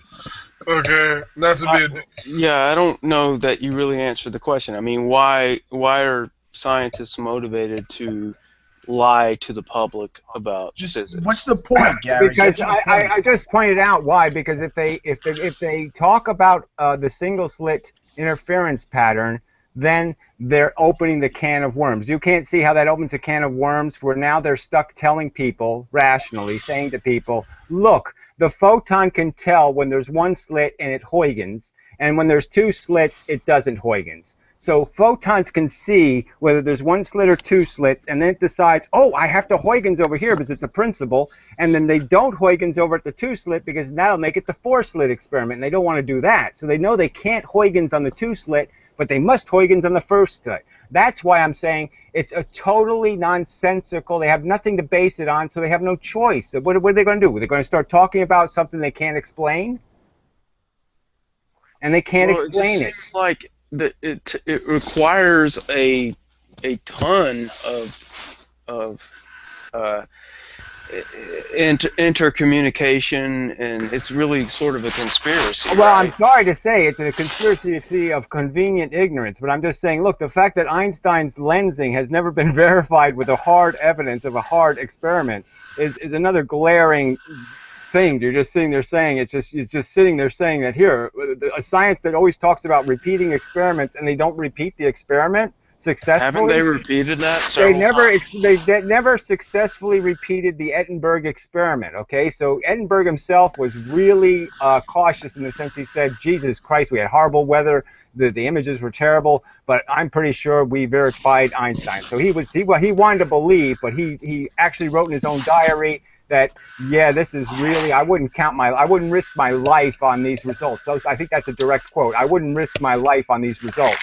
And the experiment, the 2 other times it was attempted on eclipses, both experiments failed catastrophically in the sense neither one got results that were outside the margin of error. So, yeah, it's never been verified, and the fact is the Hubble telescope could do the damn experiment every frickin' day, and it doesn't for some reason. Okay? Doesn't the Hubble telescope use that principle to locate things throughout the universe? Gravitational lens. Don't they do that?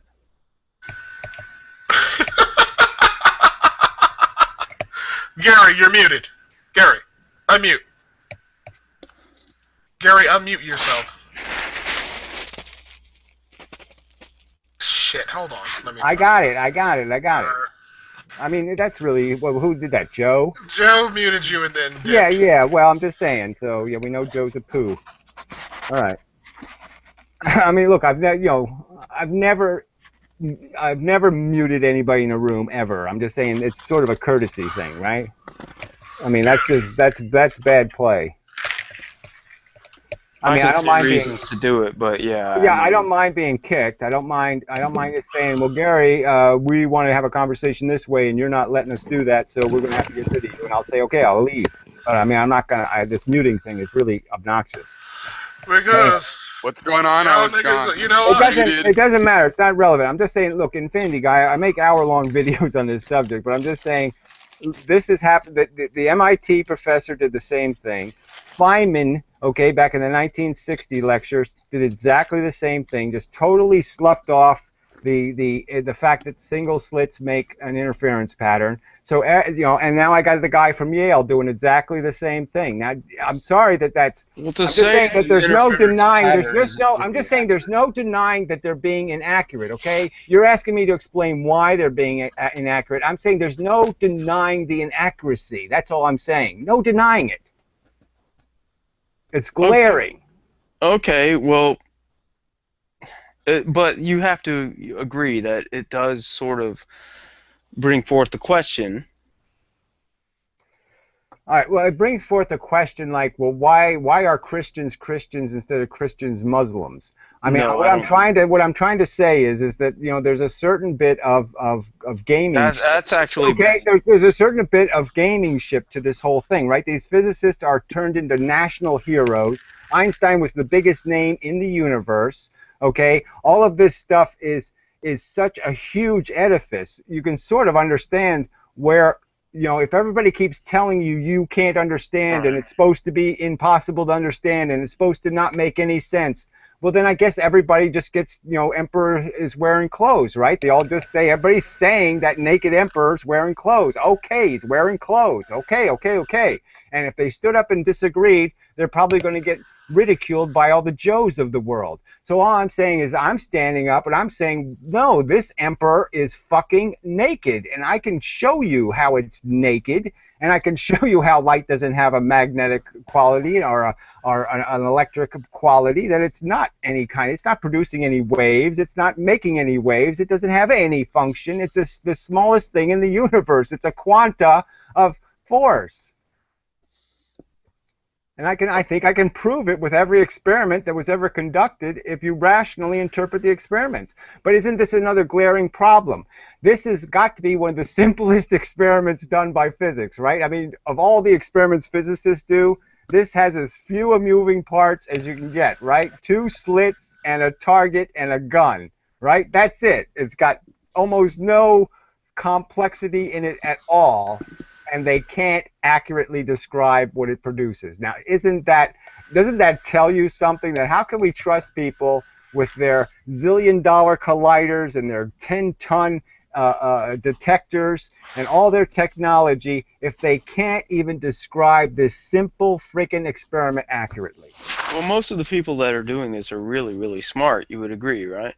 Well, I'd say of course, they're well educated, but I mean, being well educated in the wrong foundation is still the wrong foundation. I'm just saying mistakes are mistakes. So if you think gravity's a pull force and it's a push force, yeah, I mean, you're going to make all kinds of wrong judgments based on that first mistake. So it's like a foundational thing. The physics lost its foundation 100 years ago. It went off the rails. And so you think that they're just genuinely mistaken and they just don't know? I think they're just generally not, they're so caught up in the math and so caught up in the technology that they haven't looked at it in the big picture sense at all. You know what I mean? They've just kind of lost the page there, because even what they're saying, it's so kind of ironic, right? Like when they talk about bent space, they're kind of describing the ether again, right? So they're going all the way back to Maxwell's ether. In a sense, because it's really not space anymore, right? If it can be bent, it's not empty space. It's some kind of thing that's bendable. So it's another feature of the universe, and it's essentially the ether then. You're back to an ether, that you're going to dent the ether. That's going to cause this force effect that's going to affect the other bodies in the scope of the ether. So we're back to Maxwell. I mean, Maxwell would have loved to hear all that crap, because he would have said, oh, yeah, there's my ether. Right, and that's sort of the irony here, right? Because Maxwell's equations are another where Maxwell is the guy who basically said because light's moving the speed of electricity and magnetism, EMF force, therefore light is a wave and it has force power, powers. So he's the one who made light into an electromagnetic thing, when technically there was no experiment that demonstrated light to have any electric or magnetic properties whatsoever. Well, I think the whole wave thing was before Maxwell. Well, I'm just saying the speculation was before. Obviously, Newton was speculating. My point is that Newton didn't say it's a. He looked at Newton's rings and he said, "Gee, what the fuck's going on?" All right, but he didn't commit to particle or wave. He didn't have enough information to make a conclusion, and he certainly didn't know the speed of light, which makes it more obvious, in my opinion, that all force is related. Once you know that gravity, light, and EMF radiations all move at the exact same speed, I mean, isn't that kind of a giveaway that these? Well, right, exactly. That's why they thought this all was the same photon mechanism. Well, that's right. So he figured out, hey, electromagnetic waves are possible. They would travel at this speed. I understand, but his wave, his wave concept was based on his notion of an ether. So again, the idea of wave, I wanted to get to that point, was for Maxwell, was because Maxwell believed in an ether. And obviously, why do you think? Well, wait. Ethers carry waves. About okay? the ether is they made wrong assumptions about what the ether would be like. But I actually agree with you, except for that I embrace this.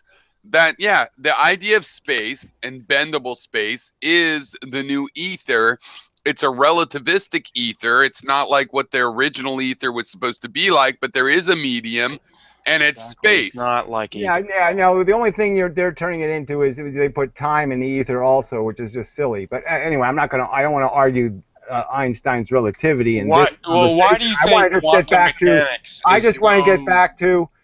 Well, I'm saying that the quantum mechanics, there's nothing wrong with understanding the probability, but the probability happens at the slits. What I'm saying to you is what will determine where the photon ends up is whether it goes next to the surface or away from the surface. And so the distance from the surface is going to dictate where the angle of diffraction is, and so that's where the probability is. So the probability just has to do with your random shooting of these things at the target, and there's going to be a random distribution, and that distribution will be probabilistic. So the math is not incorrect. It's just they've misidentified where the wave is. The wave interference, in a sense, is being created by the surfaces themselves. They're creating the field that the photons are going through, and the field has electrons in it, and those electrons are the things making the photons move. Photons don't move until they hit an electron. Feynman says that in his lecture, even though he's wrong about, he misdescribed the two-slit experiment. I mean, I can give you direct Feynman quotes. I mean, photons do one thing. They go from point A to point B in a straight line,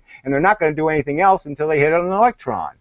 Okay, but then how do you explain certain things that we're able to design based on quantum mechanics? Well, I just said there's nothing fundamentally wrong with understanding that the electron is a player. Like I said, I'm completely in agreement. Feynman diagrams are fucking brilliant because they point out exactly the thing I'm talking about. Photon goes in, electron moves.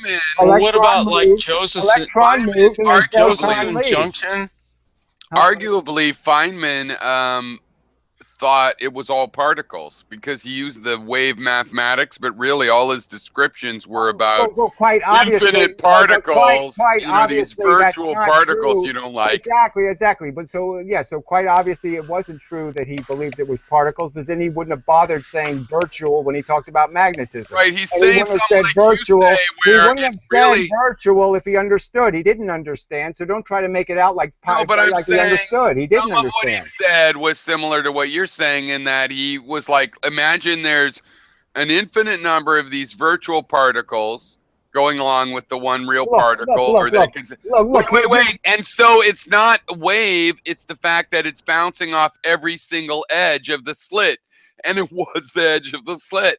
Well, I'm just saying that we could go back to Newton and we could surmise this. I'm just saying that it's just kind of obvious that if I make an aperture smaller and smaller and smaller, the odds of going very close to the surface is very high. The odds of missing going close to the surface becomes impossible. When you make the aperture small enough, you can't not be close to a surface. So obviously that is intuitive. But let's understand, like gravity, for example, they call it mock gravity when they use virtual photons. So when they make gravity, when they model it out of virtual photons, the fact is it's beautiful mathematically. It works out perfectly, okay? And so, you know, I'm just saying that's another argument in my defense here, is that when you do turn it into particles, okay, it fits the math perfectly. That's why they use it, because it's so simple. You don't have to do any of this relativistic shit. You don't have to do all this complex math. You can just make it a simple force dynamic, and you say there's so much force goes in, so much force has to come out. You make it a conservation argument, and it just becomes obvious that if a photon hits an electron and it stays there for a while, it uses up some time, then the electron has to move. How do you explain Josephson's junction? Well, I don't know what a Josephson's junction is off the top of my head, but I'm certain I could explain it. I've gone through 15 other different experiments. Well, it's predicted by quantum mechanics, and that's what is used partially to make the computer you're talking about. Okay. Well, now you're talking about doping silicon to make transistors. Okay, that you don't need quantum mechanics to do that. I grew up during that era. Okay, no, I'm talking about where the electron. Just to explain how it works. You only need quantum mechanics to explain how it works, not to make it. Doping the chemistry. Okay, I mean it's kind of an obvious junction. Well, you kind of do need it to make and so all you're doing is sending a little bit of energy in to open the highway for the electrons to travel through. It's not that complicated. You don't need quantum mechanics to understand it or to make it happen. I mean, the photoresistor happened before the transistor. So let's understand that Einstein's principle of the photoelectric effect is really what made the transistor, because the first transistor was basically just using silicon to do the photoelectric effect. Infinity, what were you going to say?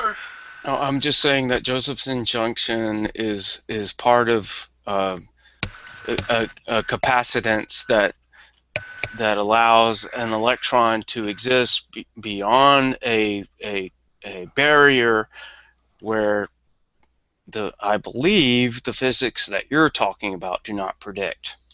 Well, whether I would predict it or not is irrelevant, but if you think this is a fair cop argument to sit there and you know, Shanghai me with some kind of experiment and then say I can't explain it. I'm just saying I'm sure I could explain it. I'm sure I could. Well, I must have an experiment behind it somewhere. There must be some evidence of it. It wouldn't have a name. Well, it's an actual capacitor that's in practice. Can you link us to this? Josephson's junction is a capacitor. Yeah, it's a capacitor that's in practice. Yeah, it's been in practice for a long time. Infinity's going to link it to us. Right. I'm just saying, so you're saying this specific thing. You're talking about a capacitor on an integrated circuit. I assume it's a capacitor on an integrated circuit. I mean, most capacitors aren't junctions, so they would never be called a junction and a capacitor. The two things wouldn't have anything to do with each other, so it has to be on an integrated circuit, I imagine. So it's a transistor that's duplicating a capacitor.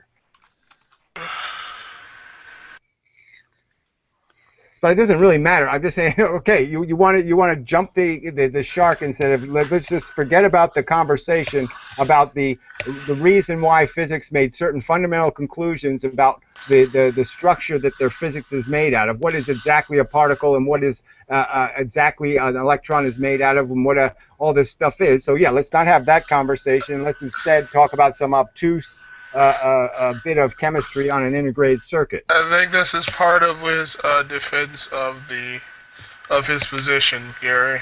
Well, I'm just saying that you're not really probably, if you don't know what I'm talking about, you probably haven't really looked into. Oh, right. Okay, so you're saying that this is something all the physicists know what a Josephson junction is. And this is right. I watched. If I argue to you that I've watched all the lectures at MIT, 801, 802, 803. Okay, so that's 40 lectures each. That's 180 lectures. I watched all the ones at Yale, and nobody in all those physics conversations ever brought up a Josephson's junction. None of them. Oh, hey, I didn't invite him. Sorry. Well, I don't see how that proves anything. Okay. No, I'm just saying, I think it just doesn't have much. If I go get my physics books, okay, I have 3 physics books. Do you think a Josephson's junction is going to be there? I'm supposed to have intimate knowledge of this thing as if this is the foundation of wave theory. Given... And I really don't think it is. Excuse me, but okay, given the breadth, well, I guess given the strong opinions that you're putting forth, I would think you would know it, yeah. Well, I don't know. That's okay. You can think that. I think if I surveyed physicists, I think you would be surprised just how many people didn't know what a Josephson's junction was. But regardless, again, I can't argue specifics. Okay, I'm gonna link. I can't argue. Well, whatever. You're telling me I should devote my time to this. You're saying that somehow explaining. No, I'm not saying you should do. I haven't heard Richie Okaku say it. I haven't heard one physicist in one documentary ever mention a Josephson's junction. I think there's probably more relevant things for me to concentrate on. And because you think this is the focus of physics, you think this is the proved wave theory. This proves quantum mechanics is correct. Josephson's junction. I don't think it does. No, that's not what I'm saying. Have the I just linked the wiki article. You can look at it. What the physics professors point to as the experiment that they're basing their theory on, and the experiment it's not a basis of the theory. That they say they're basing their theory on. Well, I'm just saying. I have the title of the video from the professor's video. He says the experiments that are the foundation of quantum mechanics. That's how he described it. We're talking about provability, I think, and the fact that they're able to... Probability doesn't exist in the real world anyway, so I'm saying there's no such thing as probability, okay? There's inevitability. I said provability. Well, provability, again, what does that even mean? Provability is beyond reasonable doubt and evidence. So you have to have evidence of something to prove something. Well, I think this is Josephson's junction is evidence of something. What I'm saying, it's a phenomenon. The phenomenon can be accurately explained, inaccurately explained. Okay, you can say fairies did. I can explain gravity by saying angels are pushing the moon into the earth. I can come up with all kinds of wacky explanations. Okay, that doesn't mean I've explained it accurately or correctly or anything. You're saying I'm supposed to agree with some Josephson's interpretation of some scenario where some capacitor is made by a junction. I'm saying I haven't studied it at all, so I can't make any commentary on that subject whatsoever. So, yeah, there's really no point. I can't disprove you. But I'm saying there's probably an explanation that doesn't require any kind of randomness or probability or Heisenberg nonsense. Okay, well, that's fine. I mean, I think your reaction is enough, but... Well, I'm just saying, it's a subject change. I just don't see how it's on. It's not a subject change. Well, in my opinion, it's a subject change. You're saying quantum mechanics is invalid? I'm showing you. No. I explicitly said. Didn't I say explicitly? Can somebody in the room point out how I said the math is correct? The interpretation of why the phenomenon happens is incorrect. The math isn't incorrect. The interpretation is incorrect. Yeah, okay. Yeah, that's essentially, yeah, it seems like both of you are disagreeing. The cause, we're talking about what causes it, not what the effect is. We're agreeing on the effect, except obviously the professors aren't describing the effect accurately. but I'm conceding the existence of interference pattern. I am saying this other thing is causing it, not this silly Heisenberg, Huygens, bibble babble, floaty, wavy, blah blah blah nonsense. That's not happening. Photons. Okay, but can you agree? Photons don't have radar. Photons don't make agreements. Okay, but can you agree that just if, let's just say, you know, for the sake of argument, that if all of the math proved out and made predictions and they turned out to be true for quantum mechanics, you would have to admit that's pretty convincing, right? No, because you're claiming these are brilliant predictions. I haven't seen anything being predicted from nowhere to somewhere, okay? The fact that, again, like I said, the integrated circuit wasn't some kind of brilliant prediction once you had a transistor. And once you had the photoelectric effect, frankly, the transistor wasn't a huge prediction, right? So I'm just saying that these things are I just don't. I'm not going to argue what we call progress and what caused the progress. What I'm saying is invention is 99% of the game. Of invention is the Edison kind of invention. Okay, you do experiments and you get lucky, and that's probably what most of it is. You discover something by accident, often happy accidents, and I'm sure a lot of the function of the integrated circuit came from exactly that process. Right, but they use a lot of the predictive theory.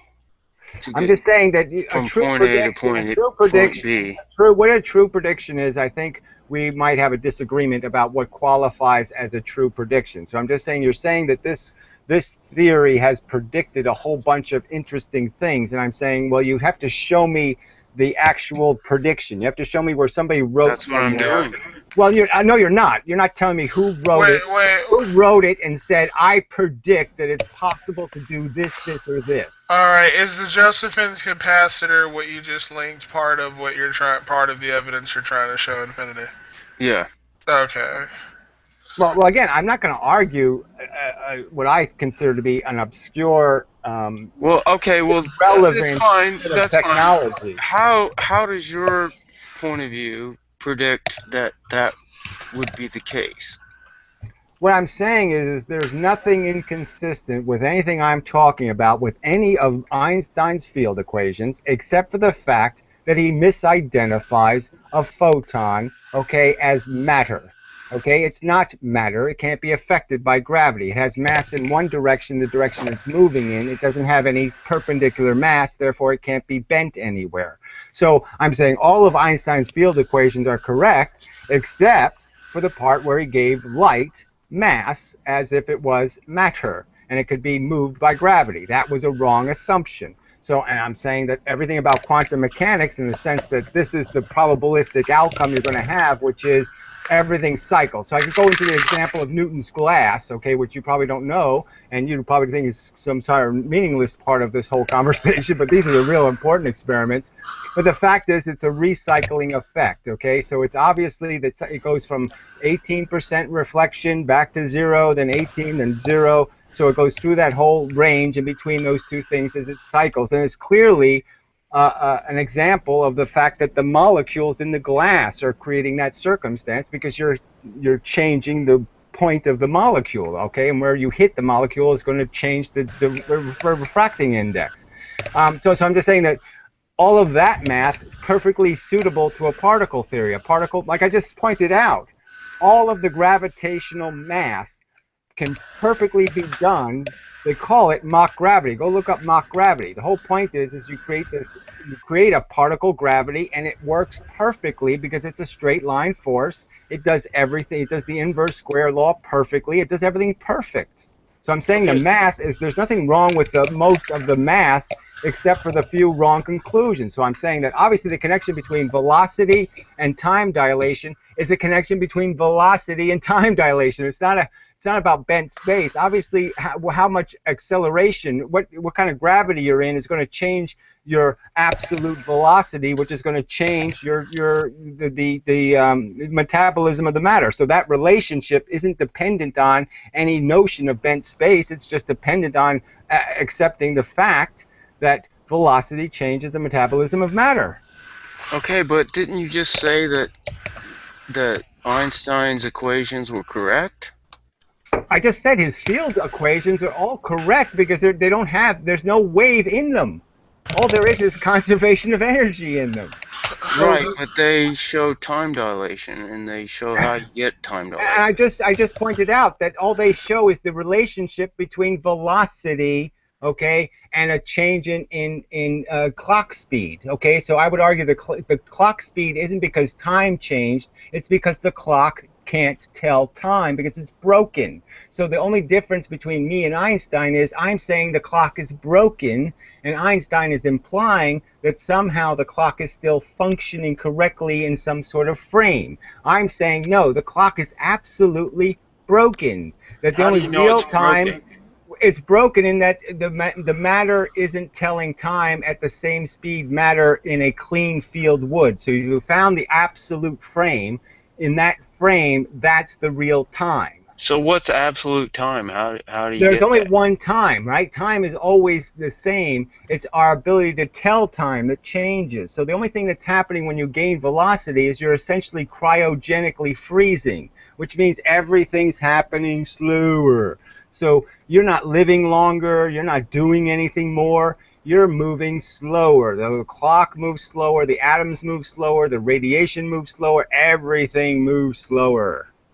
So you're saying that if time is defined by, in the classical sense, time is defined by the speed of light. That's the constant. Light is always constant. Light can never be changed. It's always moving the speed of light. So if you could really capture light, you could always tell by capturing light correctly. The point is we can't capture light.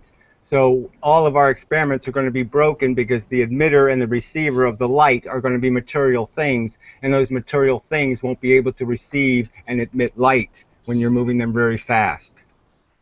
If I have a flashlight and I move at the speed of light, obviously it can't produce light ahead of it, right? So it's obviously not going to be a flashlight anymore.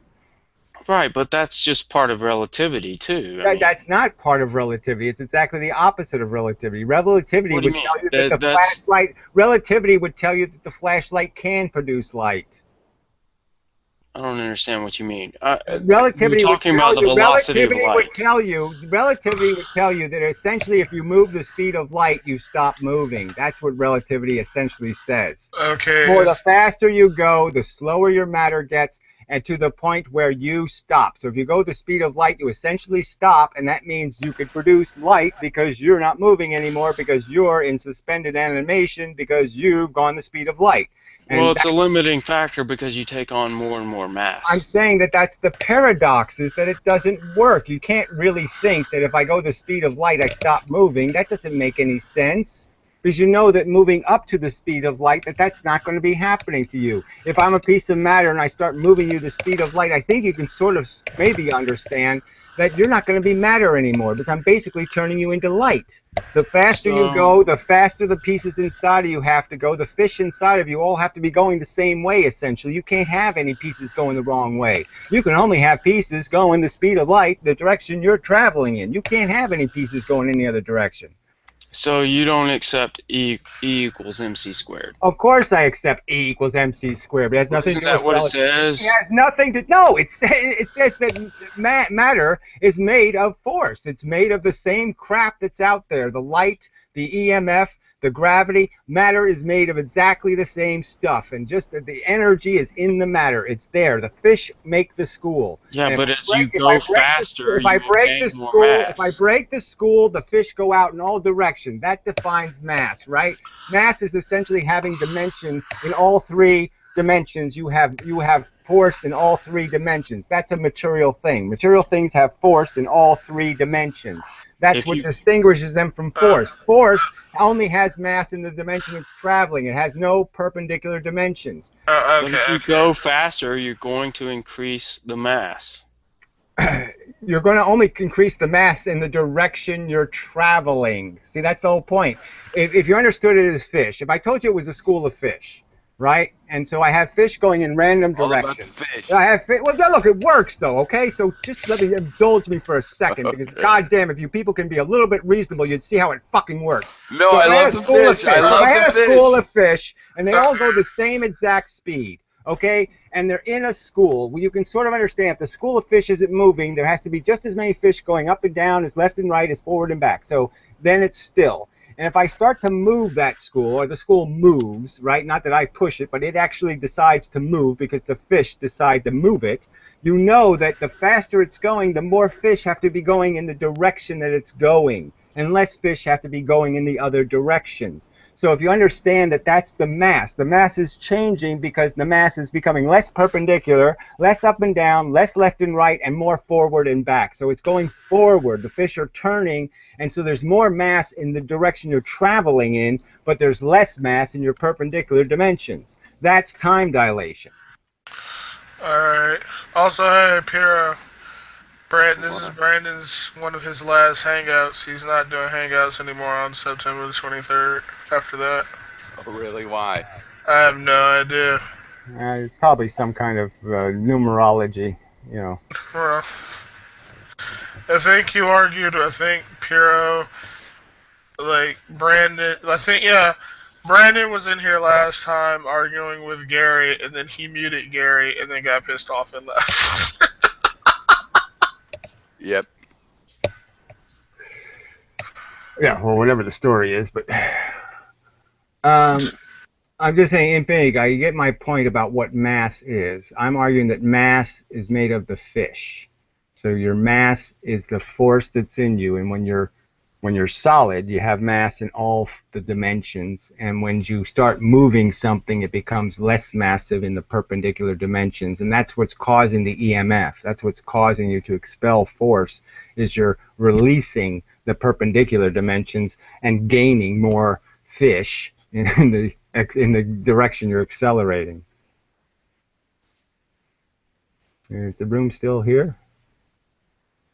Yeah, we're right here. Yeah, okay. we're right here. I just don't hear anything. Okay. I'm here. Okay. Yeah, we're here. I'm saying I need to head off for a second anyway. I'm saying if I Infinity Guy, if you really watch my videos, you'd get what I'm saying. But I'm just saying I've gone through the whole thing. Like I said, gravity, magnetism, inertia, velocity, time dilation. Every one of these elements fits perfectly, okay, and is completely conservative. And now you don't have to create any fourth dimensions of space-time. You don't have to create any Heisenberg. You don't have any kind of vagaries in any of it. It's all fish, and you account for every one of the fish. Alright, are you going to look at the Josephine, the junction thing, though? Well, I'm only going to do it for money, okay? So if we have a wager that says he'll concede I'm absolutely right, if I prove to him how I can perfectly explain that, then fine. But I'm not going to do the research just to have another argument about the Smitherson, and then we'll go to Durkison, and then we'll go to Furkinson, and I'm not going to do that. I think he just wants you to look at the Wikipedia page. Well, I'm just saying, obviously you understand, I can't explain something unless I research it and I figure out what they're talking about and what the mechanics are, and then I have to go through all that stuff. So I'm just saying I have to invest a pretty substantial amount of time to be an authority. Don't you think? To be an authority on something, you have to spend some time. Well, I've spent time being an authority on the two-slit experiment. I've spent time being an authority on most of physics because I've watched the physics lectures from 3 separate universities. So yeah, I've earned it. So how do you explain the so-called two-slit experiment when it's applied in the delayed choice quantum experiment? Well, obviously I don't think there is any delayed choice. Okay, so these are experiments. Number one, involve crystals. Then they involve mirrors. Okay, so you have to account for the fact that there's no such thing as a reflected photon, right? So I don't know whether you concede this point, but photons don't reflect. They get absorbed and get readmitted. And that process obviously takes some measure of time. It doesn't have to take much time, but it's a measure of time. And it also changes the polarization of the photon, just like a rainbow. I mean, a rainbow is polarized. Okay, so the light that went in was unpolarized. The light that comes out is polarized. And it's polarized because it's new light. It's not the same photons. Okay, so then how are they producing consistent results? They're not producing consistent results. They take 5,000 photons, go through 5,000, and they get 42% of this and 38% of that. And that difference in percentages is what they're saying means something. What I'm arguing is that I can explain that if, there's a quirk of polarization. So think of jail bars, right, going up and down. Now the quirk of polarization is that if I have a frisbee and I'm throwing it through the jail bars, obviously if I throw it vertically, it goes through, right? If I throw it horizontally, it doesn't. Now, every single time one is horizontal, it's always, none of those are going through, right? You would agree that that's dead. It's 100%. All of the frisbees going this way will be stopped by the jail bars. There's no way to squeeze one through, so to speak. But the catch is when I throw them this way, every now and then one of them hits right on the bar, right? So I don't get the same result on the other side. I would be expecting to get 50% of my frisbees on the other side, right? But they didn't make it. They got stopped. So what I'm saying is there's quirks like that in the real circumstance. So when they expect a 50-50 result and they get a 49-40, what a 51 result, that doesn't mean they understood or interpreted the experiment correctly. Would you concede that? Okay, so what I'm saying is the superposition argument is based on this polarization argument. So I'm saying that I defeated that experiment in the sense that I'm saying the guy doesn't understand how polarization works because he's expecting a 50-50 result, and it wouldn't be rational for me to expect the frisbees to go through, all the frisbees to go through the bars. It would be rational for me to understand some of them are going to hit the bars. So some of them are going to fail. So I'm just saying that his expectations his assumptions going into the experiment are incorrect, and that's why the experiment fails. So I'm saying that all these other eraser experiments and all the rest of these are all dependent on that same phenomenon. So I'm saying if you want me to give you a detailed explanation of why this experiment isn't doing what they say it's doing, first I'm going to start with some of these guys are claiming they can catch the same photon. They shot a photon over here and they can catch the same photon over there. I mean, you might think they can do that. I don't think they can do that. So you're denying entanglement as a... Oh, well, I'm denying all. You don't need any of these things. I'm just saying there's no reason to believe in. So you're saying entanglement is bullshit. I'm saying, yes, of course I'm saying entanglement is bullshit. I'm spooky action at a distance. It's nonsense. Okay, so then what about all the experiments that seem to show that there's entanglement? They don't seem to show it. I'm saying they only seem to show it because they have wrong assumptions going into the experiment. Again, you're saying that these results are hard evidence. I'm saying if you really analyze what they're analyzing a change of 1% or 2% in a bunch of billions of calculations of numbers of photons. They're counting millions of photons and saying they should come out this way, and they're not. Well, their should is an expectation. In the delayed choice experiment. I'm saying you're going to keep the R. Okay, go ahead. Well, in the delayed choice experiment, I don't see how you're saying that it's...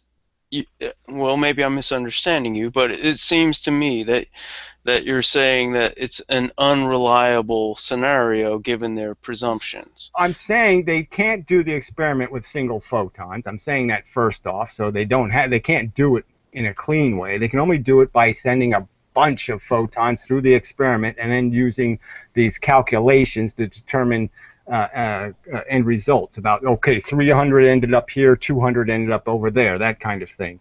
And what I'm saying is the assumptions going into the experiment that first you have instantaneous reflection, which you don't have, and that the reflection hasn't repolarized the light.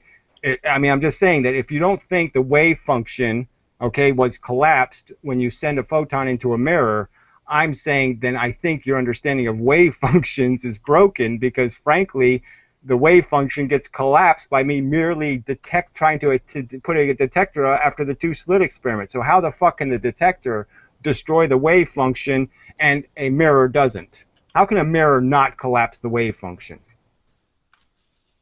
Well, you get this, but you get certain results. I'm and they're saying that the consistent. results are just are it's not like it's a result that you would show you a picture of. Like here's Daffy Duck and here's Elmer Fudd. You see the difference between Daffy Duck and Elmer Fudd? They don't have So results like that. you're saying it's an ink They blotter, have and they're seeing results what they that are want to see. completely they're completely dependent on interpretation. Guys, I have to go. They're highly You all have technical. controls. Yeah, well, I don't, like I said, I won't be using them, but fine, sorry. Go. I've got to go. It's late. Loser. Did you find a job yet? Did you find a job No, yet? that's why I've got to go. All right, well, find me one, too. Just remember, All right. keep looking for... I'm doing okay, though. I I just did a test. I'm in 3rd round. Yeah, but, I might like you better if you could find me some work. So just remember that. I'm trying to, Right, well, that's my second. That's my second priority. Just letting you know, if you really need Gary to like you, well, he might. Okay, that might be worth it. Yeah. All right. See you guys later. He won't insult you whenever he possibly can. All right. So So yeah, I'm saying that all of the experiments dependent on wave theory. I'm saying that I think I can dispense with all of that. Yeah, but the results aren't. Well, they don't have results like, look, if you're going to believe in spooky action, don't you think it's a little bit convenient that they say, well, it just happens that we can't actually go the speed of, we can't send information, right? The photons can send information to each other, but we can't overhear them. I mean, doesn't that sound a little bit convenient? Well, there's instantaneous action. There's instantaneous action, but somehow we can't access the instantaneous action. I mean, that does sound convenient to me. Well, you're talking about the part of the experiment that involves there's a twin. I'm talking about the idea of entanglement, and I'm just saying the idea of entanglement is the idea that no matter how far apart I put them, 1 foot or 10 zillion miles, that somehow these two photons have strings connected between them, and they're, Well, I thought you were talking about the crystal that splits the photon. Well, I'm saying right off the bat, I'm saying there's no such thing as a crystal that the only way to make photons is to stimulate electrons to produce them. So what I'm saying is you can't create a duplicate photon out of nothing. You have to create it out of a physical action. So what I'm saying is that this obeys cause and effect rules. There's no such thing as a phantom partner photon. It can't be done. Okay, well then let's assume that's true. How did they get the results that they get? Well, I already said it, because it's a very convoluted experiment, and the margin of result error is tiny. I mean, it's a statistical result thing, and then they compare it to whatever Lorentz inequity or something, and say therefore the number's larger than 2, therefore it has to be this, and if it's smaller than 2, it has to be that, and the number is like 1.99995, and the other number is 2.00005. You understand what I'm saying? I mean, the margins here, the detail of the experiment is beyond what I'm saying their science is capable of. They're assuming they can do you really believe, okay, NASA's saying that they can detect an angular change, okay, that would equal a human hair over over 10,000 miles. So if I had a board, we're talking about a straight board. Okay, stop though. We're talking about something else. No, we're talking about the expectations of the scientists doing the experiment. Yeah, but that's a different experiment entirely. I'm talking about the general rule that I think there's a lot of science where they're saying they can do things that are preposterous because they've just got a lot of confidence because no one ever calls them on it. So what I'm saying is when they say they can count, they can see a photon travel from here to there 10 feet away, and they can catch the same photon. When they say things like that, yeah, they can say it, but I don't think they can do it. Well, okay, but their experiment is completely dependent on them being able to do what they say they're doing. I just don't see how you can explain. So, okay, well, if I can try to I just gave you an example of an explanation. I said, look, the guy who did the polarization thing for superposition, I'm saying he didn't understand the concept of polarized films, and that there's a catch. I just pointed out what the catch is. That all the stops of the wrong direction is 100%. It stops wrong frisbees from getting through 100%, but it also stops 2% of right condition. So there's not an equity, okay? It's built in that it isn't going to work if you presume 50-50. So I'm pointing out to you why they have a wrong presumption in their experiment. Okay, but you're talking about 50-50 in terms of how the crystal splits the photon, correct? Well, that's a different subject. Okay, again, creating. Well, I'm asking. Partner photons. Creating partner photons. Okay, by shooting a laser into cobalt or whatever the fuck. I think they use calcium or something. Whatever. I'm saying to you is that electrons, generally speaking, okay, I don't know if anybody has any real science to say that electrons can possibly create two photons leaving in opposite directions at exactly the same time. So what I'm saying is that there's lots of room to be suspicious of this idea that the two photons actually left at the same time. And there's no way for us to know that, is there? I mean, if the distance between their emission time is 58 electrons long, are we going to be able to detect that?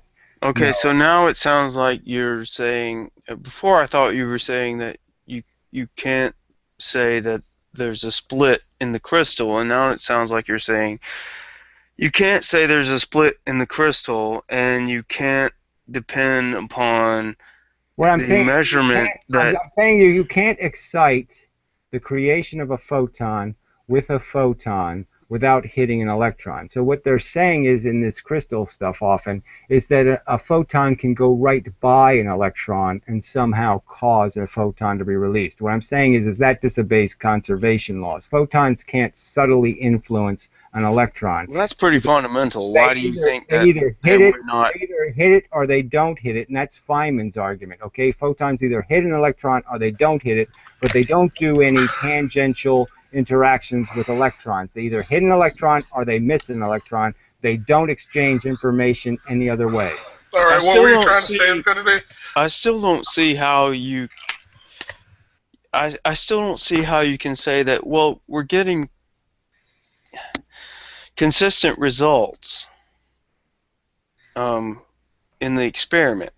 I'm saying that not all their math is broken. Some of their relationships, in the sense of understanding, like I said, Feynman diagrams even. I'm saying they understand the energy levels. They understand that you can compress more energy into ultraviolet light than you can compress into infrared light, because there's more tons, okay, per square inch, so to speak, right? So obviously things closer together, you can cram more of them in a specific amount of time. So they're correct about that. I'm just saying their idea of a wave is incorrect. You don't need the wave. All you need is the function of frequency. And so the idea that you would hit two electrons with a specific amount of time interval between those hits, obviously that's kind of like a tipping argument, right? Like if I have the Leaning Tower of Pisa and I hit it once with a baseball, maybe I won't knock it over. But maybe if I hit it 3 times in sequence, I will knock it over, because I'll come up with enough force to do it. And now we're back to the photoelectric effect, and that's what Einstein sort of demonstrated. That infrared light won't do it because the electrons keep bouncing back to their normal position. So it's like hitting a magnet, okay? And you have magnets that are frozen in positions. You've locked them based on their opposite repulsion, right? And there's a certain amount of energy you have to put in to knock it free. And if I hit it a little bit, it'll just wobble. But if I hit it twice, then I can knock it free. So that's what Einstein basically demonstrated, that if you shoot blue light at the metal, okay, you'll free the electron, because now you're hitting it before it can normalize, before it can dampen the energy of the first impact. Now it's getting hit with a second impact, so now you've loosened it and then you broke it free. But if you allow it to wobble, to Brownian motion back to its normal condition, then you won't be able to break it free with infrared light, with red light. So I'm saying all of that is correct. I'm saying you just don't need wave theory to make it rational. You don't need to do Heisenberg. You don't need to do all of this magical photon-y stuff. The photon can be the dumbest particle in the universe, and you're just acknowledging that electrons are the things that do the fancy shit. Electrons accelerate. When electrons accelerate, they're the ones that create EMF. EMF isn't created by photons. Okay, so I'm still not really clear on how you explain the result